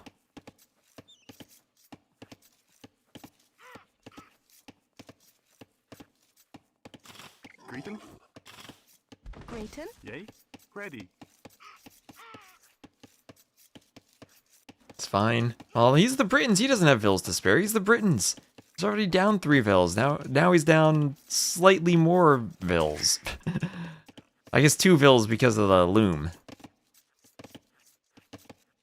Outside, we have some hunt taken for Kingstone.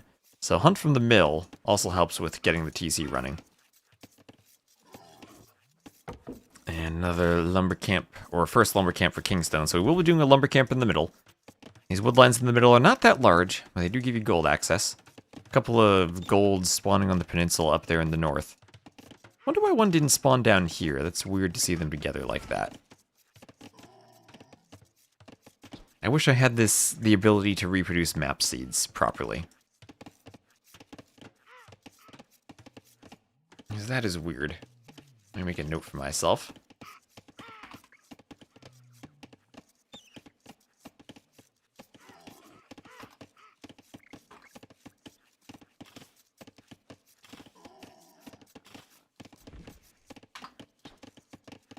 Because that seems quite weird to me. But anyway, they're both up to the feudal age. As I'll have a bunch of capybaras coming over to the TC. Javelina lured in. And taken by Kingstone. Luchuan and Chinese fast fire was OP before the Hulk things. So the Chinese have dragon ships. They don't apply on this map at all because you can't dock. I played one game where Ornlu made dragon ships and I was very underwhelmed by them. But that could also just be user error. Is this Nomad start? Yep, Nomad start. So they pick where to put the TCs. Oh, that is interesting. That's an extra gold. That's actually one of Degao's golds that spawned on that island.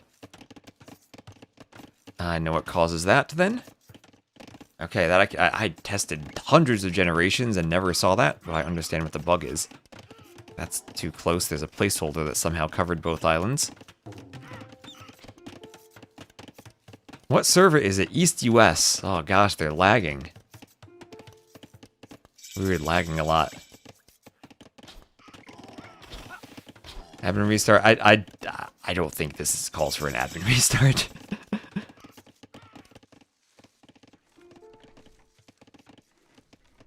Kingstone thinking about what the lag is. Maybe he's lagging too. So double bit axe for both players. And an archery range here from Kingstone. Man, you have a bug with a very low probability of it occurring, and you are guaranteed to see it when you have a tournament game. Guaranteed. Ready. Well, if the servers are different, usually what happens is one player picks the game. We can restore if it's lagging hard, it's okay. Or the higher seed or coin flip determines who picks the server for game 1. And then whoever loses the game picks not just the map, but also the server for the next game, if there's a big difference. So if Kingstone wins, then we'll probably have Degao picking the Brazil server. There is South Central US, though, which I guess is maybe a bit more advantageous for Kingstone if he's closer to that than to East US, which is maybe worse for both of them.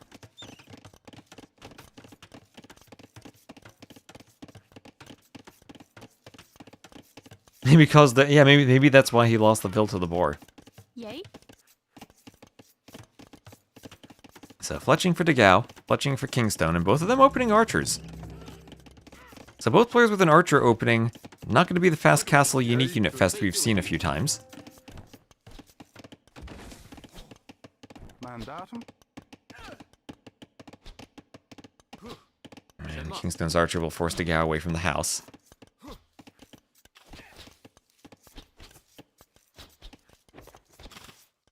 Degao sneaking around, and we need to check the scouting now. He did not see the mill on the outside, but does see the house on the outside. We killed a bunch of sheep with the archers? Oh yeah, he did kill a bunch of sheep with the archers. The laming was of the sheep. Kingstone killing a sheep. Well, at least they still have food on them. It's not like Degao can't take them, there'll just be more decay under the TC. Oh my gosh, look at that. Look at all the decay. Mandatum. As the archers now from Kingstone looking for a mill on the outside, but Degao not on the outside, will actually just bypass the archers. Kingstone, ooh, he didn't scout the... Unfortunately didn't scout the res. So won't see them being hunted. Cappy Barbaric. And Castle Age first for Kingstone, so a couple of archers into a faster Castle Age. Has all of his capybaras alive. Has to be careful of the archers. Res collected still pretty darn close. And Degao's not far away from going up himself. Kingstone did sell 100 stone at the market for food.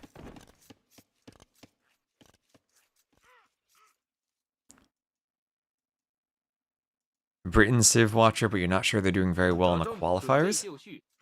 They have certainly been picked a lot, but I think that's a kind of an accurate assessment. Not necessarily doing all that great. Yay. Ready. An archer fight here, Skirm taking down the archer. Mandatum.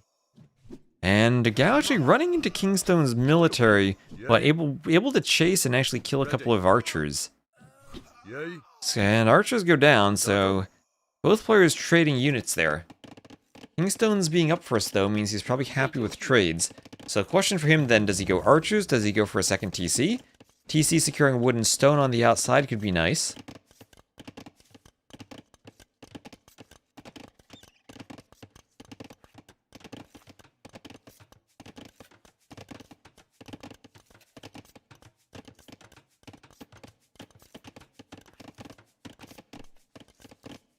And Castle Age now for Kingstone. Yay. Ready. Weak Vills being killed by skirms. Mandatum.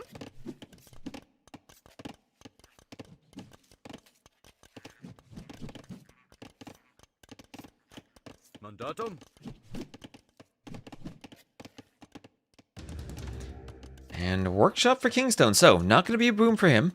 Still has 100 stone should he want a TC, but will simply be a rocket cart push on Degao's TC. Now, rocket carts against Britons, kind of tricky if Degao gets crossbows out because he will outrange them.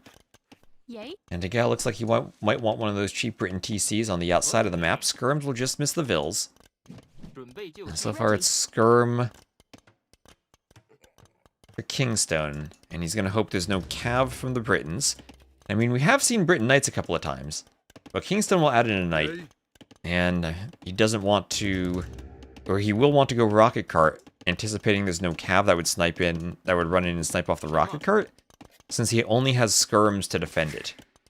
Now that could mean a monastery follow-up, or even a fire lancer follow-up with the barracks, if he ever does see a stable from Degao. But against the Britons, pretty confident, just he can go rocket cart. And Degao on the outside, still not castle age, so it does a tower. Well, if he wanted that TC, he won't have the stone for it anymore. And behind the pressure, Kingstone will add in his own TC. And still a slight eco advantage for him as the Chinese.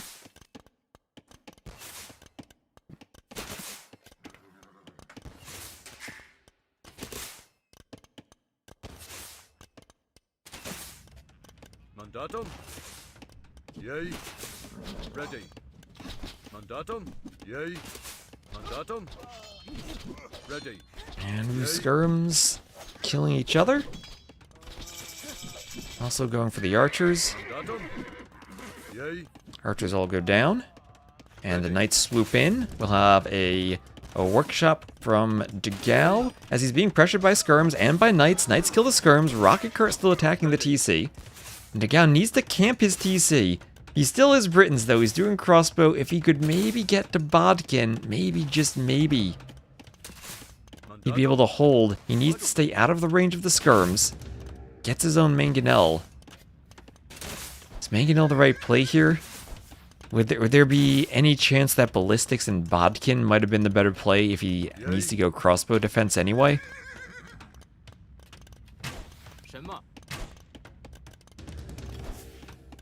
Kingstone pulling back, going up the river. Pressure abating just a bit. And Degal's gonna take that break to add in another TC, so Kingstone deciding to pull back for a moment. Maybe afraid of seeing the mangonels now. That he only has skirms, doesn't have that many knights. Should kill the range? An option for him, definitely. Gets a Vil. Yeah, Kingstone with a bit of everything, the AI army.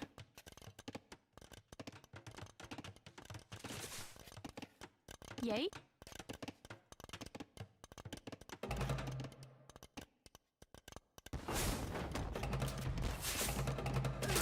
Rocket carts against the mangonel. Greeting? Grayton.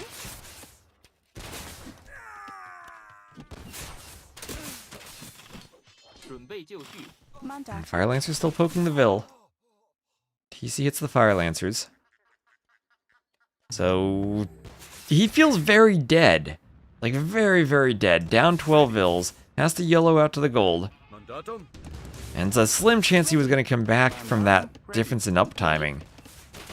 Mandatum.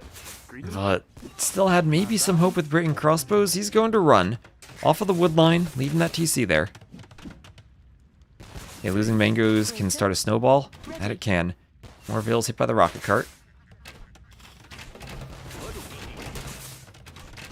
And elite skirm for Kingstone.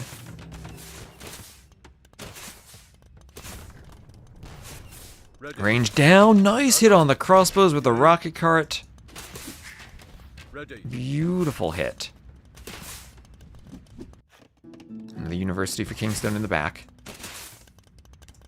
It's 52 to 35 Vils. Kingstone getting that second TC added in is so smooth for his eco. Degao, 8 Vils on stone. He's got more on stone somewhere. Another TC from Kingstone. Wants maybe a castle? But up, he will call GG. Calling GG as the rocket cart shot is en route to his crossbowman. Thank you, Otter, for the raid. You get to watch a wonderful pause as we have Kingstone winning the game. And winning just as he was about to flatten some crossbows. Oh, that is beautiful right there. So here we will check the stats. Thank you, Tessa009, for the follow. And Shikso here too with the raid. Thank you. That's a 25 to 12 KD for Kingstone. Eco uptiming, I think, was the difference here. Pretty similar eco, slight lead for the Chinese. But that led to a huge uptiming difference of 3 minutes. Both of them with an archer's opening, but Kingstone with the better eco behind it. Yeah, amazing reflex to resign mid-air with the mangonel shot. So remember, if you're just coming in, also streaming on the Onamaru channel, so check them out too. As we're doing our region-specific qualifier for Latin America. Thank you, Baron Wastelander, for the follow.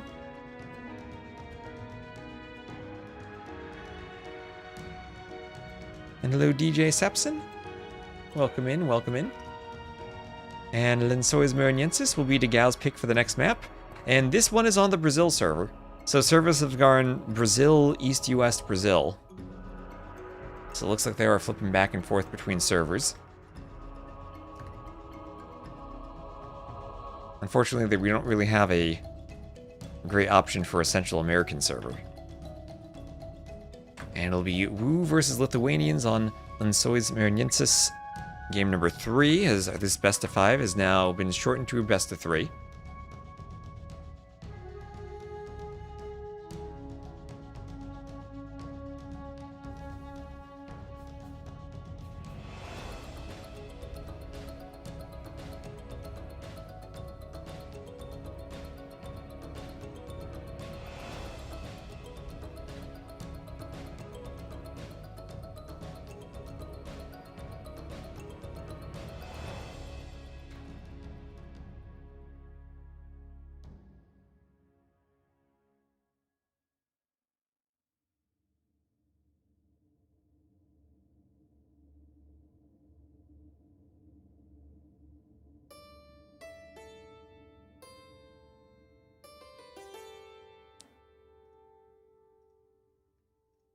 And 15 seconds, and we'll get going.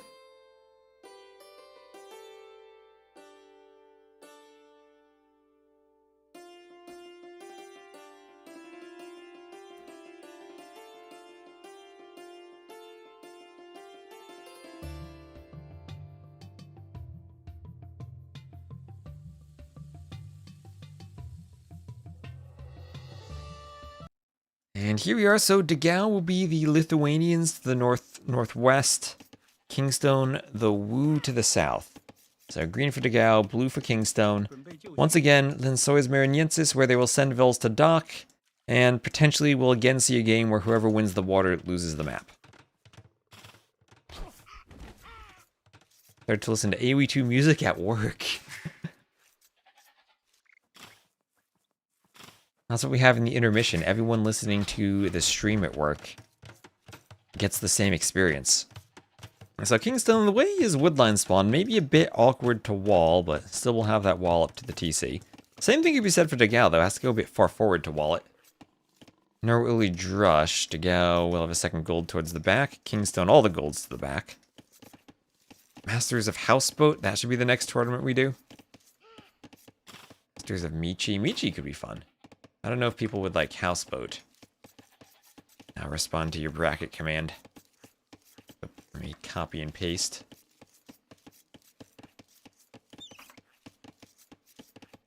There you go. There's the bracket.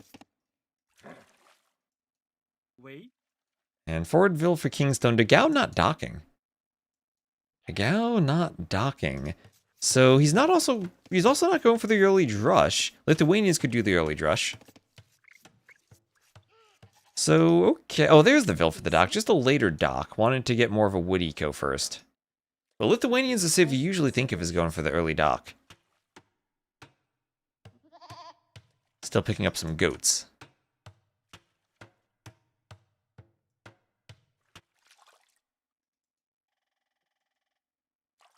And palisade your moat on Dark Age. You can do that on Lensois Mariniensis.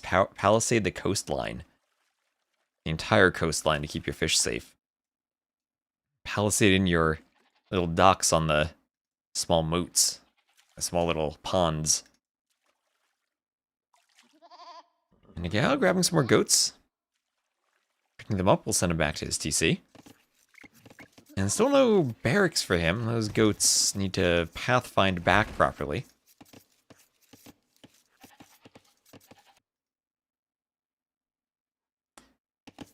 So we have seen a few early aggressive drushes in Men-at-Arms, and they have had some success. But overall, I still think this map is usually easy enough to wall initially that the Men-at-Arms can't get in. You do have to go fast feudal and follow them up with towers. That means you can't focus on the water as much. Yeah, this map is great for late game chaos with how open it is. Since there is a lot of wood, but it's only on one side, so it leaves the rest of the map fairly open. I mean, right here, I can just like zoom in and have the entire screen not even have wood on it. At a decent zoom level.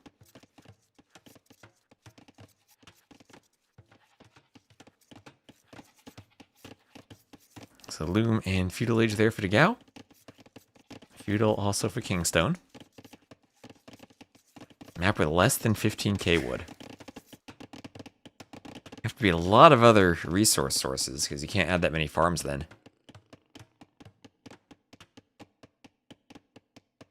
Let me just try to double check on some admin stuff. We need players to keep scheduling.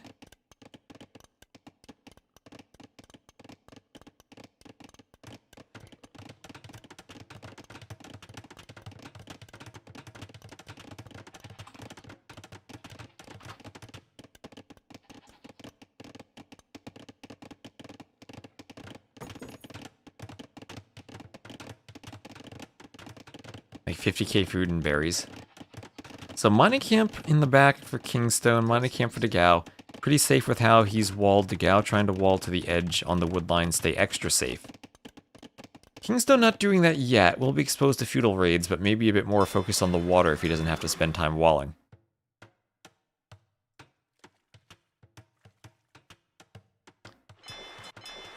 And double docks, pretty similar builds from both players. The Woo, every time they build a dock, they get additional food. And they get careening and dry dock for free, so that'll matter in Castle and Imperial Ages if they get there. So immediate war, or immediate double bidacks for both. Double fires for Kingstone, double fires for Degao. Both open fires. And third dock for Kingstone. Triple docks. As the Gozville out here will look to do another dock potentially. He might go triple docks himself too. Has a bit of wood he's floating. So nothing too special other than they're all going ships. And very few vills on food for both of them. Lots of goats left over for Degao. Lots of neutral goats. Some left over for Kingstone. The Degao. Ooh, Degao. Steal the goats. Oh. Had a moment where there were no vills under the TC, he could have yoinked all the goats. Let's be careful scouting near that mining camp. They're microing on the water, but you can tell if Kingstone were the Viper, that would have been walls around the scout to trap it.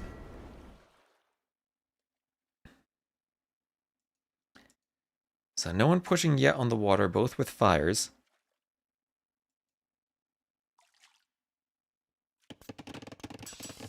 And blacksmith for Kingstone. Fires do not need a blacksmith upgrade.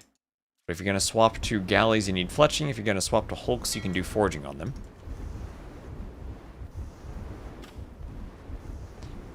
And getting back by the docks. A few galleys now for Kingstone. Trying to go galley plus fire.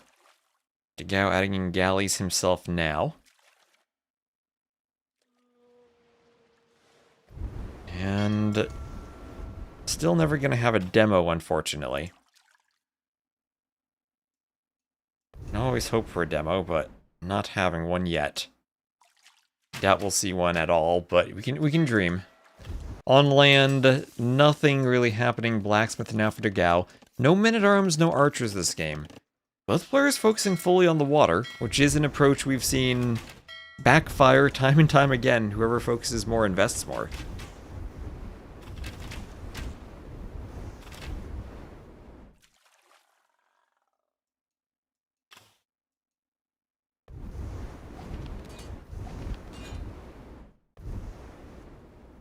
Yeah, separate upgrade tech really killed demos. So fletching for Kingstone, fletching for Degao, similar timings for both. And neither going hulks, both fire plus galley. The main approach we've seen, and if you're by docks, the fires are the ship that end up closer to the dock. It'll tank the dock fire a bit better.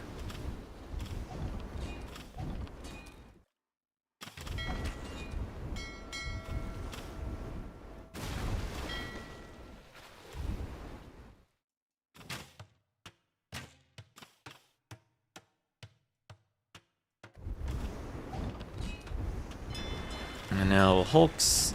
A couple of fires with hulks. The fire can help defend against hulks.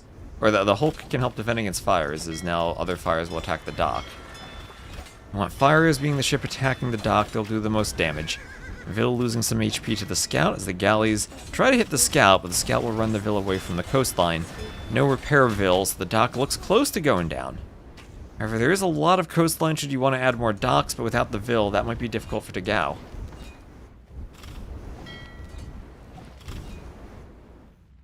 Remember Degao, the final Brazilian player remaining.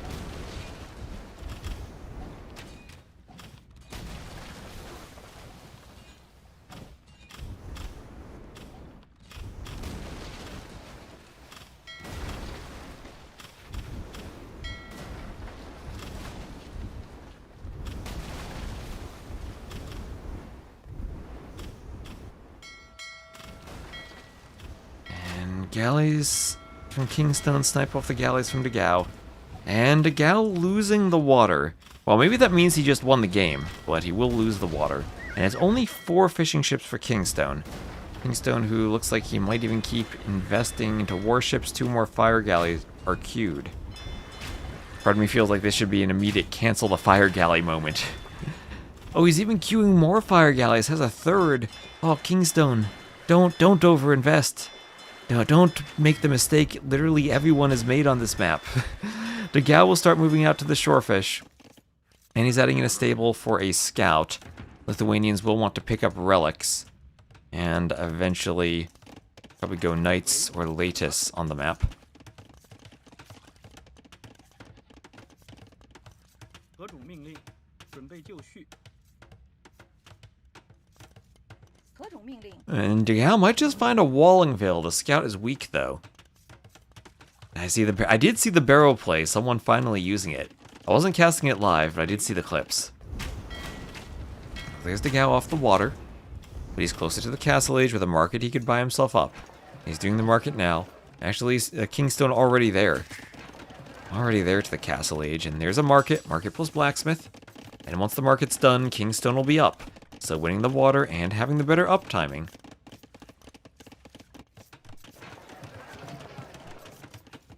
Market here for Dagao. Still needs to buy his way up.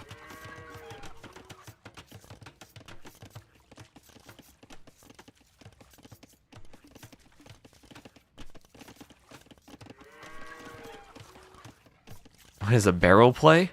Well, we'll see if we get to Kingstone's next home map. We'll see. We have a gunpowder keg-filled map where you destroy the barrels filled with gunpowder to cause explosions. So back range for Kingstone as he finishes his wall. Dagao will see the wall. Fishing lines now for Kingstone as he's up to 7 fishing ships. And hiding the ranges. So trying to hide his next play from Dagao. Not adding anything yet. How are the Wu Cav Archers? Horrible and Imp. But mobility is so important on this map, maybe he'll still go Cav Archers.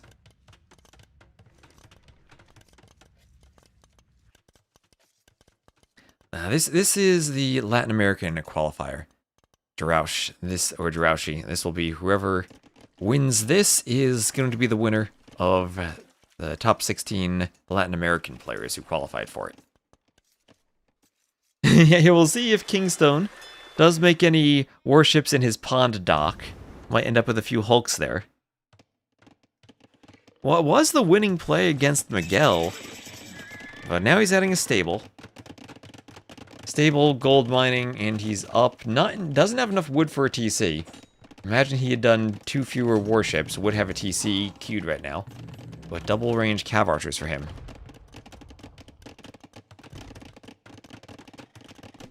And a palisade gate now from Kingstone.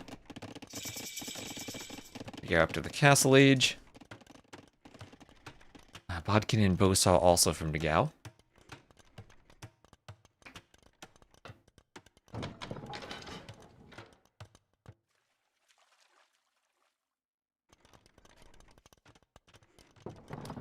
What is the damage of the barrels? 95 melee damage. And 200 some odd damage to buildings. So, similar booms from both, but Kingstone with fishing ships. Has to make sure he doesn't overinvest into the fishing ships. Doesn't have gill nets yet. Doing wheelbarrow. He has 4 docks, but they're really close together. They're not spread out, so that gives him a bit less access to the fish.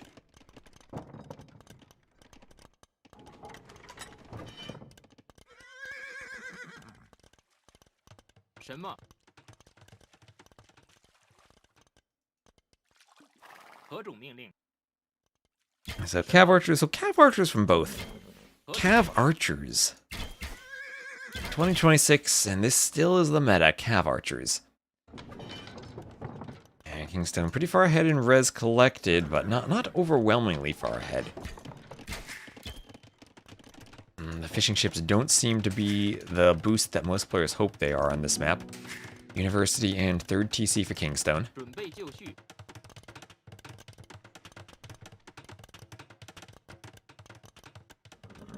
Yeah, the Wu, a cav archer civilization. Who would have thought?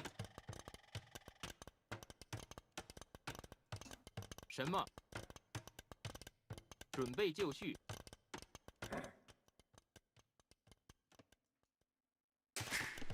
Wheelbarrow also from Dagao. And we'll have ballistics for Kingstone. As with ballistics, you can probably start trying to force engagements. Bloodlines, ballistics, will just be missing his armor. Does not have thumb ring. Lithuanians at least have thumb ring, so in the Castle Age they'll have full cav archers. The only thing they'll miss is Parthian. So their cav archers do scale a bit better.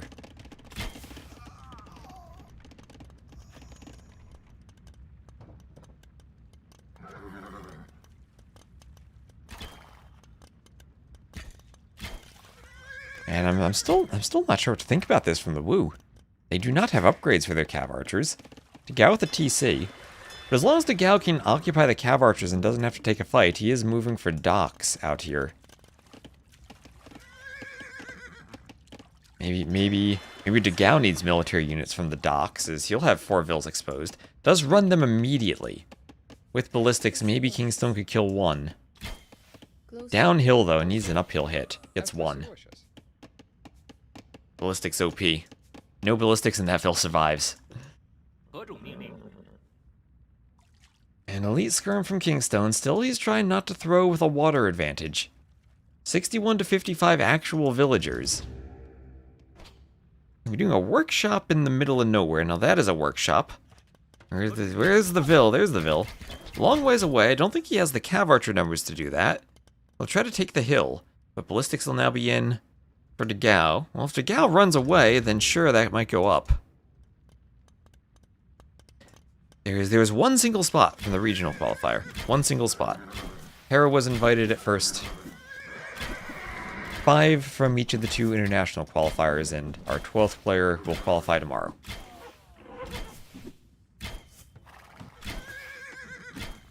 And Dagao trying to micro the cav archers, but now running into skirms.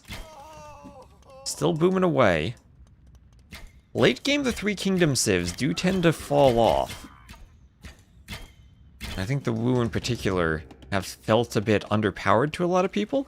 Now that monk could deny the forward workshop if Dagao pays attention and sees it, doing his own defensive workshop. And all he needs to do is start chanting at that Vill. And he should get a conversion if Kingstone doesn't delete. But Dagao is shift queued onto the relic and doesn't actually realize that, as he had been fighting with cav archers but fighting a losing battle. As that workshop will stay. Will be finished. He'll get his own workshop too. And will be elite skirm and leather archer armor. 何种命令？ Pretty good late game. Maybe it's just the fire archers that I've seen feel underwhelming.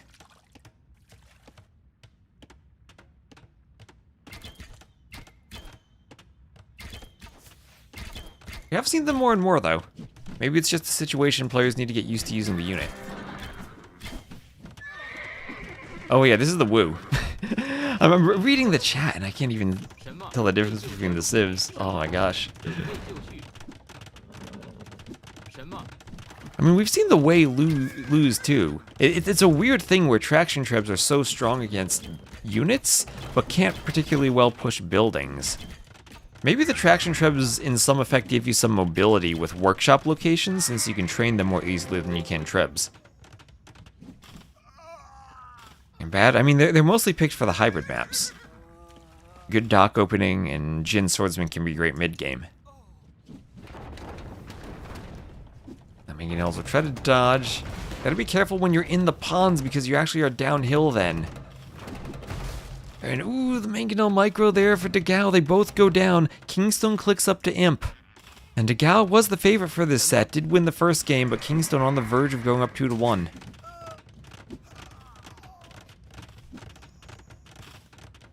Oh, and that's so painful. 2 mangonels down when you're already down in score. You know you've lost the water. Could this be maybe the first time? I've seen the player who wins the water lose so often. Feels weird that Kingstone's actually winning and up to Imp. Maybe we've finally gotten someone at a high enough level that he's managed the build order, threaded the needle between fishing and farming properly.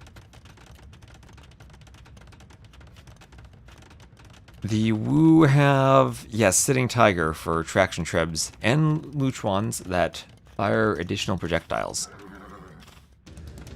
Kingstone, that workshop, he'll try to force it up, gets it.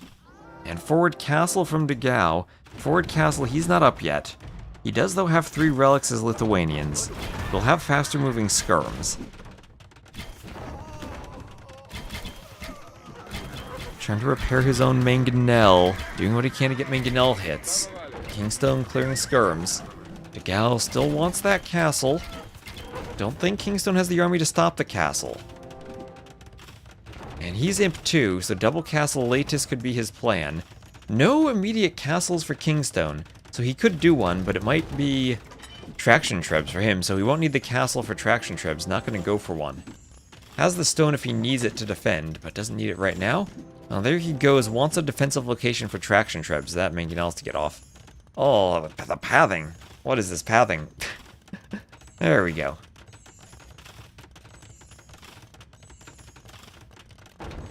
So pikeman upgrade also for Kingstone, maybe anticipating the Knight Paladin latest swap of some sort from Degao.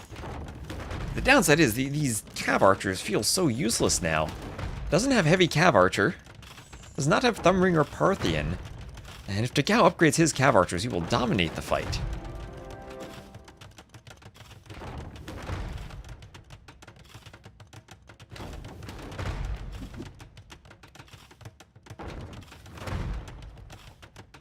Two-man Saw for Kingstone, instant eco upgrades. So 2k score lead, and he'll have to win a traction treb versus treb fight. Degao has 2 castles, also can do chemistry for bombard cannon. Looking at the fish, there's still a whale, but otherwise the fish pretty far from the docks. A couple of fish traps added for Kingstone. Another dock down the far side of the coastline. Cannon Galleon actually could attack the TC. Or, not a cannon, yeah, Luchuan. Yeah, Luchuan attacking the TC, that'd be sick.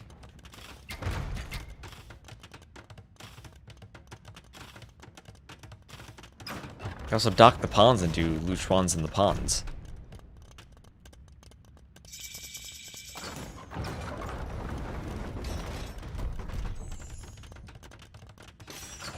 Yeah, you want to see Luchuans in the small ponds. Hello, no zombie.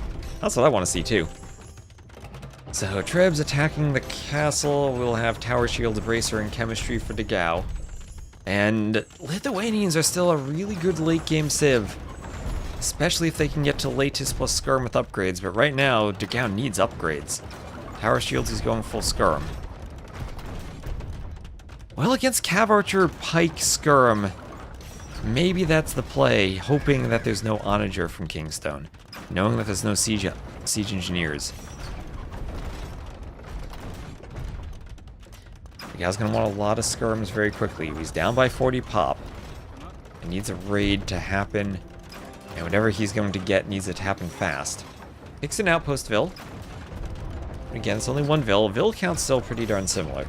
Even if the Res Collective are hugely in Kingstone's favor.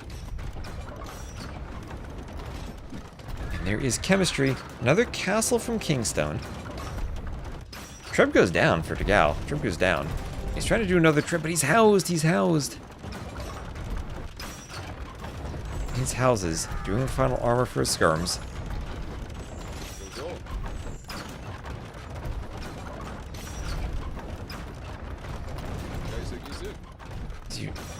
This unit now at 10 pierce armor. 10. The Cav Archers will not be useful. This Cav Archer is really useless. And oh, what do we have? We do have the unique tech. We do have Sitting Tiger. We do have the extra projectiles in the traction trebs as the skirms need to dodge. Neutrons are better than traction trebs against buildings. Does not surprise me at all. Yeah, so extra tiny projectiles. Tiny projectiles. As is now 3k score ahead for Kingstone. As they look at all those projectiles raining down on the castle that do no damage to it. Oh yeah, not too hard to repair yet. Iron casting for Kingstone as he still is raiding with Cav Archers. Not good cav archers at all. And a Lucho on the water destroys a TC, stops some farming space, stops Degao from taking some gold. He has elite Latis though. He has none of them queued. The tech is queued. He needs one more armor. That tech, if he could get maybe 7 or 8 and then run this down under the skirms, that'd be one thing. He's gonna need to hope right now that Kingstone is so overinvested into traction trebs that he doesn't scout the latest swap from Degao. Ballistics is in for the skirms, but Degao can probably do a better job of trapping the cav archers. Does he have architecture? Nope, he has masonry though. No architecture, no hoardings. Doing the final cav armor. Trying to amass more Lechai. We'll see heavy Huiguan cav. Well, that's a unit with high armor, low HP that the armor ignoring Latis should be good against. And maybe Degao doesn't have the timing if there will be a castle here from Kingstone.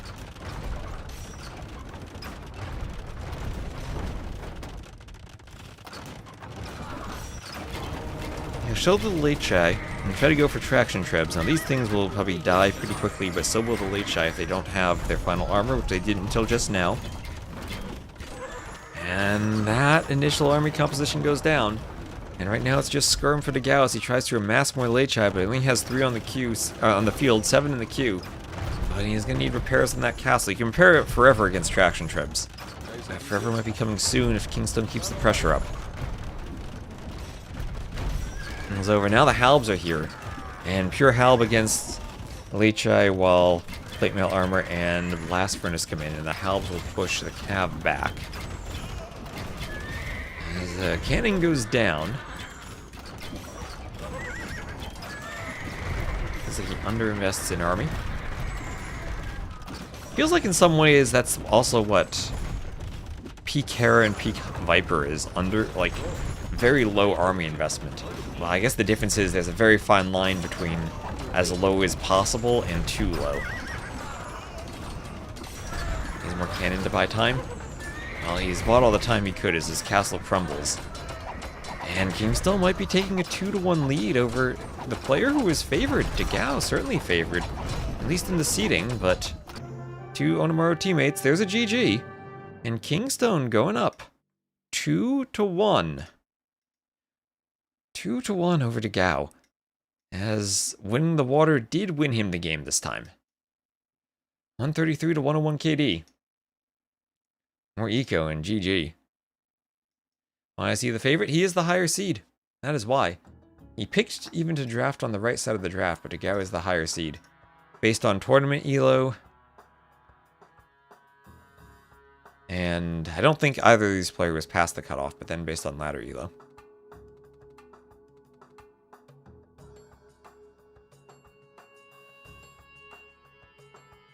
So Wu, the very first pick for Kingstone. Degao now has Vikings for Fernando de Noronha.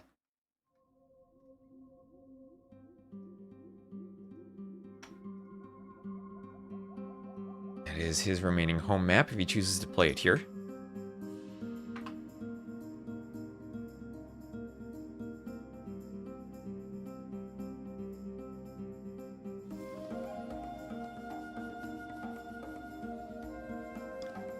Let's see, it says it's not live. There's also Kapach Lucho going on right now. They are in game 4 with Lucho winning right now 2-to-1 over Kapach. I believe that would set up Lucho versus Hart tomorrow in the semifinals.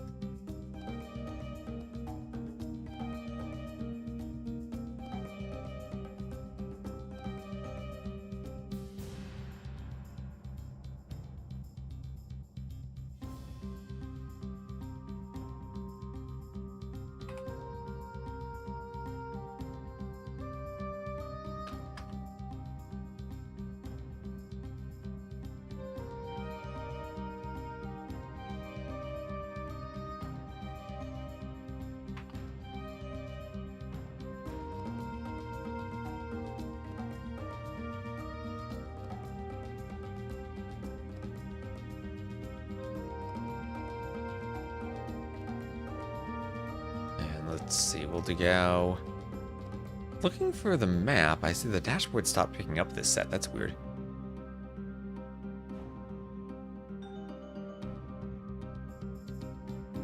So Kingstone gonna host again.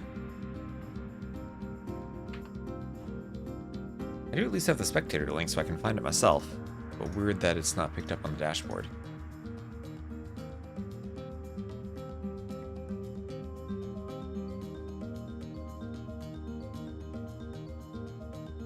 Oh, there we go, there we go. Now I got it.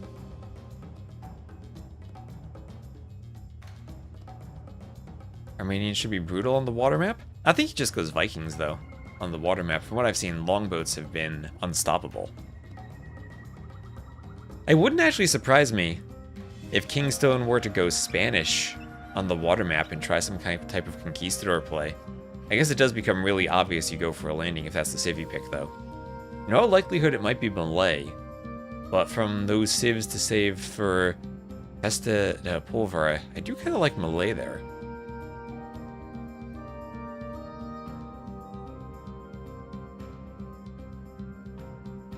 Imagine how many karambits could be killed by a single barrel.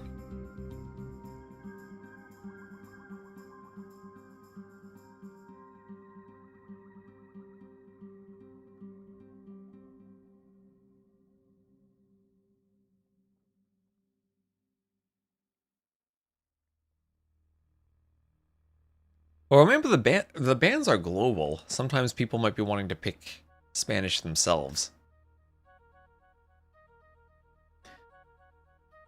I still do find it crazy that the elite conks were buffed.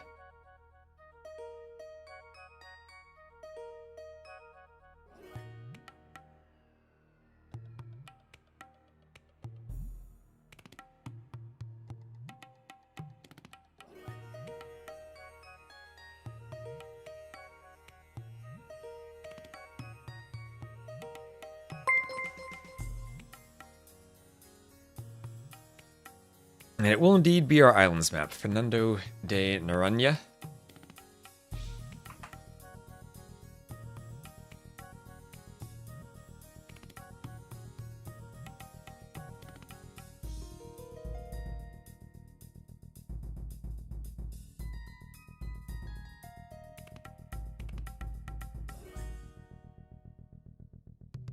Do elite conks see much play? The thing is, Spanish have a lot of options in Imp that kind of outshine them. As elite conks themselves are pretty strong, but usually the Spanish are played as a paladin civ if they're, say, in a pocket position. Or conks are so strong the game is kind of decided by the time you get Imp anyway.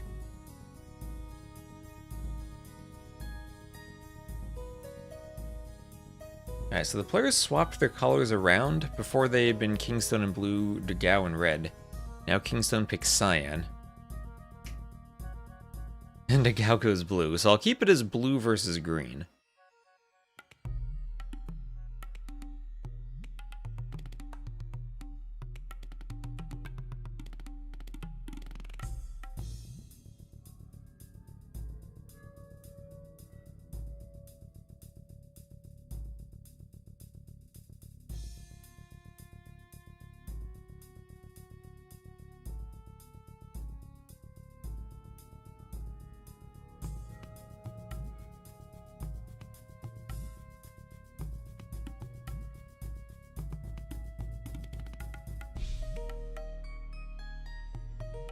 And Malay Vikings the Civ matchup.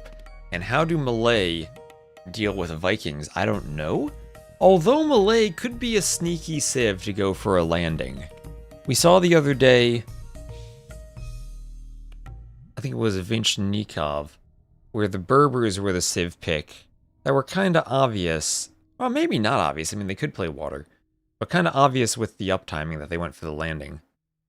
Maybe not as obvious as Tata with Sicilians. But castle dropping for Kingstone to Karambits could still maybe work. I think the hard part about landing on the map is keeping it hidden and going water enough that your opponent isn't expecting it.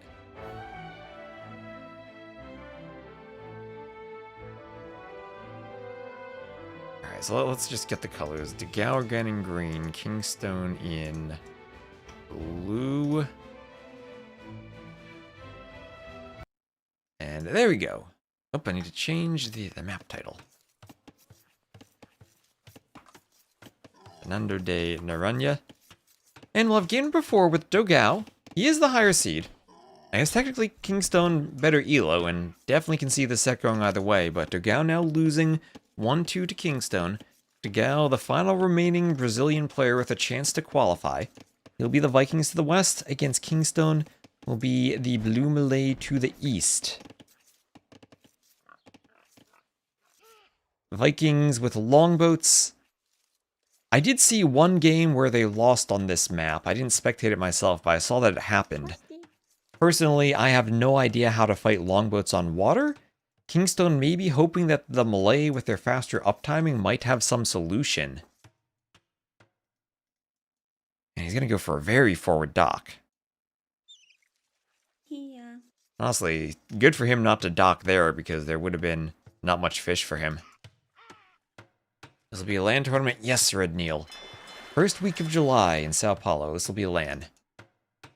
Kingstone Civ is Kingstone. Oh, Kingstone playing the Kingstone Civ. He's the Malay.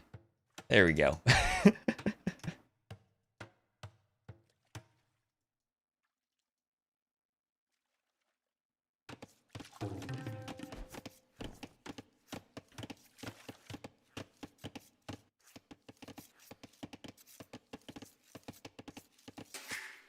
Apa sasananya, Siap. Baginda? Siap.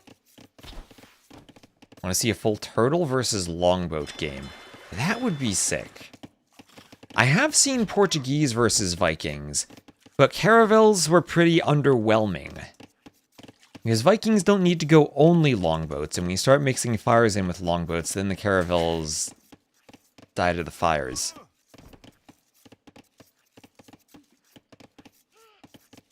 We also try to keep up with the Onamaro YouTube chat. Alright.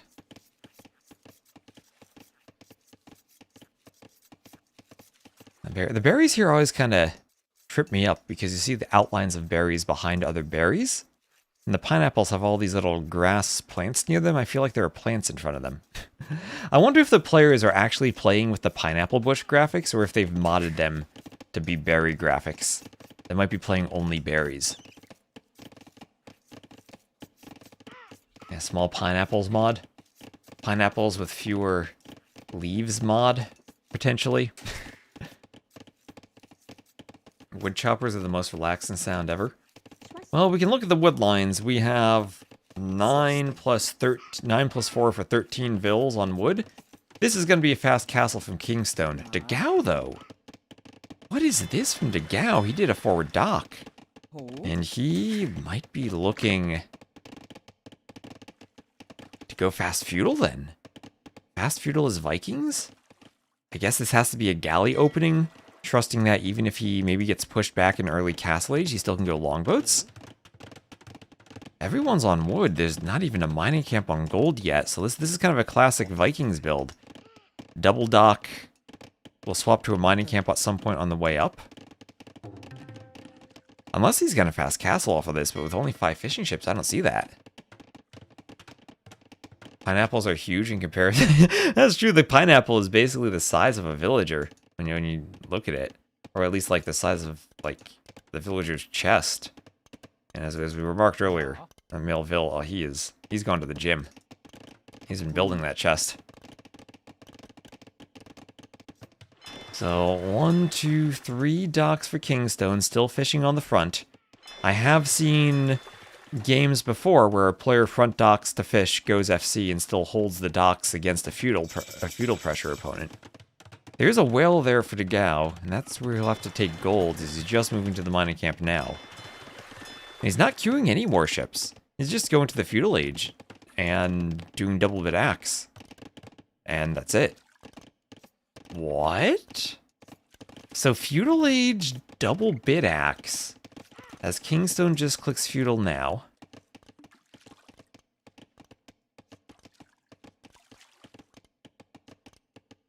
And just now doing fires. Okay, so he prioritized double bit axe and eco upgrades over fires. Was a bit weird that he didn't go immediately for gold. Maybe he was planning on taking a brief pause after he got up. Make sure he got the third dock and the eco upgrades. Free wheelbarrow for him, as the Vikings.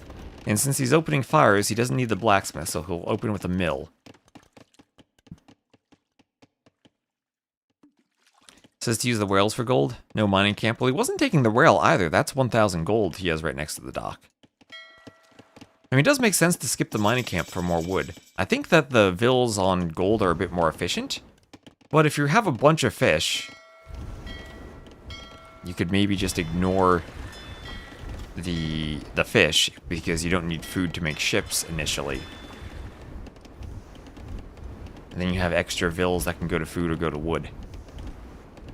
So pushing the docks now is Dagao with fires. Opening with triple dock fires, following up with galleys. Vikings, they do have a wood discount, minus 10%, 15%, 20% from Feudal, Castle, and Imp. It's hard to spot. Well, it's extra hard to spot, simply because Capture Age doesn't show the whales on the mini-map either.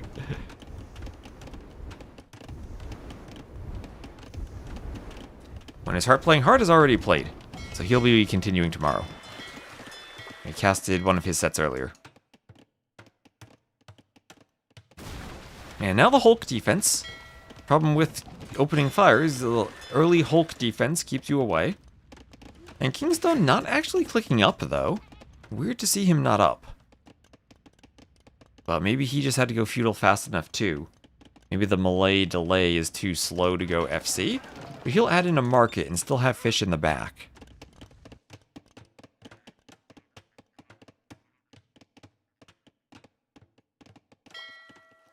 This is kind of a crazy game. I've not seen such aggressive feudal play on water yet on this map. It's mostly been fast castle play, so at least we got something a bit different. So fishing ships hop in the dock as it shoots back at the hulks. There's another whale in the middle of the players too.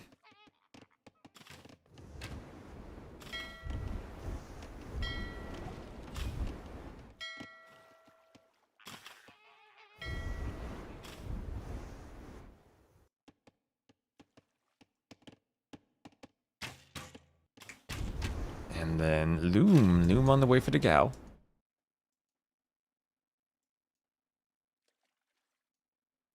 So doing Loom and he's up. So he's actually up faster, or he clicks first. Still might not be up faster. Kingstone as the Malay still could get up faster. Warship number is pretty equal so far. I haven't seen a sneak landing, no transport. And it is just galleys and fires.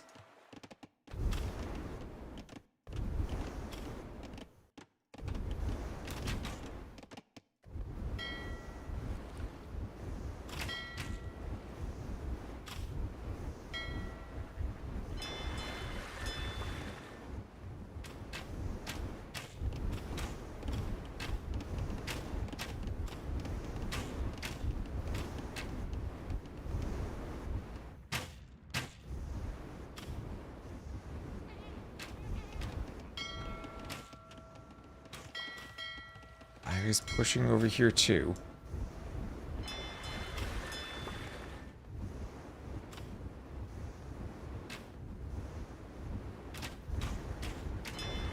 Looks like Dagao happy to push the docks. Ecos are still very close. We'll get handcart for Dagao once he's up.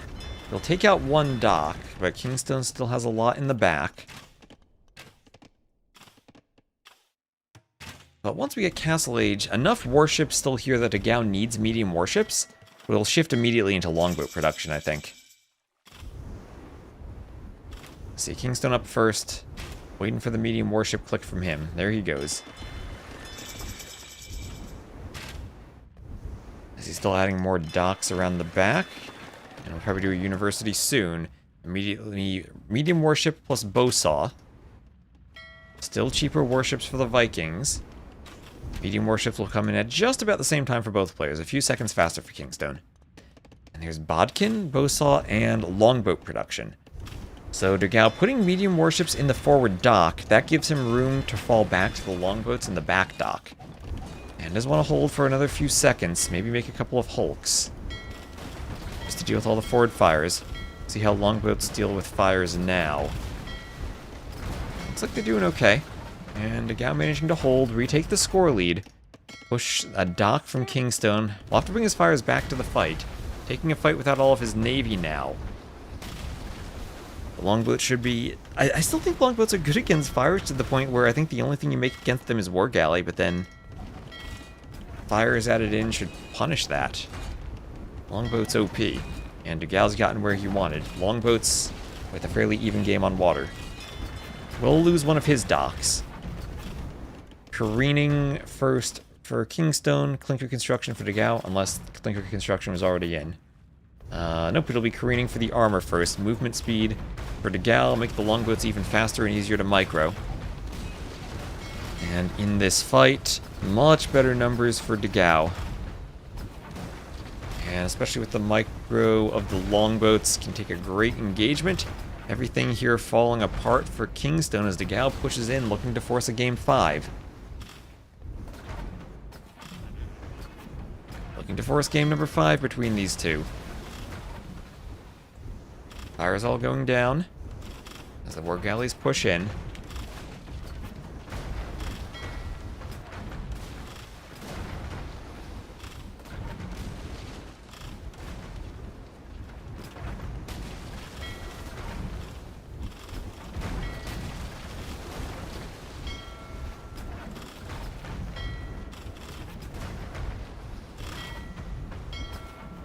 Longboats attacking the fire. Fire goes down. And more galleys there go down as Kingstone calls the GG. Longboats win the game. And, well, maybe a mistake letting Degao pick the Vikings for this map, but he will win it with the longboats. And 29 to 21 KD. Better slightly better eco by the end. And not even the Malay can topple the Vikings. GG, well saved. Well picked. He picked Vikings with the first pick.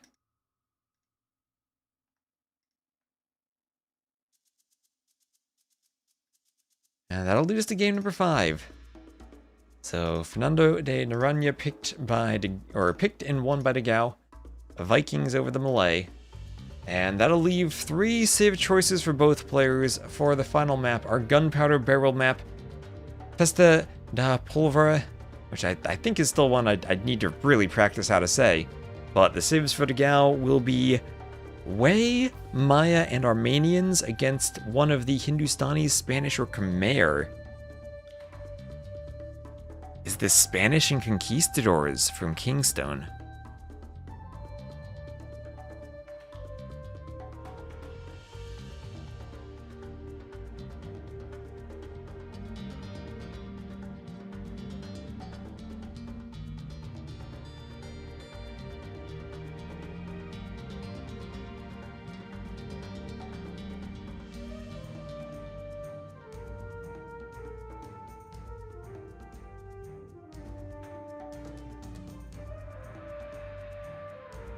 It's not bad. My Satalon is the offending one.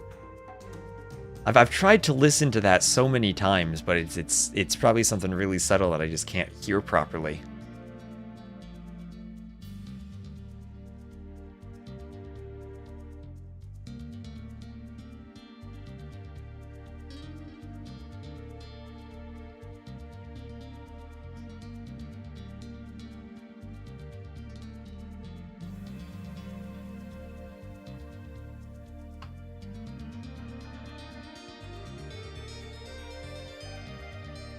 Oh, I guess Degao's name should actually be pronounced the same way, even though he doesn't spell it with the tilde.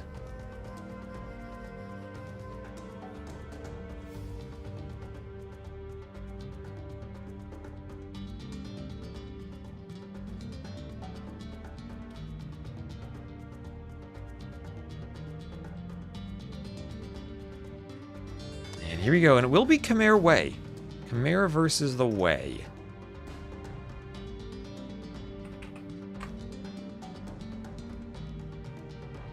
So the winner of this set will advance to face the winner of Nikov versus Prisma, which should happen fairly soon.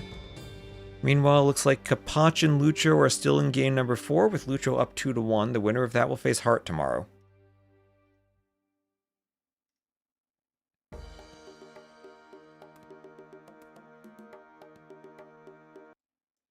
And we'll have Kingstone as the blue Khmer to the west against Dagao as the green Wei to the east.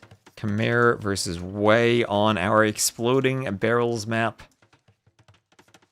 And I don't know what to expect. Yesterday we saw Barrels in the late game destroy a barrel, get a huge splash and kill 20 villagers.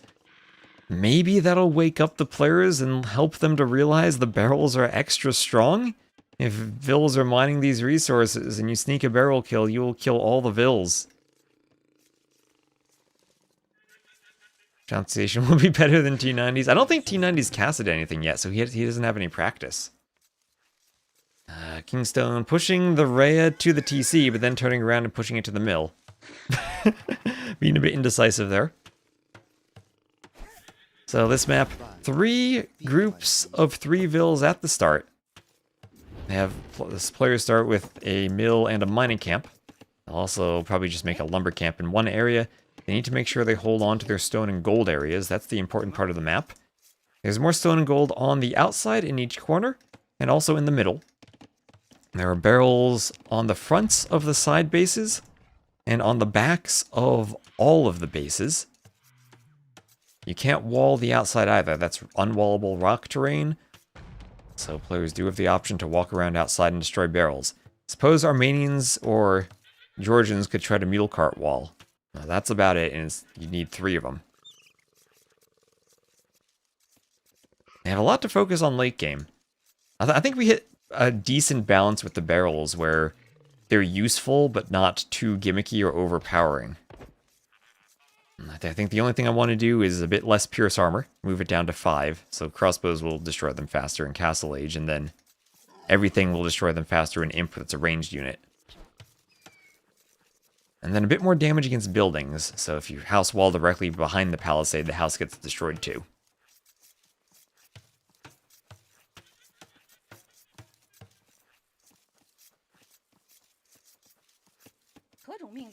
And Javelina's into the TC, nice lore from Dagao.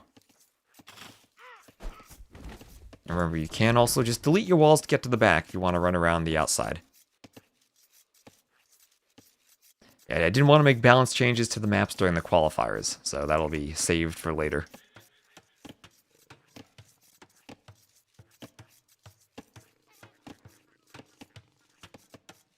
So wall behind the barrels for Dagao, making sure he's not going to be open if they explode.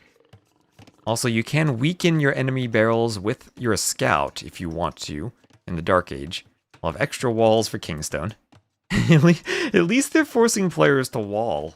That is pretty funny. Players getting prepared for it. Well, if you're walling up and giving up that map control, you're exposing the center of your area to a tower rush.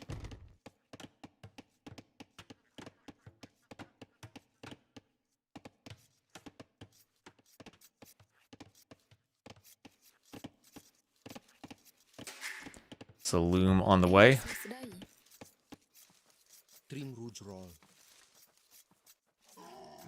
Please don't make any maps more passive. So what you're saying is Satalon should start with fortified walls. We should grab the city walls from the campaign and use them.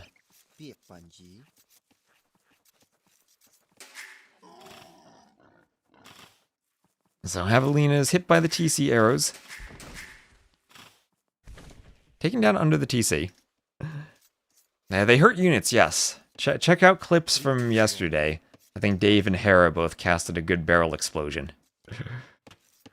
And yeah, more walls from Dagao. Both players walling behind their forward barrels. Barracks also from Dagao. And thank you, Bruskrus, for the follow. Oh, also earlier, I think I missed Ikiban Crunchy also for the follow. Thank you, thank you. Make sure to follow the Onamaru stream too.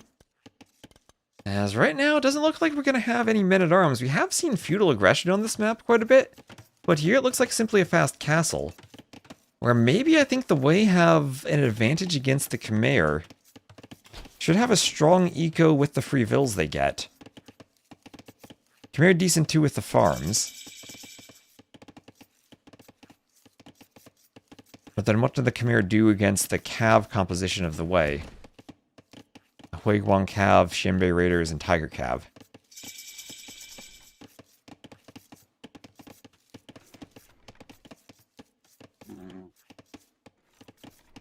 So Dagao Feudal first, and it'll be a range plus blacksmith for him. So looks like he's preparing for the Xianbei Raiders. The essentially unique unit Cav Archer trained from the archery range. A few more vills for him. And then he'll be up with the FC. And same thing for Kingstone. Extra fast FC is the Khmer, not even needing a market or a blacksmith. Straight up to the Castle Age. Full boom. And probably happy Dagao isn't going for some type of men-at-arms trush situation. Built a zoo, keeping one of his rays locked into that barrel cage. Nobody attacks from behind. We have seen some attacks from behind. Usually what happens is that'll happen mid-Castle Age. Someone will have a few crossbows that push into the sides and get around the back. And then go through the barrels.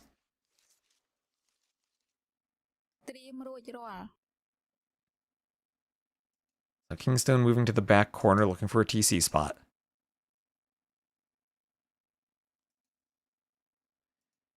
Or maybe even a lumber camp spot on the way up. Might have went back there a bit too early. So he didn't scout the gold. Going for the papaya trees. There'll be perhaps a rock near the TC spot that could be slightly annoying. Oh, that is because I forgot to change the name of the map. Thank you. Thank you. That's because the match needs to have the name of the map set. There we go.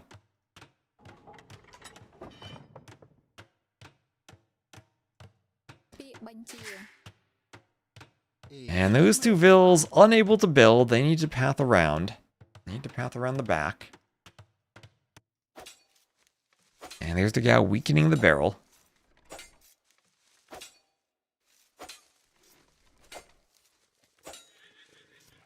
Weakening the barrel. Don't lose the scout. Okay, he doesn't lose the scout. Doesn't lose the scout. Not going to make that mistake.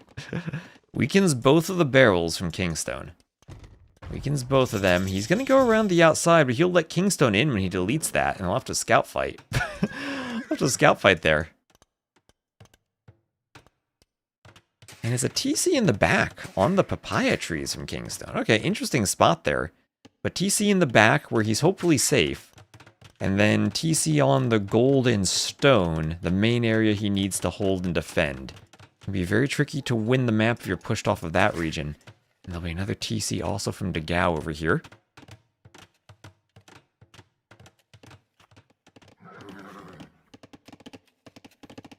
As he's amassing some Xianbei Raiders. But good defensive palisade from Kingstone behind that. And he'll destroy a barrel over here just to push in. Make sure that Kingstone actually is paying attention to defending here. So here he goes, here he goes. Shoot the barrel. Yes, he does. Oh, needs another round. And there he's in. The other barrel's weak. Can't even click it. There we go. But once he's in, he sees that there's another palisade. Well, maybe hurt the eco a bit. And now he's a scout around, scouting the back. We'll have, a TC now from Kingstone. He weakened a barrel also in the back. He can go in the back, 2 barrels at any point if he wants. Dagao paying attention to the barrels. And weakening them. Kingstone not able to catch him with his scout yet. Doing a great job around the back. It was aesthetically pleasing. Oh, no, Dagao, no! He finally got one too many hits. Killed his own scout. Oh, no. Oh, he was doing such a good job. Until he wasn't. He's thinking of just, he was attacking barrels on the front with his Xianbei Raiders. And trying to run in, but forgot about the scout. And it flew a bit too close to the sun there.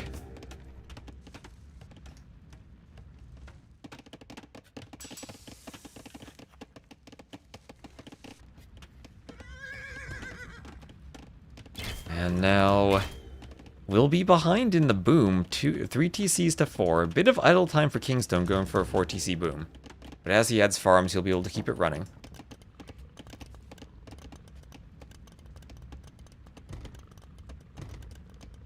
It has to be careful if Kingstone ever makes a couple of crossbows or scorpions or anything from the Khmer. If Gao's running in and out from this gap, that barrel could be destroyed. Could lose some army to it.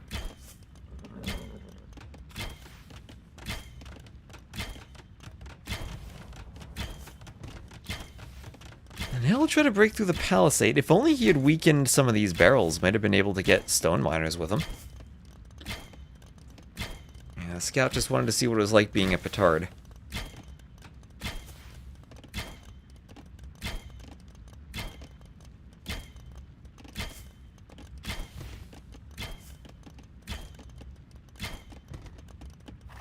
And the Shinbei Raiders go back. We have a scout. Oh, was this scout on the outside weakening any barrels? Let's see, you can double click the barrels. Now, Kingstone, afraid of what happened. And not going to weaken the barrels. Oh, there is a hole, though. There was an explosion. The Shinbei Raiders get in, but not much they can raid now that the TCs are up.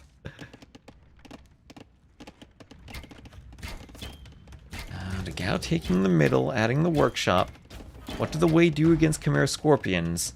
They don't have siege engineers for their onagers. They do have traction trebs, though. And traction treb sounds interesting against Scorpion. I imagine it would win.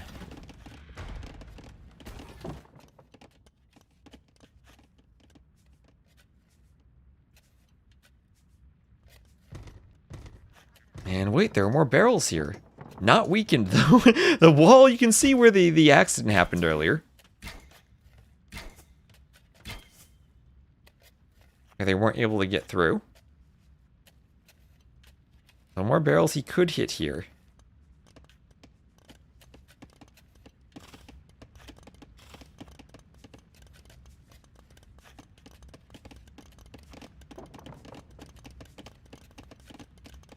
Did he scout the TC in the back corner? Actually, he didn't. That's a very clandestine economy now from Kingstone. And castle for a ballista elephant. Tell me Kingstone is somehow gonna ballista elephant cut through a forest to attack barrels from the rear. The guy actually opened here now that he deleted that, as he heads to the outside. What do? They explode. You can see over here the remnants of an explosion. They open the walls. There's gold mining for Kingstone. He's ahead by 10 vills. The guy actually ahead by res collected. Now Kingstone needing to invest a lot into defenses with the workshop and the castle. I'm worried about Dagao and all the barrel raids. As Dagao pushing with some siege. Has to just be careful about the extra TC and the numbers difference.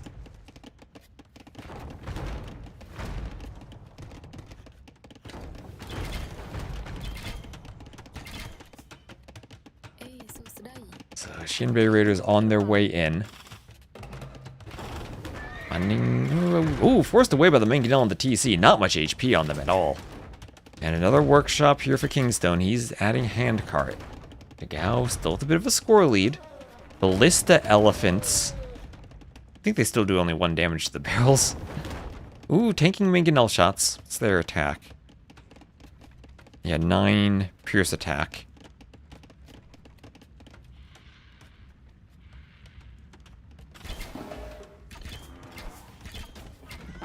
Shinbei Raiders attacking elephants. Scorpion destroyed by the Miguel.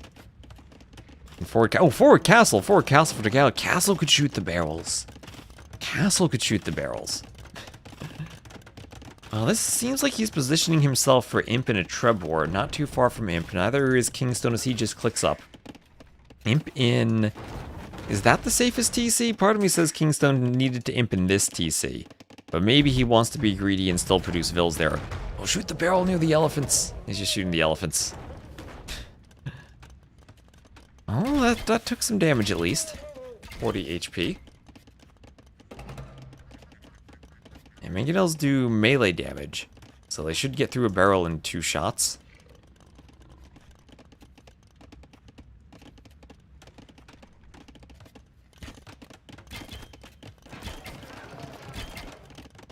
It's gold shaft mining for Kingstone.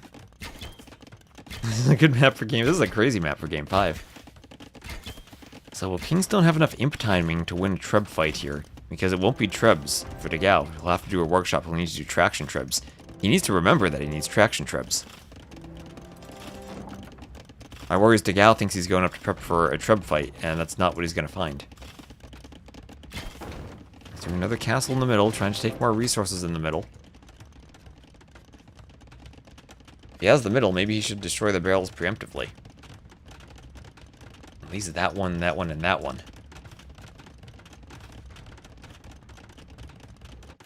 Oh, he has found the outside eco. Has found the outside eco. Actually almost walled in, though. Scorpion and Elephant pushing the Shinbei Raiders.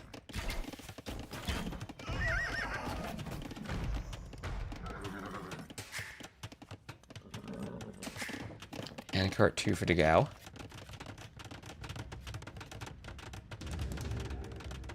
And forward workshop for him.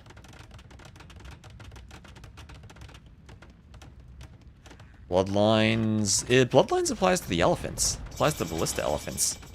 I think that gives them more HP. Yep, 20 extra HP for them. And it's ballista elephants as Kingstone takes the score lead. And shoot the barrels, ballista elephants. Shoot them. They don't have the damage to take them out fast enough, though. You'll need elite ballista elephant, then you can shoot the barrels. That's why I want to decrease the pierce armor. So here, if Degao were prepping for a Trebor, he can't do it. Not over here at this castle.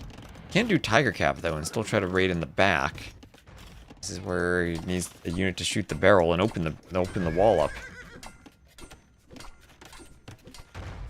Oh, without bloodlines? That's true. Yeah, they are very flimsy without bloodlines. And here are the elephants. The elephants, they can chop through the forest. Ballista elephant cut. That'll open Degao up for raids with the light cav. Degao has to notice this. He has to notice that he's in. He doesn't get an alert because it was the forest that was cut. He'll have to send his Tiger Cav back to defend as he's trying to do more Shinbei Raiders. Doing armor now for the Tiger Cav. Does he have enough Tiger Cav to fight Ballista Elephants? He's getting at the same time, getting into Kingstone's eco to raid, taking a score lead. A bit trapped by the houses, more so than the Ballista Elephants will be. And who wins this fight if the Ballista Elephants turn and fight the Tiger Cav?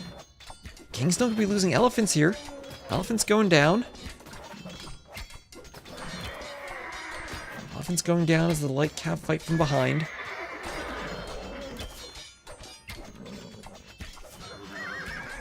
Shinbei Raiders killing light cav.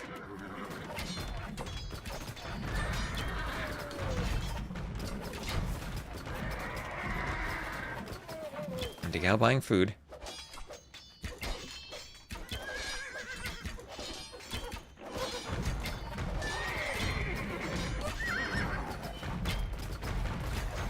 Shinbei Raiders fighting the light cav.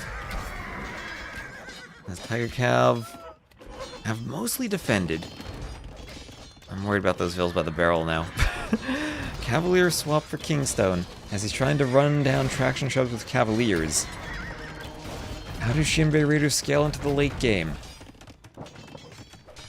Why is he leaving? He was winning the fight. Maybe he's worried about the back of his base that's being raided. That's being raided by Tiger Cav. Tiger Cav are very good at raiding. They can kill a lot of vills here to Degao with a vill lead. Kingstone still with 2k more resources collected, but these back TCs outside the rock terrain are very exposed. Degao heading to the north to try to find another TC. Trying to do a panic castle in his base to prevent the Cavalier raids. Maybe he needs to send more vills to get that castle up. Trying to do ballistics, bloodlines, leather, archer armor. But he's down by 1k score as the Khmer military is here.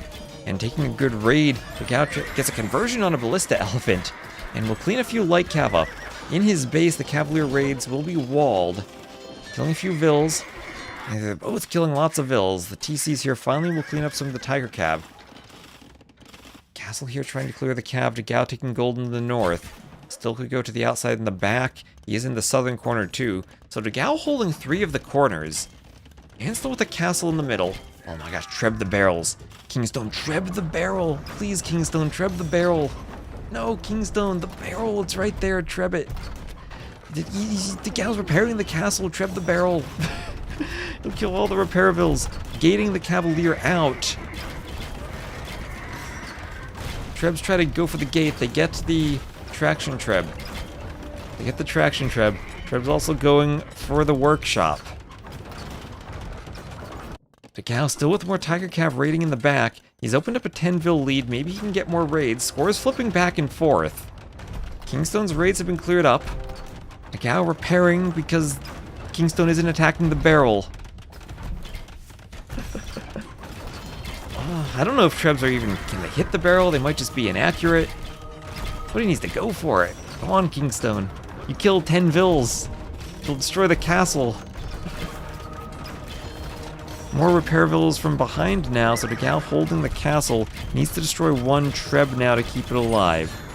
And the Cavaliers are going to make that difficult. Degao needs to send more repair Vils. We need like 20 plus, but he has them now. Siege Engineers is not in, so Degao just barely will have the repairs he needs. He needs to hold for another traction Treb to get forward. And he should take a good fight against the Cavaliers if they're trying to push under a castle. But he's out of stone, he needs to buy stone, he's out of stone, and he just repairs, but not in time. And that castle will fall down as Kingstone still keeps pushing.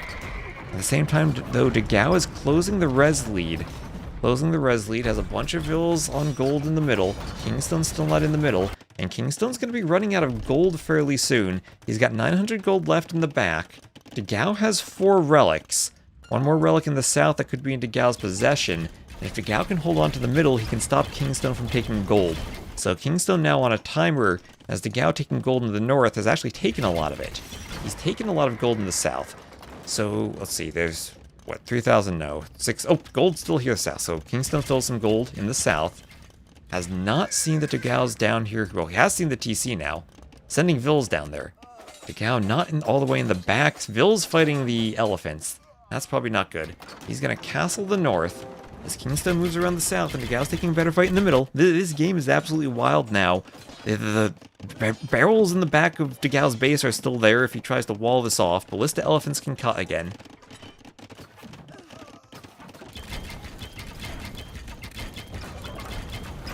And still no one shooting the barrel. Treb's going for the castle. Castle going up in the north as Kingstone adds more outposts. He'll see that Degao's in the north. Kingstone finally taking the south with a castle. But there are a lot of Vils still mining gold there. What is that? That's 1,000 gold left. He's taken a lot of the gold. Another spot where... Oh, imagine trebbing that barrel right there.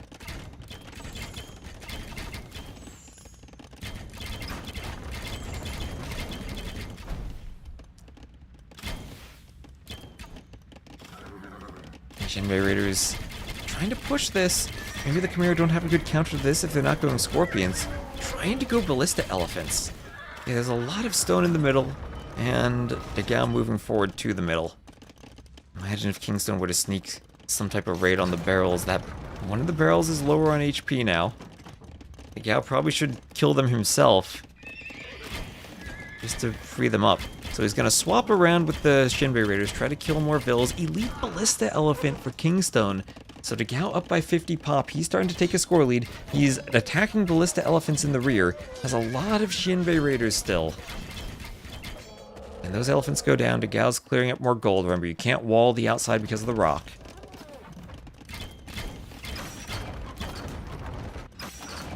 Oh, this game is absolutely wild. Elite Ballista Elephant about to hit. Kingstone's got 12 of them. Even a barrel explosion won't do enough damage to them. Will to the Shinbei Raiders, but not to the Ballista Elephants. They will get now only 10 attack? I feel like they should have more than that.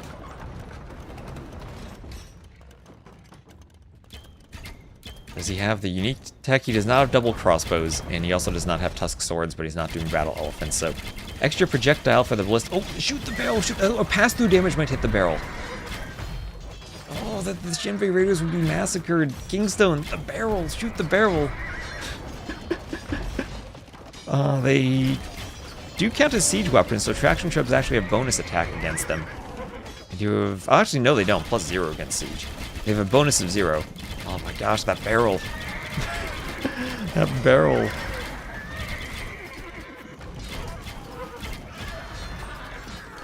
Oh, so is there an answer to the Ballista Elephants now for the way? Do they have an answer? They're losing all the Shinbei Raiders.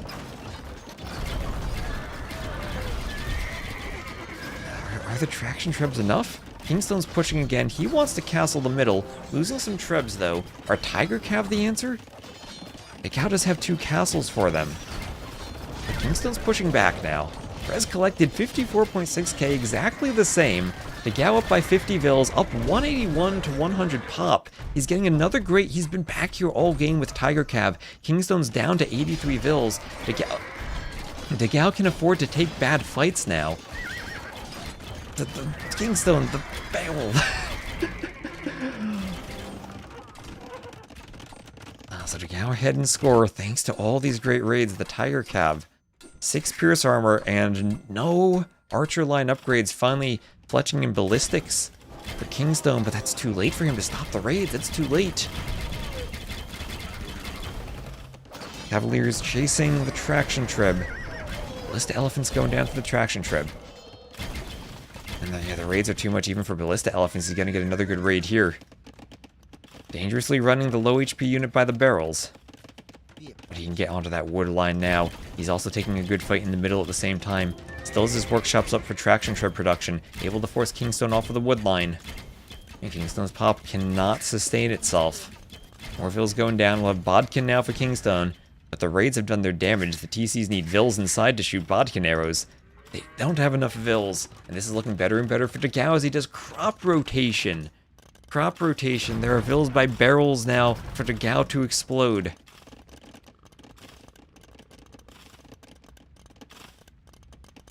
Kingstone running out of gold. Still has a bit of gold in the south.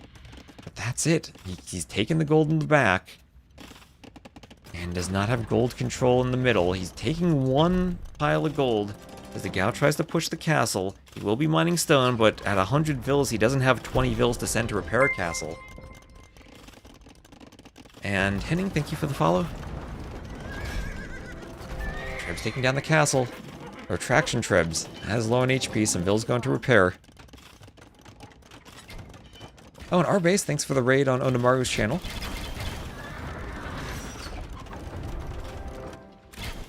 Shinbei Raiders in the back, killing Vils.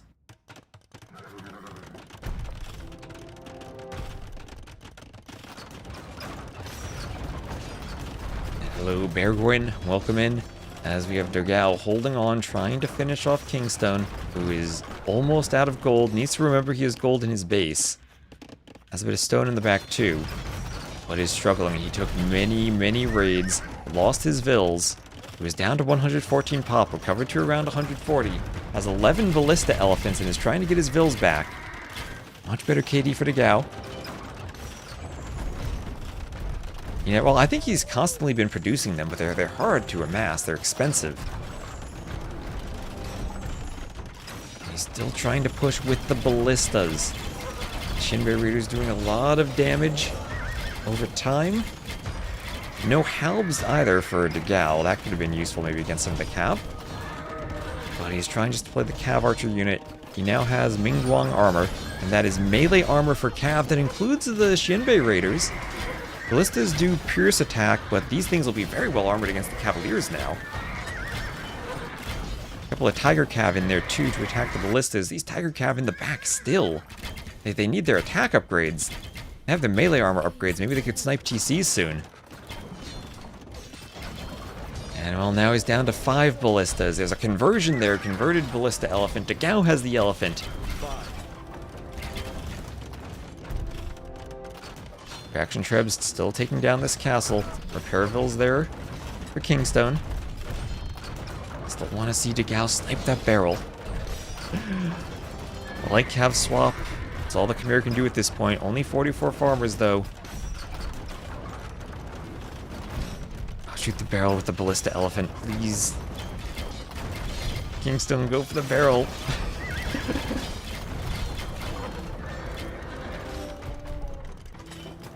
And that's a lot of traction trebs. Well, speaking of amassing a siege unit, 7 traction trebs for Degao.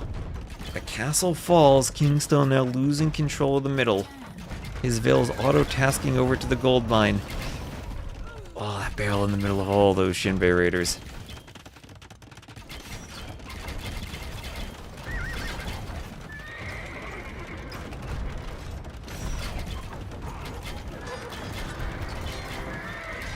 Maybe I need to go down to 50 hit points so Attraction Trap would one-shot them. Well, it actually does. It's melee damage. Yeah, melee damage would one-shot them. Maybe that's the change too. 5 Pierce Armor, 50 HP. So there's Iron Casting for Degao.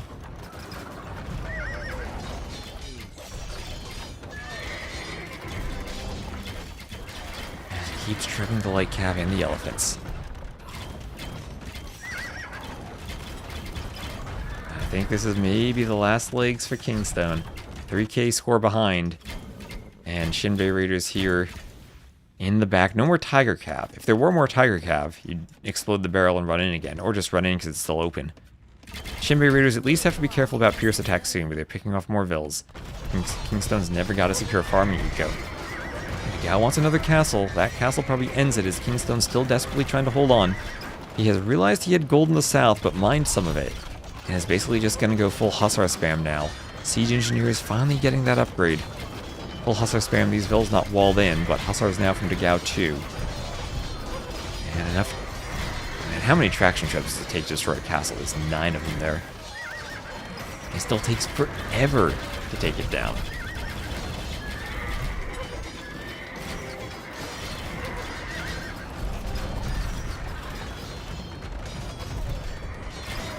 Absolutely forever. And repair is there as we have Hussar clicked for Kingstone. He is still holding on. Degao with... He'll get the final gold. That's what this castle's for, the gold. If he were smart, he'd explode the barrel himself and not let it be destroyed. Yeah, last game, no early GG. Kingstone will hold to the bitter end. Remember, we do have a 90-minute score victory if it somehow lasts that long. But is this enough traction trebs? Nah, maybe you need at least 11. Maybe you gotta start laughing at the castle just to take it down. But this is another good fight for Degao, whose KD is skyrocketing. There is the GG. And Degao, our last player from Brazil, survives to the next round.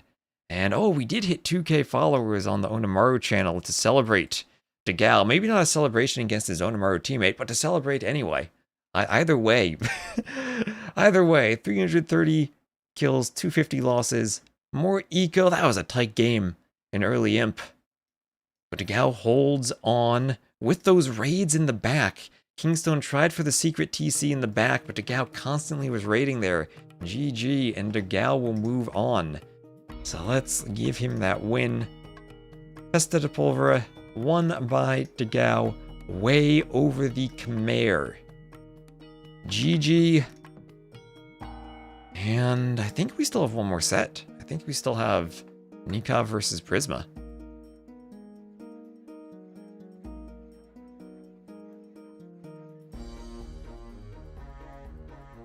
Let's see. I think they're in game 1. I think you have one more set.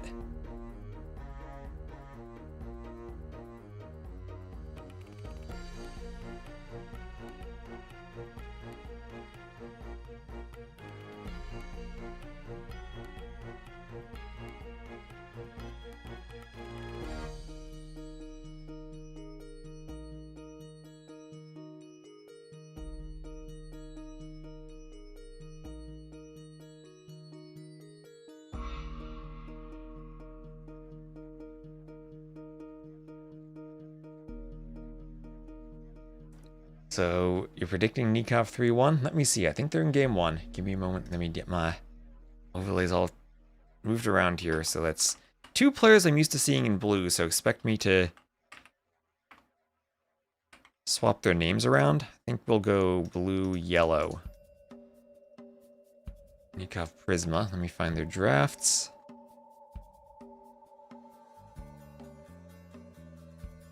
Might be Prisma 09. I'll see what I use when I get into the game. Oh my gosh, well who did you guys enjoy that map? Type a 1 in the chat if you enjoyed the map. And I'm asking you because that is also the map for the first game between Nikov and Prisma. So we're gonna get right back into that, assuming it hasn't ended yet. Oh actually no, they're just starting. They'll be Spanish versus Portuguese. We have 80 seconds, and we're in. Our base staying awake. Nikov, yes, does have the first pick. He gets a free... What do you mean, our base? He get what? Oh, he has the best first pick. He has Celts. Oh, our base...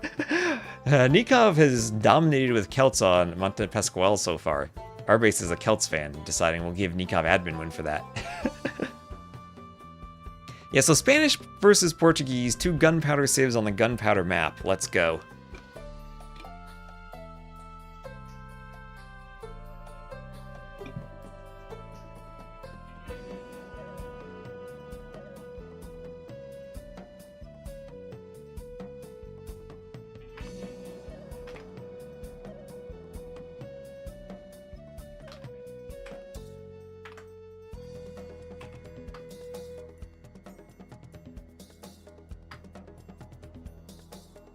Just about loaded in.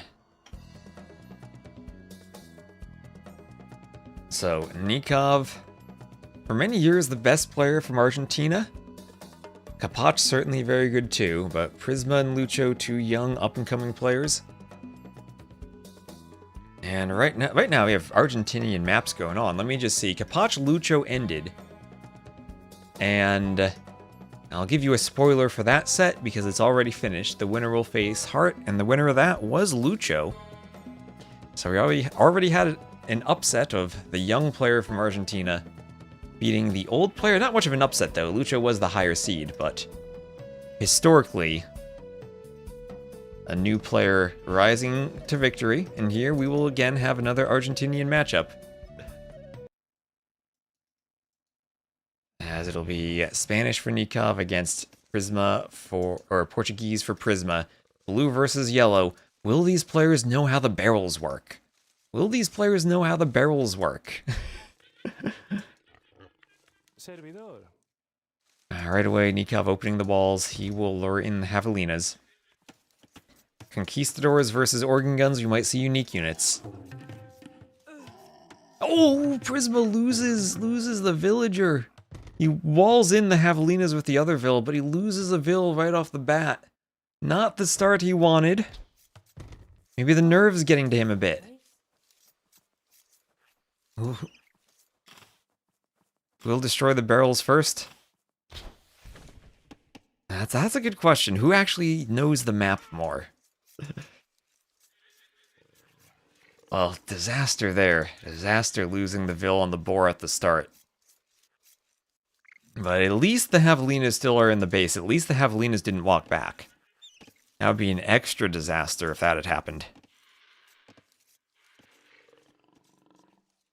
I have a lovely condor flying around. So if you are just joining us, this is our final set of the day. Our final player to qualify for the semifinals. Tomorrow we'll have 4 players remaining. Semifinals, then the finals. For the final and 12th spot for the LAN in Brazil this July. The winner of this set will face Dagao. The other set will be Lucho versus Hart.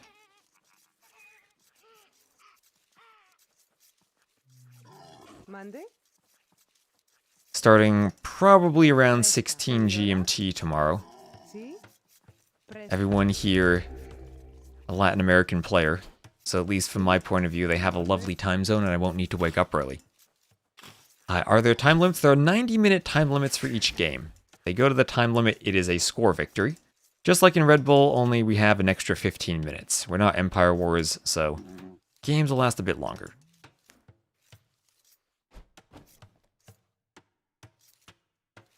Nikov recently, coming off of his LAN experience going to China last October.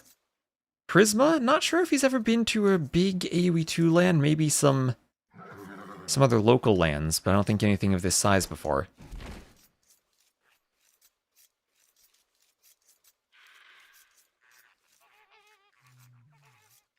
And I need to make a giant arrow pointing at the barrels.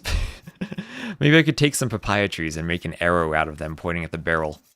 If y'all remember the AoE 1 campaign, there was an arrow pointing at a transport ship you could capture once.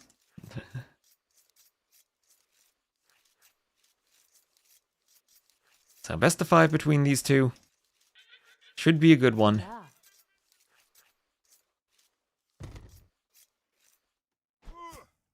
I'm glad we have someone picking yellow, so hopefully I won't mess up his name. Pronto.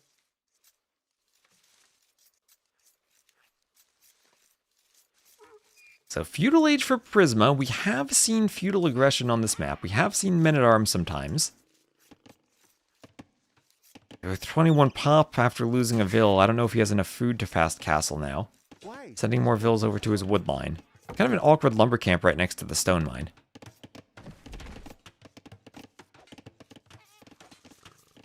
Pineapples on the map? Yep. Well, these are papaya trees here. But there are pineapple assets that were added. These are all papaya trees. The pineapples are on some of the other maps from the new DLC. Or one of the new DLC assets. They are custom maps.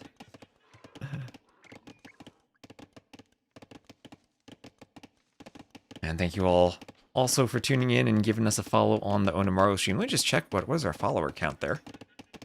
Because we've gotten lots of follows and I do appreciate it. We are at, what is it? 2001. Just past the 2K mark. And considering we were at around 900 when we started, that is lovely. And thank you all for the wonderful support. So 30 seconds faster to feudal is Prisma. Nikov looks like he's more on a fast castle build, though. That one Vill loss hurts. And also, what is that? That's no loom. Servidora. No loom for either. And Prisma, what is he going to do here? There's an archery range. I mean, you could try to archer through the barrels. It takes a while, though. You need your scout to weaken them. He has weakened one, but Nikov walling behind it. Walling behind on both sides, as both of them are weakened. Let's see, Nikov hasn't been doing that. Hasn't been weakening the barrels. Let's see, double click that one. Hard to click behind the walls, but Prisma more up to date on the weaken the barrel meta, maybe. Maybe what I need on this base is like 2 scouts, so you can have a scout on the outside weakening barrels too.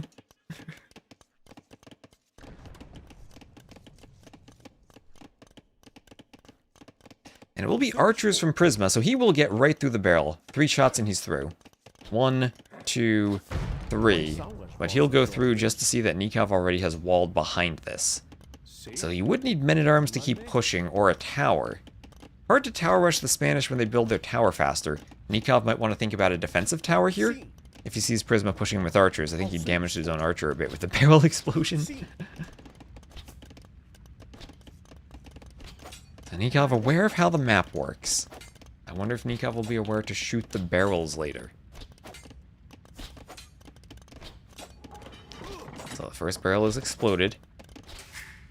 And the Castle Age is in for Nikov. A tower going up. You need an exploded barrel counter. So one archer picked off by the scout. Nikov will run away. Oh, what Nikov could do? Nikov could run to the weakened barrel and use it to kill both scouts. He has less HP, so he might as well kill both of them, right? Oh, that'd be sick. That'd be sick. Nikov, go right to the barrel. You've seen it. You've seen Prisma weakening it, right? Go take out both scouts. Take out all the archers too. Alright, he's trying to keep his scout alive. A chasing scout, whenever the first scout turns, the chasing scout can turn a bit and head it off. So barrels go down, this side walled too. Prisma not able to break in. At least not yet. Castle Age for Nikov as the Spanish. With the archers, he won't be able to go for the forward castle. So that's one thing Prisma does with the archers, prevents the forward castle. And now Nikov has a decision to make whether he goes for the castle first or if he adds TCs to boom. And then goes Conquistadors. He goes Conks now. He does have to do damage. The good thing about the Conks is they have high enough attack. They actually have... They do 8 damage to the barrel, so they break through pretty quickly.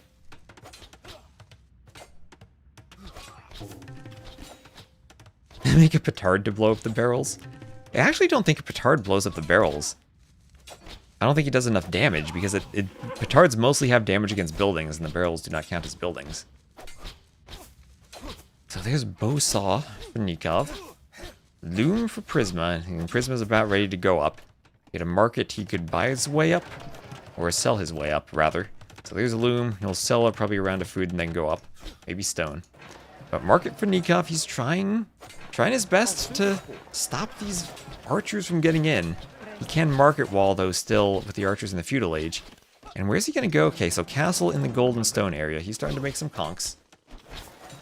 Now the question for Nikov is, what does he do with the conks? Does he try to raid with the conks? And double ranges for Prisma. Up to the castle age, he wants a lot of crossbows. Nikov's still walling, trying to keep the archers out. I mean, one play for Nikov would simply be... Oh, these missionaries! Yes, these missionaries to pick up the relics. Conks to attack... Oh, he's attacking the barrel? He's attacking the barrel? Oh, not close enough to the archers, though. Nikov knows how the map works. Nikov knows how the map works. We've just seen him going for one barrel. We've seen him going for a barrel. Well, there weren't many archers near it, but he's at least done it. He's started it.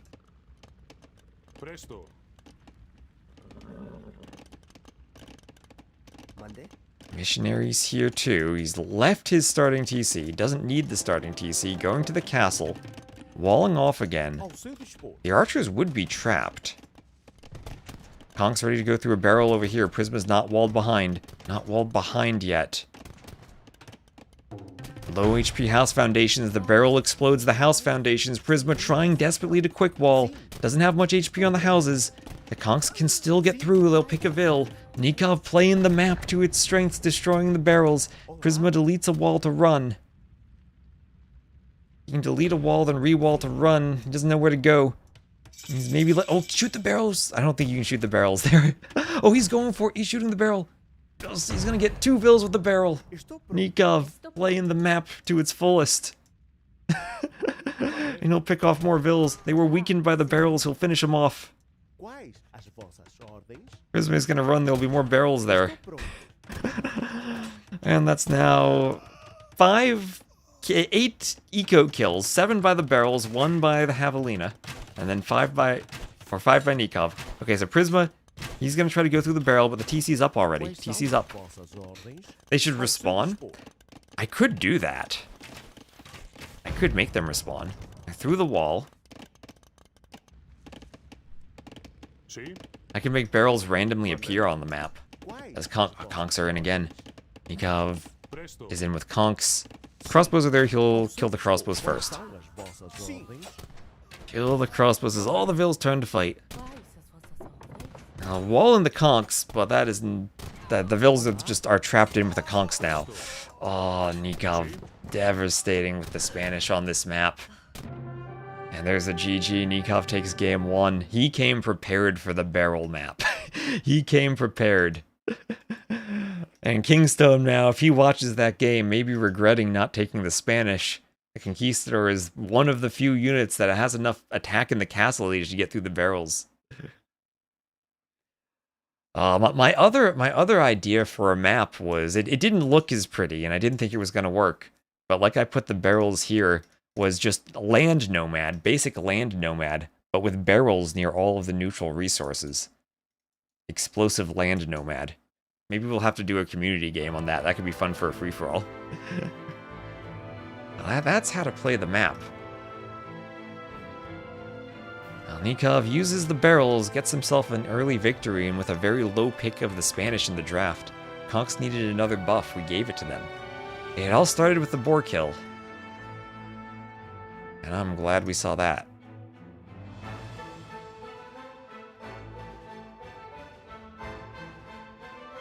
And that's Spanish over Portuguese.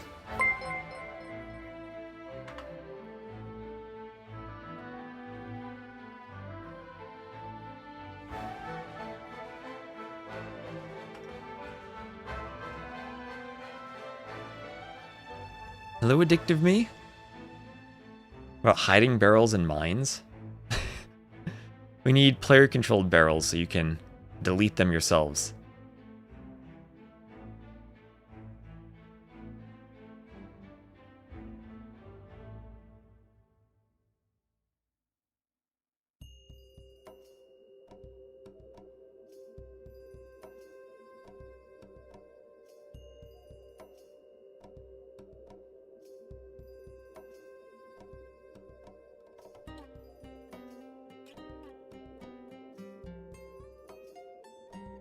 Let's see, where's this next map?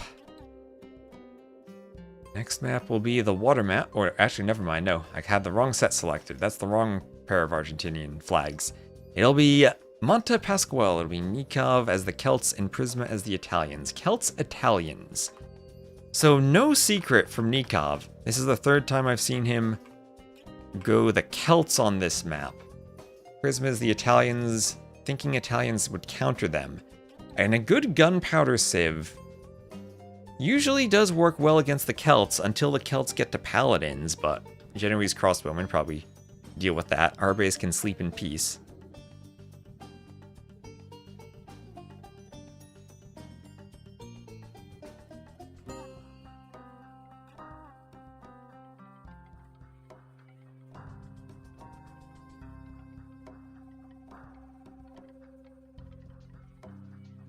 Our base can sleep in peace, seeing conquistadors having destroyed barrels.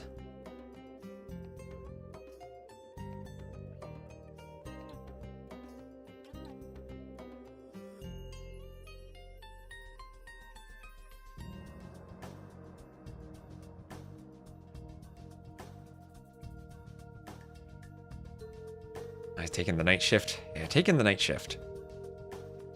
I'll take it taking the all-day shift. We've been here for 6 hours. I mean, this is a short stream compared to what we've been doing.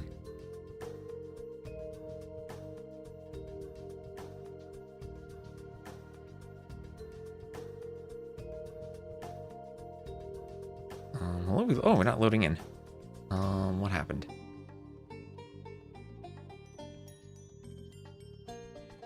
Just AoE2 things.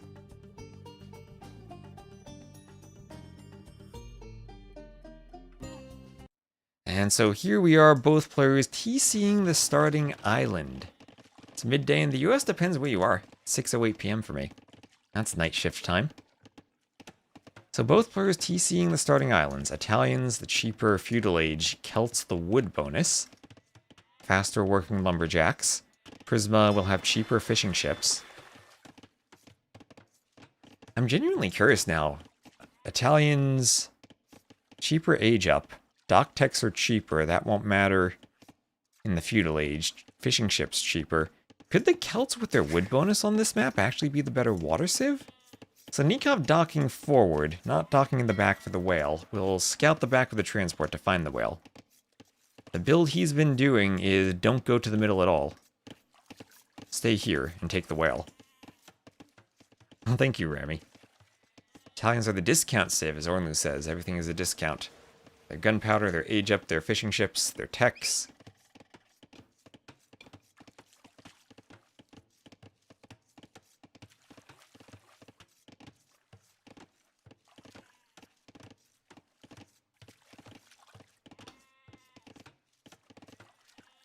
All they need is a Steam sale for AoE 2. And they themselves will then be on discount for the base game if that goes on sale. So, pretty uneventful Dark Age now. Both players just chopping wood on the mainland and fishing. We'll see what their build order is for going up. Nikov just needs to match the up timing. More res collected as you expect from the Celts. They didn't bring their capybaras back. Both of them just scouting in the middle with their capybaras. I wonder what their APM is like. I wonder if they set a huge shift queue and just shift click the capybaras, or if they're actively moving them around and scouting.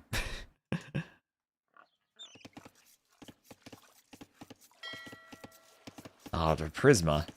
Oh, he did this. I mean, it still works inside Murder Hole's range of the dock if you want to idle the fish, but... second dock will shoot that. Yeah, it's in the Murder Hole's range, but Nikov can garrison so it doesn't block them. So Feudal Age, what is that? Just about the same time for both players. Nikov already ahead in Eco. Second dock for Prisma. He'll have to go for the whale. Whale's just about the same distance for both players. That'll be the second dock from Nikov. They can transport to the middle for a forward dock. And then another couple of whales down here in the south.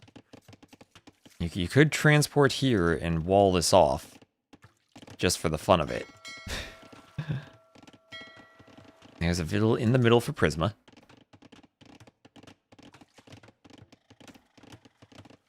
So neither player caring about the middle. Third dock from Prisma.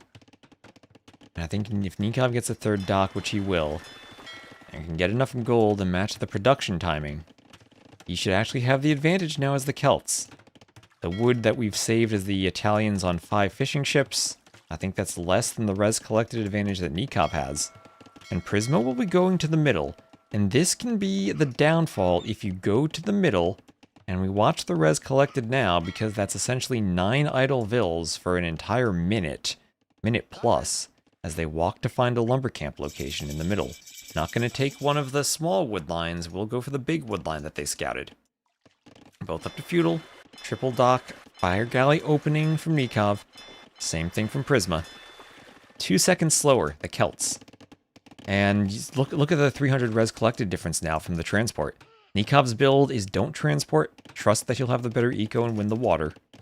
8 fishing ships to 5, he's actually ahead in fishing ships compared to the savings of Prisma having fewer. How much gold? 4,000 gold with the whales. And also all the stone islands, so you can get stone.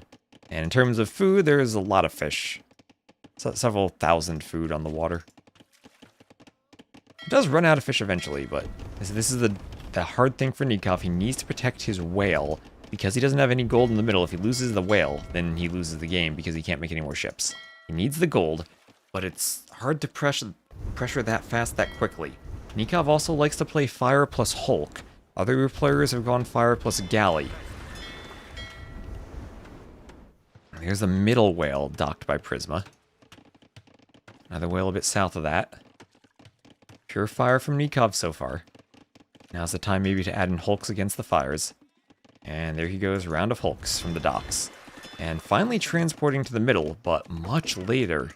And he already has a 600 wood collected advantage now. He's gotten the wood advantage to push the ships out. And look at that, idle time on the docks now. Only 2 docks producing, and the front one had a bit of idle time on it. That's the difference in the later transport. And now Nikov can do a mining camp in case he loses the whale. Double bit axe for both players. Nikov fighting under the dock, but with fires he won't care too much about the dock fire. Trying to get to the galleys with the fires. And that's also a Vill kill from Nikov in the middle.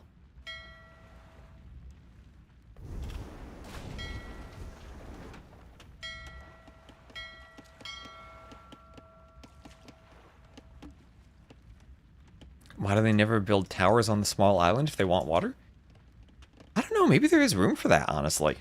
You don't need to gather the stone, you start with stone. And we see Prisma now doesn't quite have the smoothest gold eco? I guess Nikov maybe doesn't either, but he's still pumping fires. Fires are the most gold heavy of all the ships. Unless actually, what's the cost of Hulks? I don't play Hulks enough myself. Now I'm thinking I don't know the cost. Demos, it used to be galley, then fire, then demo in terms of wood to gold ratio. From most wood to most gold. Would you rather build archery ranges on the islands? You could find some spots for ranges. Yeah, I mean, I guess the risk is they need towers on land so that they can protect their wood lines if need be. Also, no one attacking on land. Nikov taking the dock on the water. And he's going to try to take the dock down. And fire plus Hulk still winning from him. This is what he did against Vinch and it worked. He's the only player going this heavily without galleys or into the Hulks.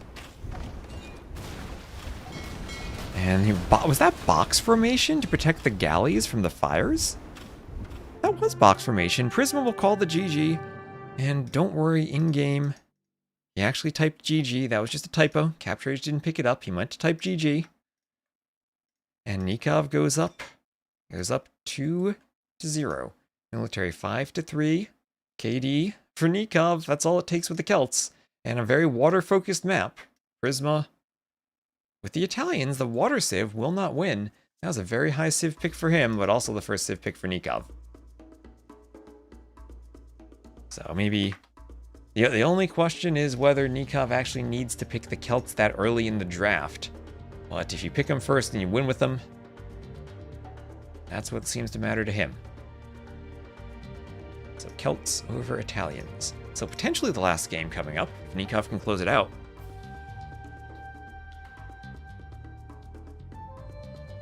And too easy for the Celts. I'm kind of surprised he calls it so quickly. I mean, some players would play on there, try to take the land. Definitely would be at a disadvantage from the huge investment into water not winning it. Celts are a water civ confirmed. I feel like someone had picked them against me on Water Nomad years ago. And it'll be perhaps the most standard map we have next. Saya dos Karajas. As Persians for Nikov against the Chinese of Prisma.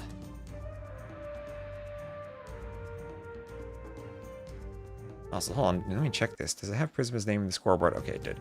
I'm just double checking I didn't need to put the 09 on his name.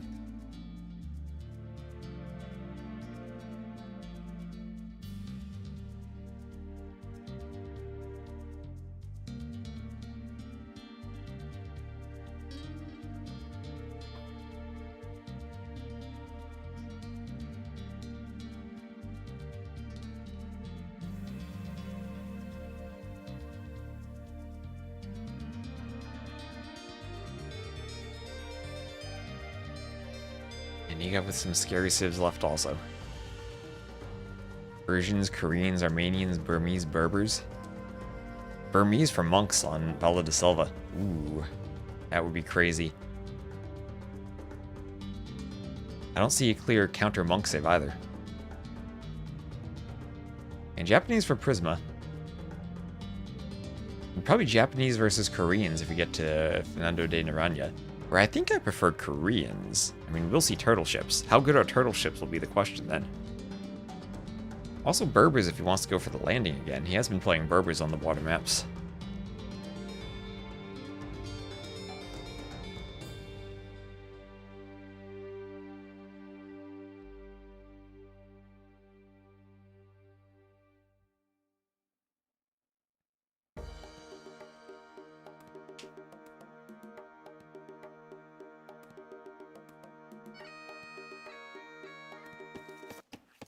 And here we go. Nikov as the blue Persians to the west against Prisma as the yellow Chinese to the east.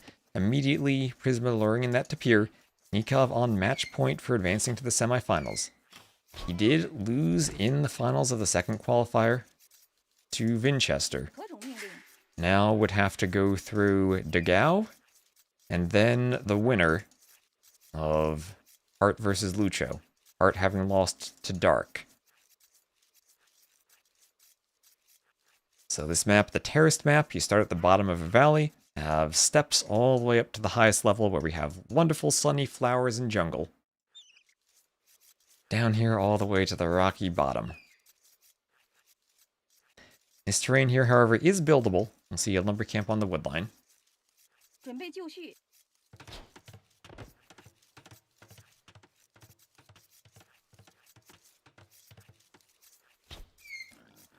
And Pierre lured in here from Prismasville.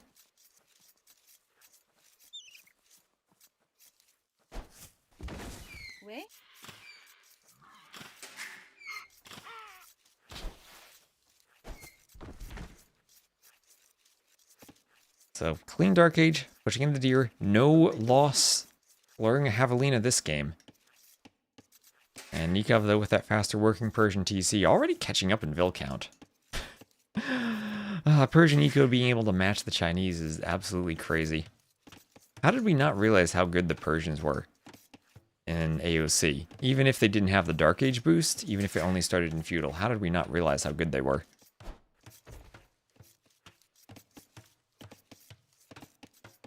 Good morning, Deep Moon Wave, 7 a.m. for you. Good morning.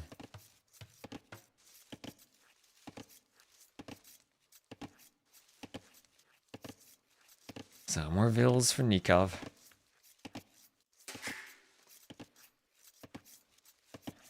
And Loom on the way for him, so it looks like it'll be standard 20 pop up, nothing too special. With the Persians, that'll be around a 19 pop timing for other civs with their savings. So they go up around a Vil faster. So there's Loom, and Prisma should click up soon too. As he has loom already, he'll be up first, and I'll be around a 15-second advantage for him. Only 22 seconds of idle time for the Chinese. Nice build. He'll split the lumber camps and go for 2 lumber camps. Usually that indicates they're going to go scouts. OG elephant crew always knew. Persians were a nomad pick, so they never got looked into as much on other maps. I guess that's partially fair. They were always a pick on migration, where you had the faster working dock for the galley war. If you were in a situation where they also had a good dark age with the extra food and wood. Vikings still probably number 1 there. Persians were still pretty high up the ladder.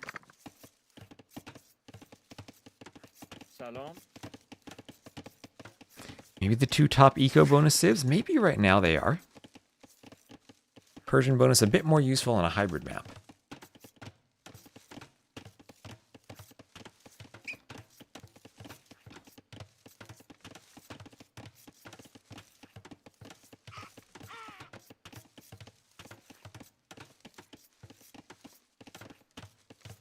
Yep, and that's what makes them so strong. It's basically an eco bonus for free. I think Burgundians are very map dependent. On closed maps, sure. On open maps, not so much. Malay, too. I think they actually have the strongest boom in the game. If you pull it off successfully, have a quick castle age boom, manage the eco properly, their boom is crazy.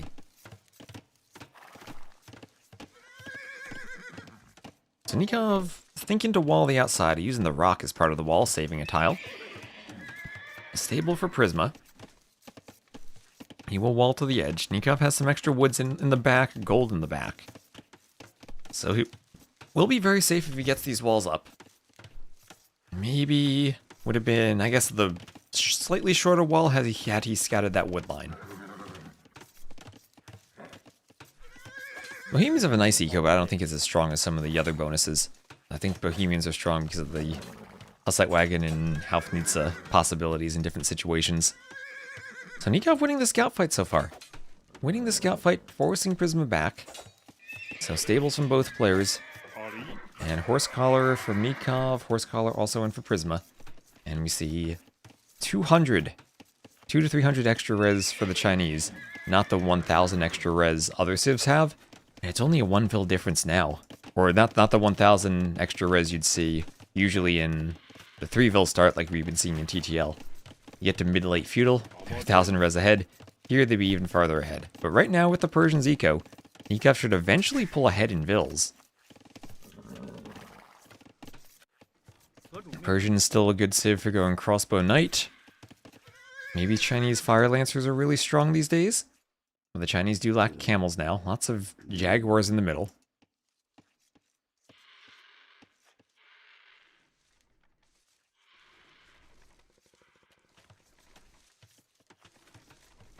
Ah, yeah, that's true. This is the dueling wonders Argentinian players.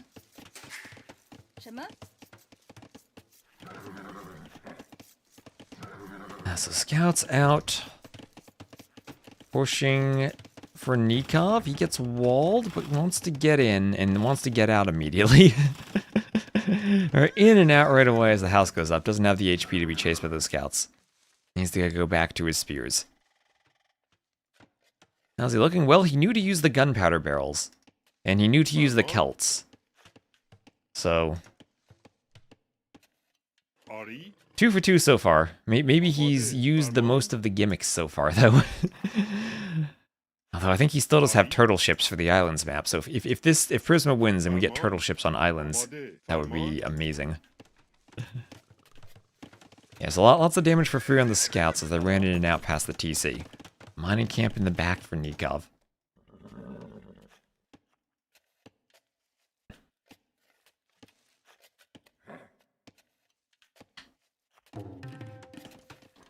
And a house and a few palisades going up.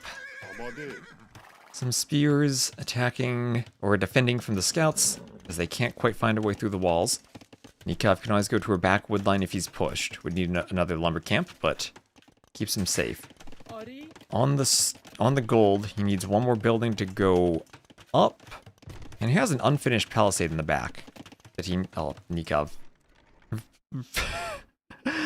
Oh no, not like this, Nikov. Don't leave a palisade on 28 HP. It has to be careful of scouts running through. There's the blacksmith, and he'll go up when that's done. He does not have the HP on the scouts. He stops scouts because he wants to go castle. Feels like it's a defensive enough map he can go castle. Prisma wall in 2. The more I see these walls, the more I'm convinced this needs to be unwallable rock terrain again. The scouts getting through. That's what I was worried about. Scouts getting through. Nikov has a few spears. His vills are all full HP, and Lucho doesn't have... Or, I messed the names again. Prisma doesn't have any HP on his scouts. Or any upgrades on the scout. No bloodlines, no feudal blacksmith techs. Nikov will turn and fight with vills. Won't lose any of those. The spears are over. I wouldn't be surprised to see Nikov add in another spear. Now that he sees the scouts in.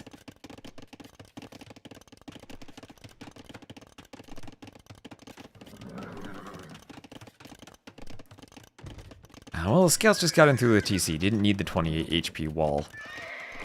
And Nikov will lose a scout. Nice pick from Prisma, but Nikov is up. And once he's up, he can make a camel or 2 to clean the rest of the scouts if he needs to. He'll go for an archery range, so 1 of each building so far. He'll be walling in the back to keep the scouts out. As long as the vills get through the gate and the gate is locked, he'll be fine.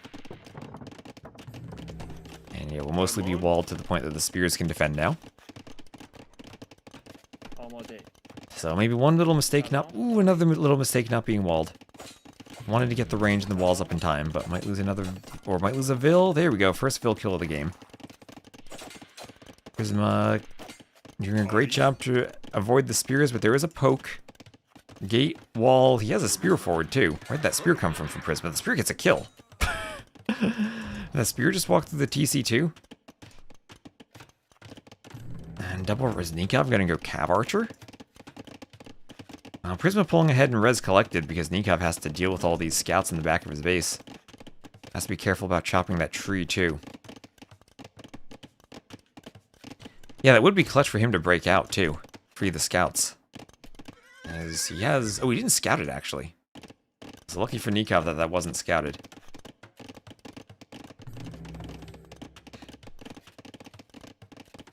And being castle first, should start to make up some of the... Or actually is ahead in Vills. So I should start to make up some of the eco difference. Oh, Prisma wants to break out. If only... Oh, he's 1 tile away from seeing it. If only he saw it. Oh, maybe... No, he doesn't see it. Oh, well, Nikov lucky. Prisma hasn't noticed. Oh, is there a hole? There's always a hole. Nikov walls it. That Vill needs to avoid over chopping. And there's the camel. There's the camel. And the camel should deal with the rest of this. Quick gates. Ooh, Nikov trying to gate everywhere. And maybe Nikov needs to pick yellow next time if he's going to pretend to be the Viper with those gates. There's another Vill down. So 2 Vill kills and lots of idle time. Lots of idle time. Those scouts were very annoying, and 500 to 600 res collected difference?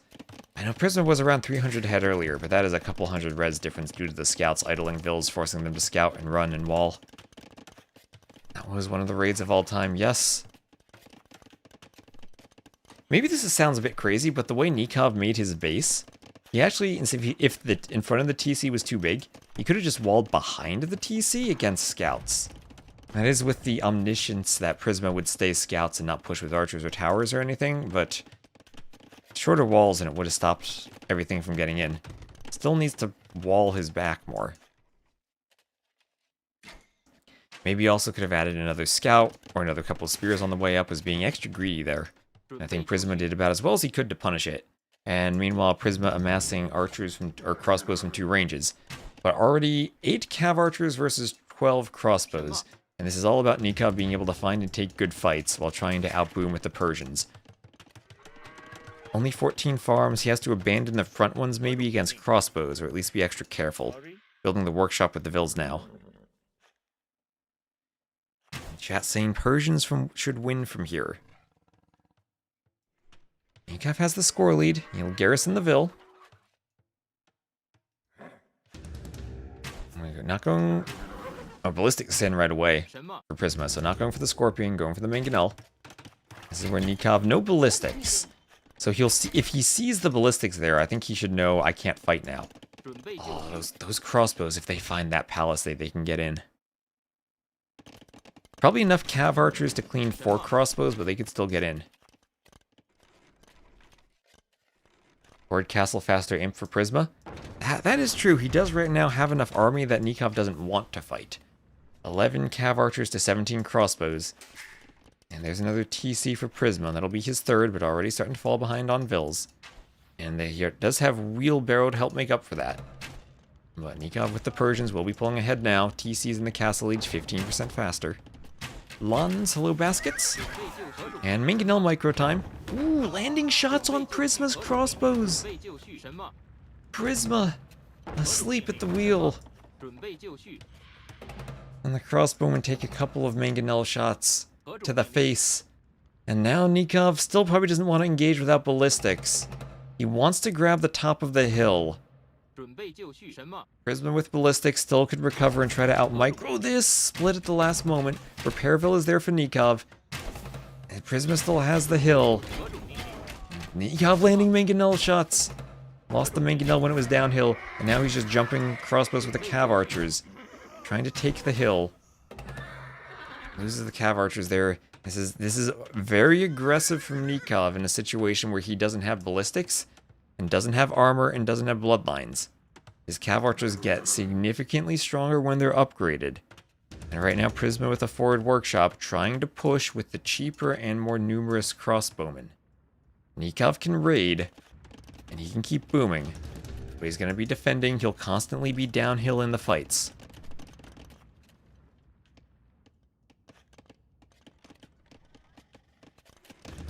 Forward workshop, so 1 workshop at home, 1 forward, that's expensive. Persian's actually behind in eco right now as Nikov tries to pull ahead in Vils. Doesn't quite have the same eco upgrades without Wheelbarrow. At the same time though, he will have uphill Mangonels pushing the TCs from Prisma, so both of their armies going to bypass each other. Prisma will have to pull back with the rocket carts if he wants to defend this, and Nikov trying to find a spot where he has the hill advantage. Who's imp? I think it all depends on timing and economy. Persians can get nasty Savar raids as Nikov will tank a rocket cart shot. Then Fire Lancers can stop that. I think Persian's probably the stronger overall cav unit, but Chinese with tools to deal with it, so I really don't know. But more Mangonel shots connecting. Rocket cart goes down too. That was downhill. Prisma losing everything in this fight. Nikov wants to head to the semifinals. He's going to dive the crossbows with the cav archers and try to chase with the Mangonels. 准备就绪。 Prisma pulling back, he's adding in a stable. Nikov has to be careful not to lose too many cav archers. Or that stable's been there for a while, because then a knight could pick off Mangonels. But right now, 3 Mangonels uphill from the TC. 什么？ Prisma losing the Vil in the middle of the TC, Wheelbarrow for Nikov. Now Prisma has to idle the eco, that could close the gap. Thumb ring for Prisma. As he now has the hill with a rocket cart. Not gonna repair the TC, dropped off res but wasn't repairing, sending more Vils to repair. That's basically now 10 idle Vils for him. 什么？ Mangonels will turn to fight the rocket carts. Nikov loses 1, will get a hit on the crossbows at least, but loses 3 Mangonels. And there goes the momentum as Prisma takes the score lead as he had the hill bonus. Nikov didn't have the Lewis outposts to scout for the army in the back. Lost some of the cav archers diving earlier. Now it's 22-9 military, as the res collected are still equal.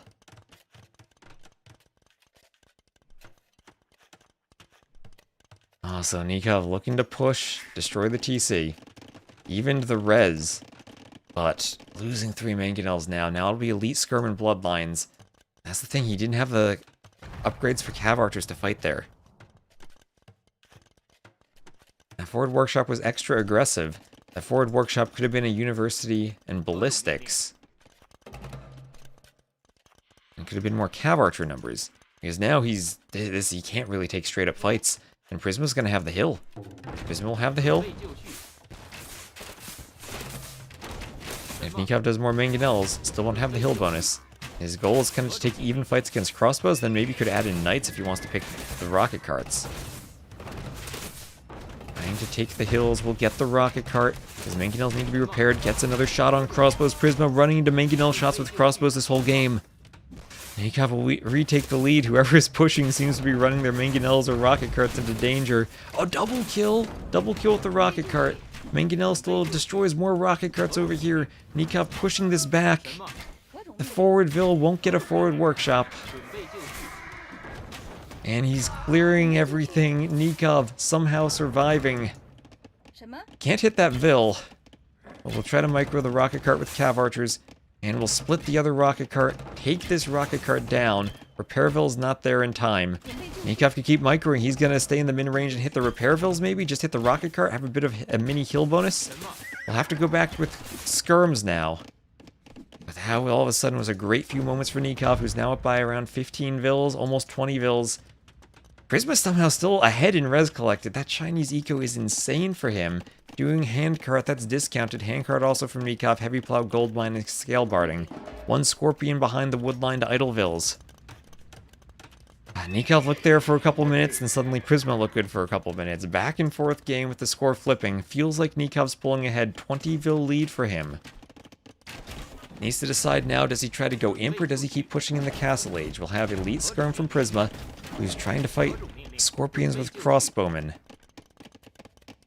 Nikov still doesn't have ballistics. Adding in a stable, so he needs to decide how much he prefers ballistics. Might even want to repair his workshop, but goes down before he can think about it.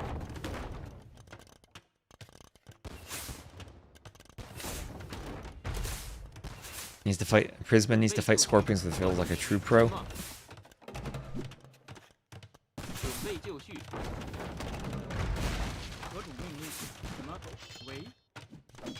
Oh, there's the knight. There's the knight I was worried about.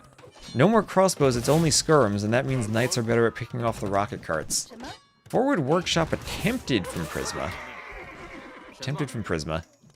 Rocket cart hits the skirms, and there'll be a range in the back for Prisma, as he's going full all-in ranges. 4 ranges. 3 up, 4 on the way somewhere. Where's that 4th range? Wait, 1, 2, 3. Oh, there's the 4th. It's forward. Trying to go forward, maintain this overwhelming army number. And smoother imp transition for Prisma. He clicks up. We'll, of course, have the Bracer Arbalest line.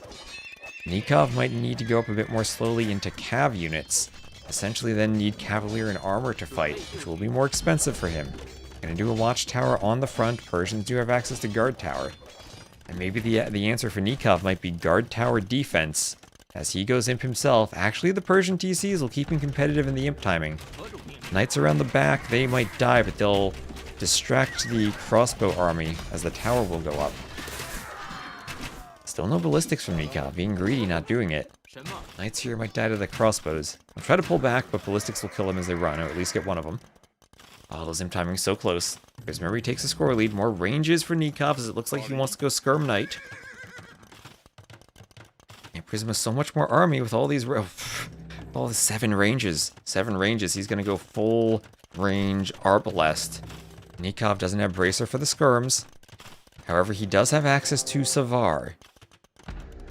If he gets Savar, remember it is cheaper than Paladin. And maybe he could fight. Can't fight the castle though with that army behind it. Also the Vils are walled. Nice stun from Prisma. Forward castle. Imp on the way. Nikov may be struggling for wood if he goes forward. And open to raids over here. Maybe he needs to finish the walls, move the farmers. Nikov buying stone as he wants his own castle. Sending everyone to the top of the terrace though. Has sneak Vils in the south, sneak Vils in the north. Trying to hold the hills now.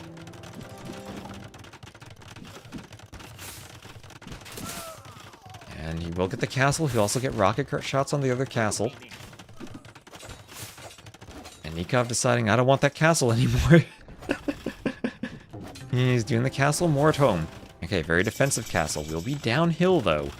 Maybe the castle even could have been farther back on the farms with the mining camps getting deleted. Chemistry immediately for him. Bombard cannon can be a good option for the Persians against the Chinese here. Also, a scorpion raid. Scorpion raid in the eco. Oh my gosh, that cav archer slaughtering Vils. Nikov with those faster working Persian TCs, a 30 Vil lead.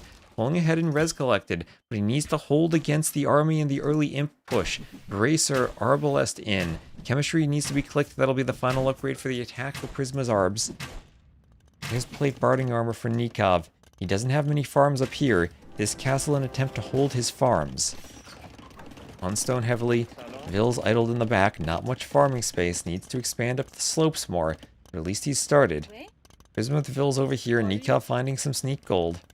Prisma not taking relics. Only has one. Nikov not taking them either. Nikov queuing more Vils. Maybe the play is just wait until he gets to Savar. If I'm Lucho, I'm wary of that and thinking maybe I need halbs. Nikov's still trying to raid with knights. Prisma trying to wall up fully. Man, this map is so open. Even with the buildable terrain. Okay, Nikov gonna find some Vils. Nikov finding the Vils. Needs to take the fight. Maybe worried about repairing his castle. That is a good treb push. 2 trebs uphill. They will destroy the castle. Nikov needs to... Oh, Prisma just deletes the Vils. Prisma, don't do that. You're gonna give Nikov more time to come raid you. Maybe you wanted the pop space, but Nikov right now, he's housed 180 out of 170. Cavalier for Nikov. And can the Savars save him? Stables now as Nikov does a tower in the south. Vil fights from Prisma. Nikov trying to move to the wood. He knows that he has the much more mobile army than Prisma has. But will Savars be affordable for him? I think he can click it. He needs a stable that's safe enough to click it in. Nikov, where are the Vils going? Well, he has some Vils to lose. Forward castle from Prisma now, continuing to push into Nikov's eco. There it is, Savars in this stable. Nikov thinking this is the safest stables for Savar. Or he just select all buildings, queued it.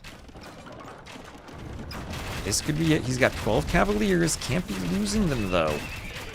Savars will have crazy Pierce armor to the point that Arbs, I think they only have 2 damage against the Savars. Some Cavaliers are fighting already. As the Trebs push, all these Cavaliers from Nikov not really raiding. Even think of finishing the TC, so 25 to 52 military. Prisma floating some food. Nikov has gold access in the north. He has all the extra gold. That tower is great for him. 1 Cavalier here would be so important for him to keep the Vils alive. That's where Savar is coming in. Trying to do more stables. The Savars will be coming down the mountainside soon. The only problem for Nikov, he needs farming eco to produce them.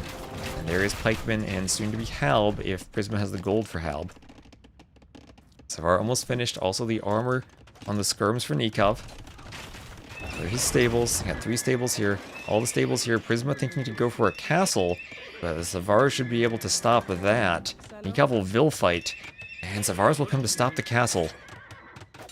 Does Prisma get this castle up? Meanwhile, he has a ton of Arbs around the hill to the north. He's pushing in the middle, taking down TCs. Can't push too fast because of skirms and bombard cannon now. Doesn't have a way to take out the cannon. Savars are popping out of these stables.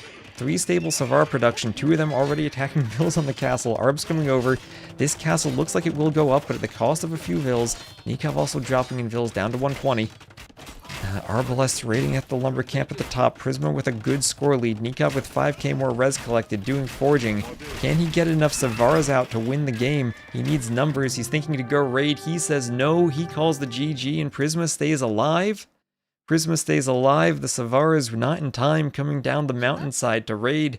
Nikov losing too much farming space. Doesn't have any eco left. The Arbs are going to raid his gold miners. He had to go down there. Doesn't have any gold as the castle goes up. And that was so close. That was another minute or 2 earlier for Savars, and Nikov probably wins the game, but could not hold that pressure. Now, the cheaper crossbows eventually winning for Prisma. Cav Archer's not enough for Nikov. Maybe this is silly, but what if Nikov went all in Castle Age Parthian tactics? Cav Archers. Wouldn't have had to do the eco swap for farming space for the Night Line. Could maybe fight in Castle Age longer, not let that forward castle get placed, and then try to make the cab swap. I don't know, only cats, thank you for the raid. GG. And yeah, Prisma had Halbs. I mean, Nikov pulling ahead in eco, but Savar is expensive, and far more expensive than Arbs were. So close game, crazy game. Thank you very much for the raid. Apologies also for the ad between the games, but I'm going to keep them off during the games. As Nikov can't close it out, Prisma stays alive. And I imagine it's Koreans versus Japanese on a water map now. Not enough gold for Savar. Maybe that too. You have less gold than you do on Standard Arabia. And Nikov indeed picking Fernando de Naranja. And actually Koreans Bengalis. Koreans Bengalis on the map. I wonder if we'll have a castle drop. Can I make Nikov think a bit? Alright, we have a minute of speculate. I'm going to run to the bathroom real quick. I'll be right back. And then we'll continue this amazing set.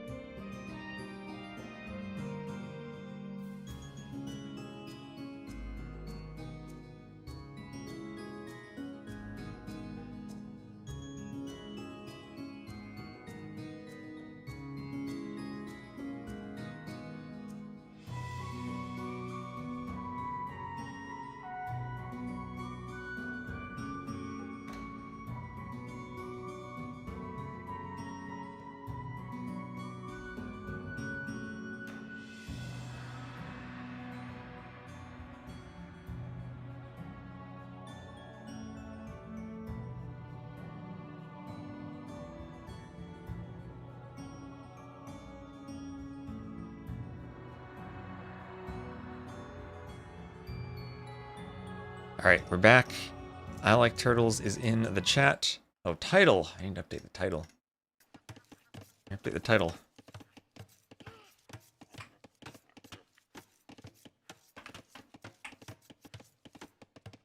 Didn't even have the Kingstone to Gao title.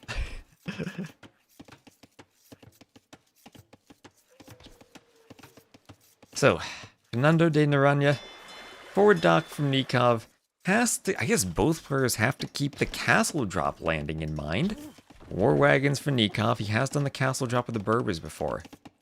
And lovely maps, thank you. Well, thanks for stopping by the chat and saying hi. So Koreans, Bengalis. Healing ships for the Bengalis, cheaper ships for the Koreans. That would discount at 20%. I think actually the strongest water civ. Potentially even better than Vikings. Turtle ships could fight longboats. How will they do against the healing Bengali ships?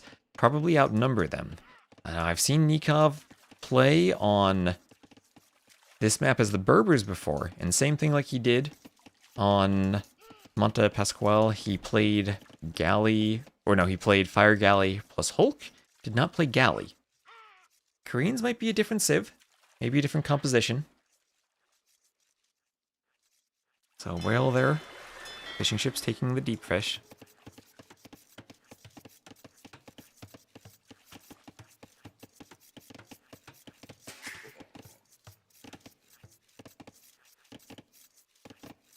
And Scout pushing in a deer for Nikov, getting it to the TC.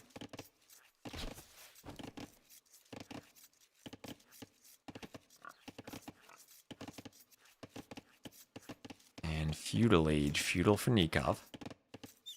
So he'll be up first, so fast feudal the approach.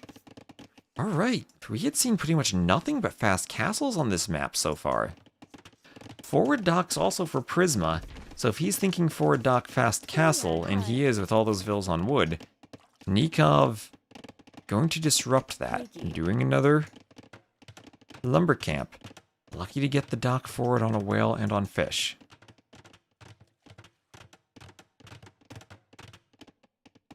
Feudal Age just about in. He'll go for a house. And second dock on the way up. Taking some gold with the fishing ship, so he'll delay the mining camp. And I wonder if it'll be 2 docks or 3 docks for this build. Only 1 dock near the water, so won't be able to afford a 3rd yet. And we'll see if Prisma was able to tell that Nikov is up. Prisma now 7 fishing ships, 2 more on the way. Nikov's still adding fish on the way up. So maybe a bit different than the classic build where you'd need the wood for the mining camp.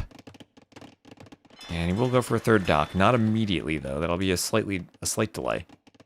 So skipping the mining camp, wood for an extra fishing ship compared to a classic build. Here he'd need 4 vills on gold right now, and he'd have to add a 5th and potentially a 6th for galleys. Vikings you usually only need 5, but you can't add the 6th vill. Koreans don't have the gold discount that the Vikings do, but kind of the same thing. If you're going pure galleys, they're so cheap. But here, when you need... Oh, fishing ship. Double fires and another fish. Doesn't want to fall too far behind in eco. Eco count's still pretty similar. We see 37 to 28 eco pop right now. Far ahead for Prisma. And there's more docks, more fishing ships. And for Nikov, I think it has to be pure fire galley as the opening, so that he can sit underneath docks and disrupt the fishing eco. He goes hulks, can't sit under the docks. He goes galleys, has to be far outside the docks and can't disrupt the fish as well. Think it would be nice. I do too. That's a capture age bug. I've told them about that. That's on their end to update. How does it work for fire galleys? They have 0 ship armor, 1 melee armor, 4 pierce armor, and 4 fire ship armor. So whatever ships have attack against that. Capital ships too, that's a new armor. Long range warships. As always, you take each attack class, you subtract the corresponding defense class. If there's no corresponding defense class, you use the base armor that's usually 10,000.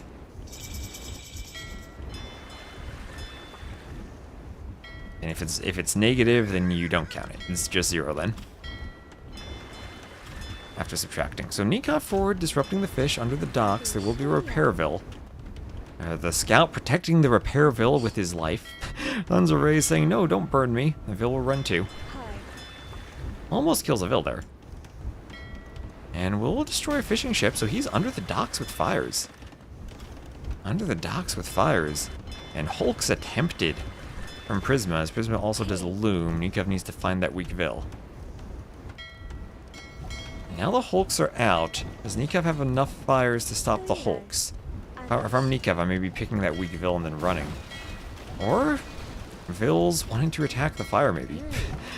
Constant repairs on the dock from Prisma. Is Nikov showing us the fires are the true meta, not the fast castle, the fires? He has 8 fishing ships. He's kept the res collected very close. Prisma has not been able to fast castle. He has 600 food in the bank that he can't spend right now. Might need to sell the stone and market his way up.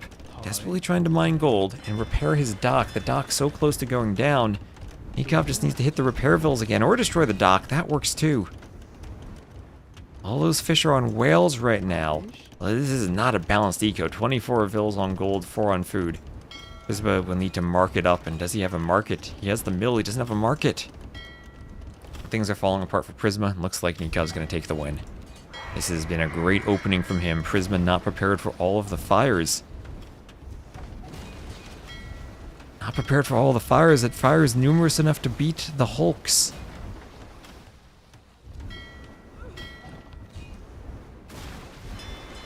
Repairville destroyed. Second dock will be destroyed. This will be Prisma down to 1 more dock. He will call the GG, and Nikov will advance. He will advance to the next round to face Degao. That means we have Hart, Lucho, Nikov, Degao coming up tomorrow. 11 to 3 KD with the Koreans. The feudal approach. Koreans for this map I think might be the best civ. Koreans, Vikings I think the best too. But there we go. GG for Nikov. Whew. Only 7 hours today. Short stream. Only 7 hours. So there we go. Nikov winning. Fernando de Noronha. Only disappointment is that we won't see the monks on Vala de Silva. So Bengalis over the Japanese don't win against the Koreans. Maybe the Japanese with the hardier fishing ships would have had a different outcome. Maybe could defend more. But, yes, short stream today. Capital ships, screens, submarines, and aircraft carriers. That's the next DLC. That's the Rise of Nations DLC. So we can maybe just look at these brackets once more. See if they can be updated quickly for us, but here we are from today. Honestly, with how quickly we had to schedule, the fact we only had 2 admin wins, I think is amazing. And trying to fit 16 players into a 2-day 1v1 is crazy, so thanks to everyone who managed to schedule. And that's tomorrow, Hart and Lucho against Nikov Dogao. We'll need to actually figure out the start time, but I'm guessing around 16 GMT. Semifinals, best of 5, finals, best of 7 to determine the final spot. Dogao, our final remaining Onimaru player, and our final remaining Brazilian player. Looking for that spot.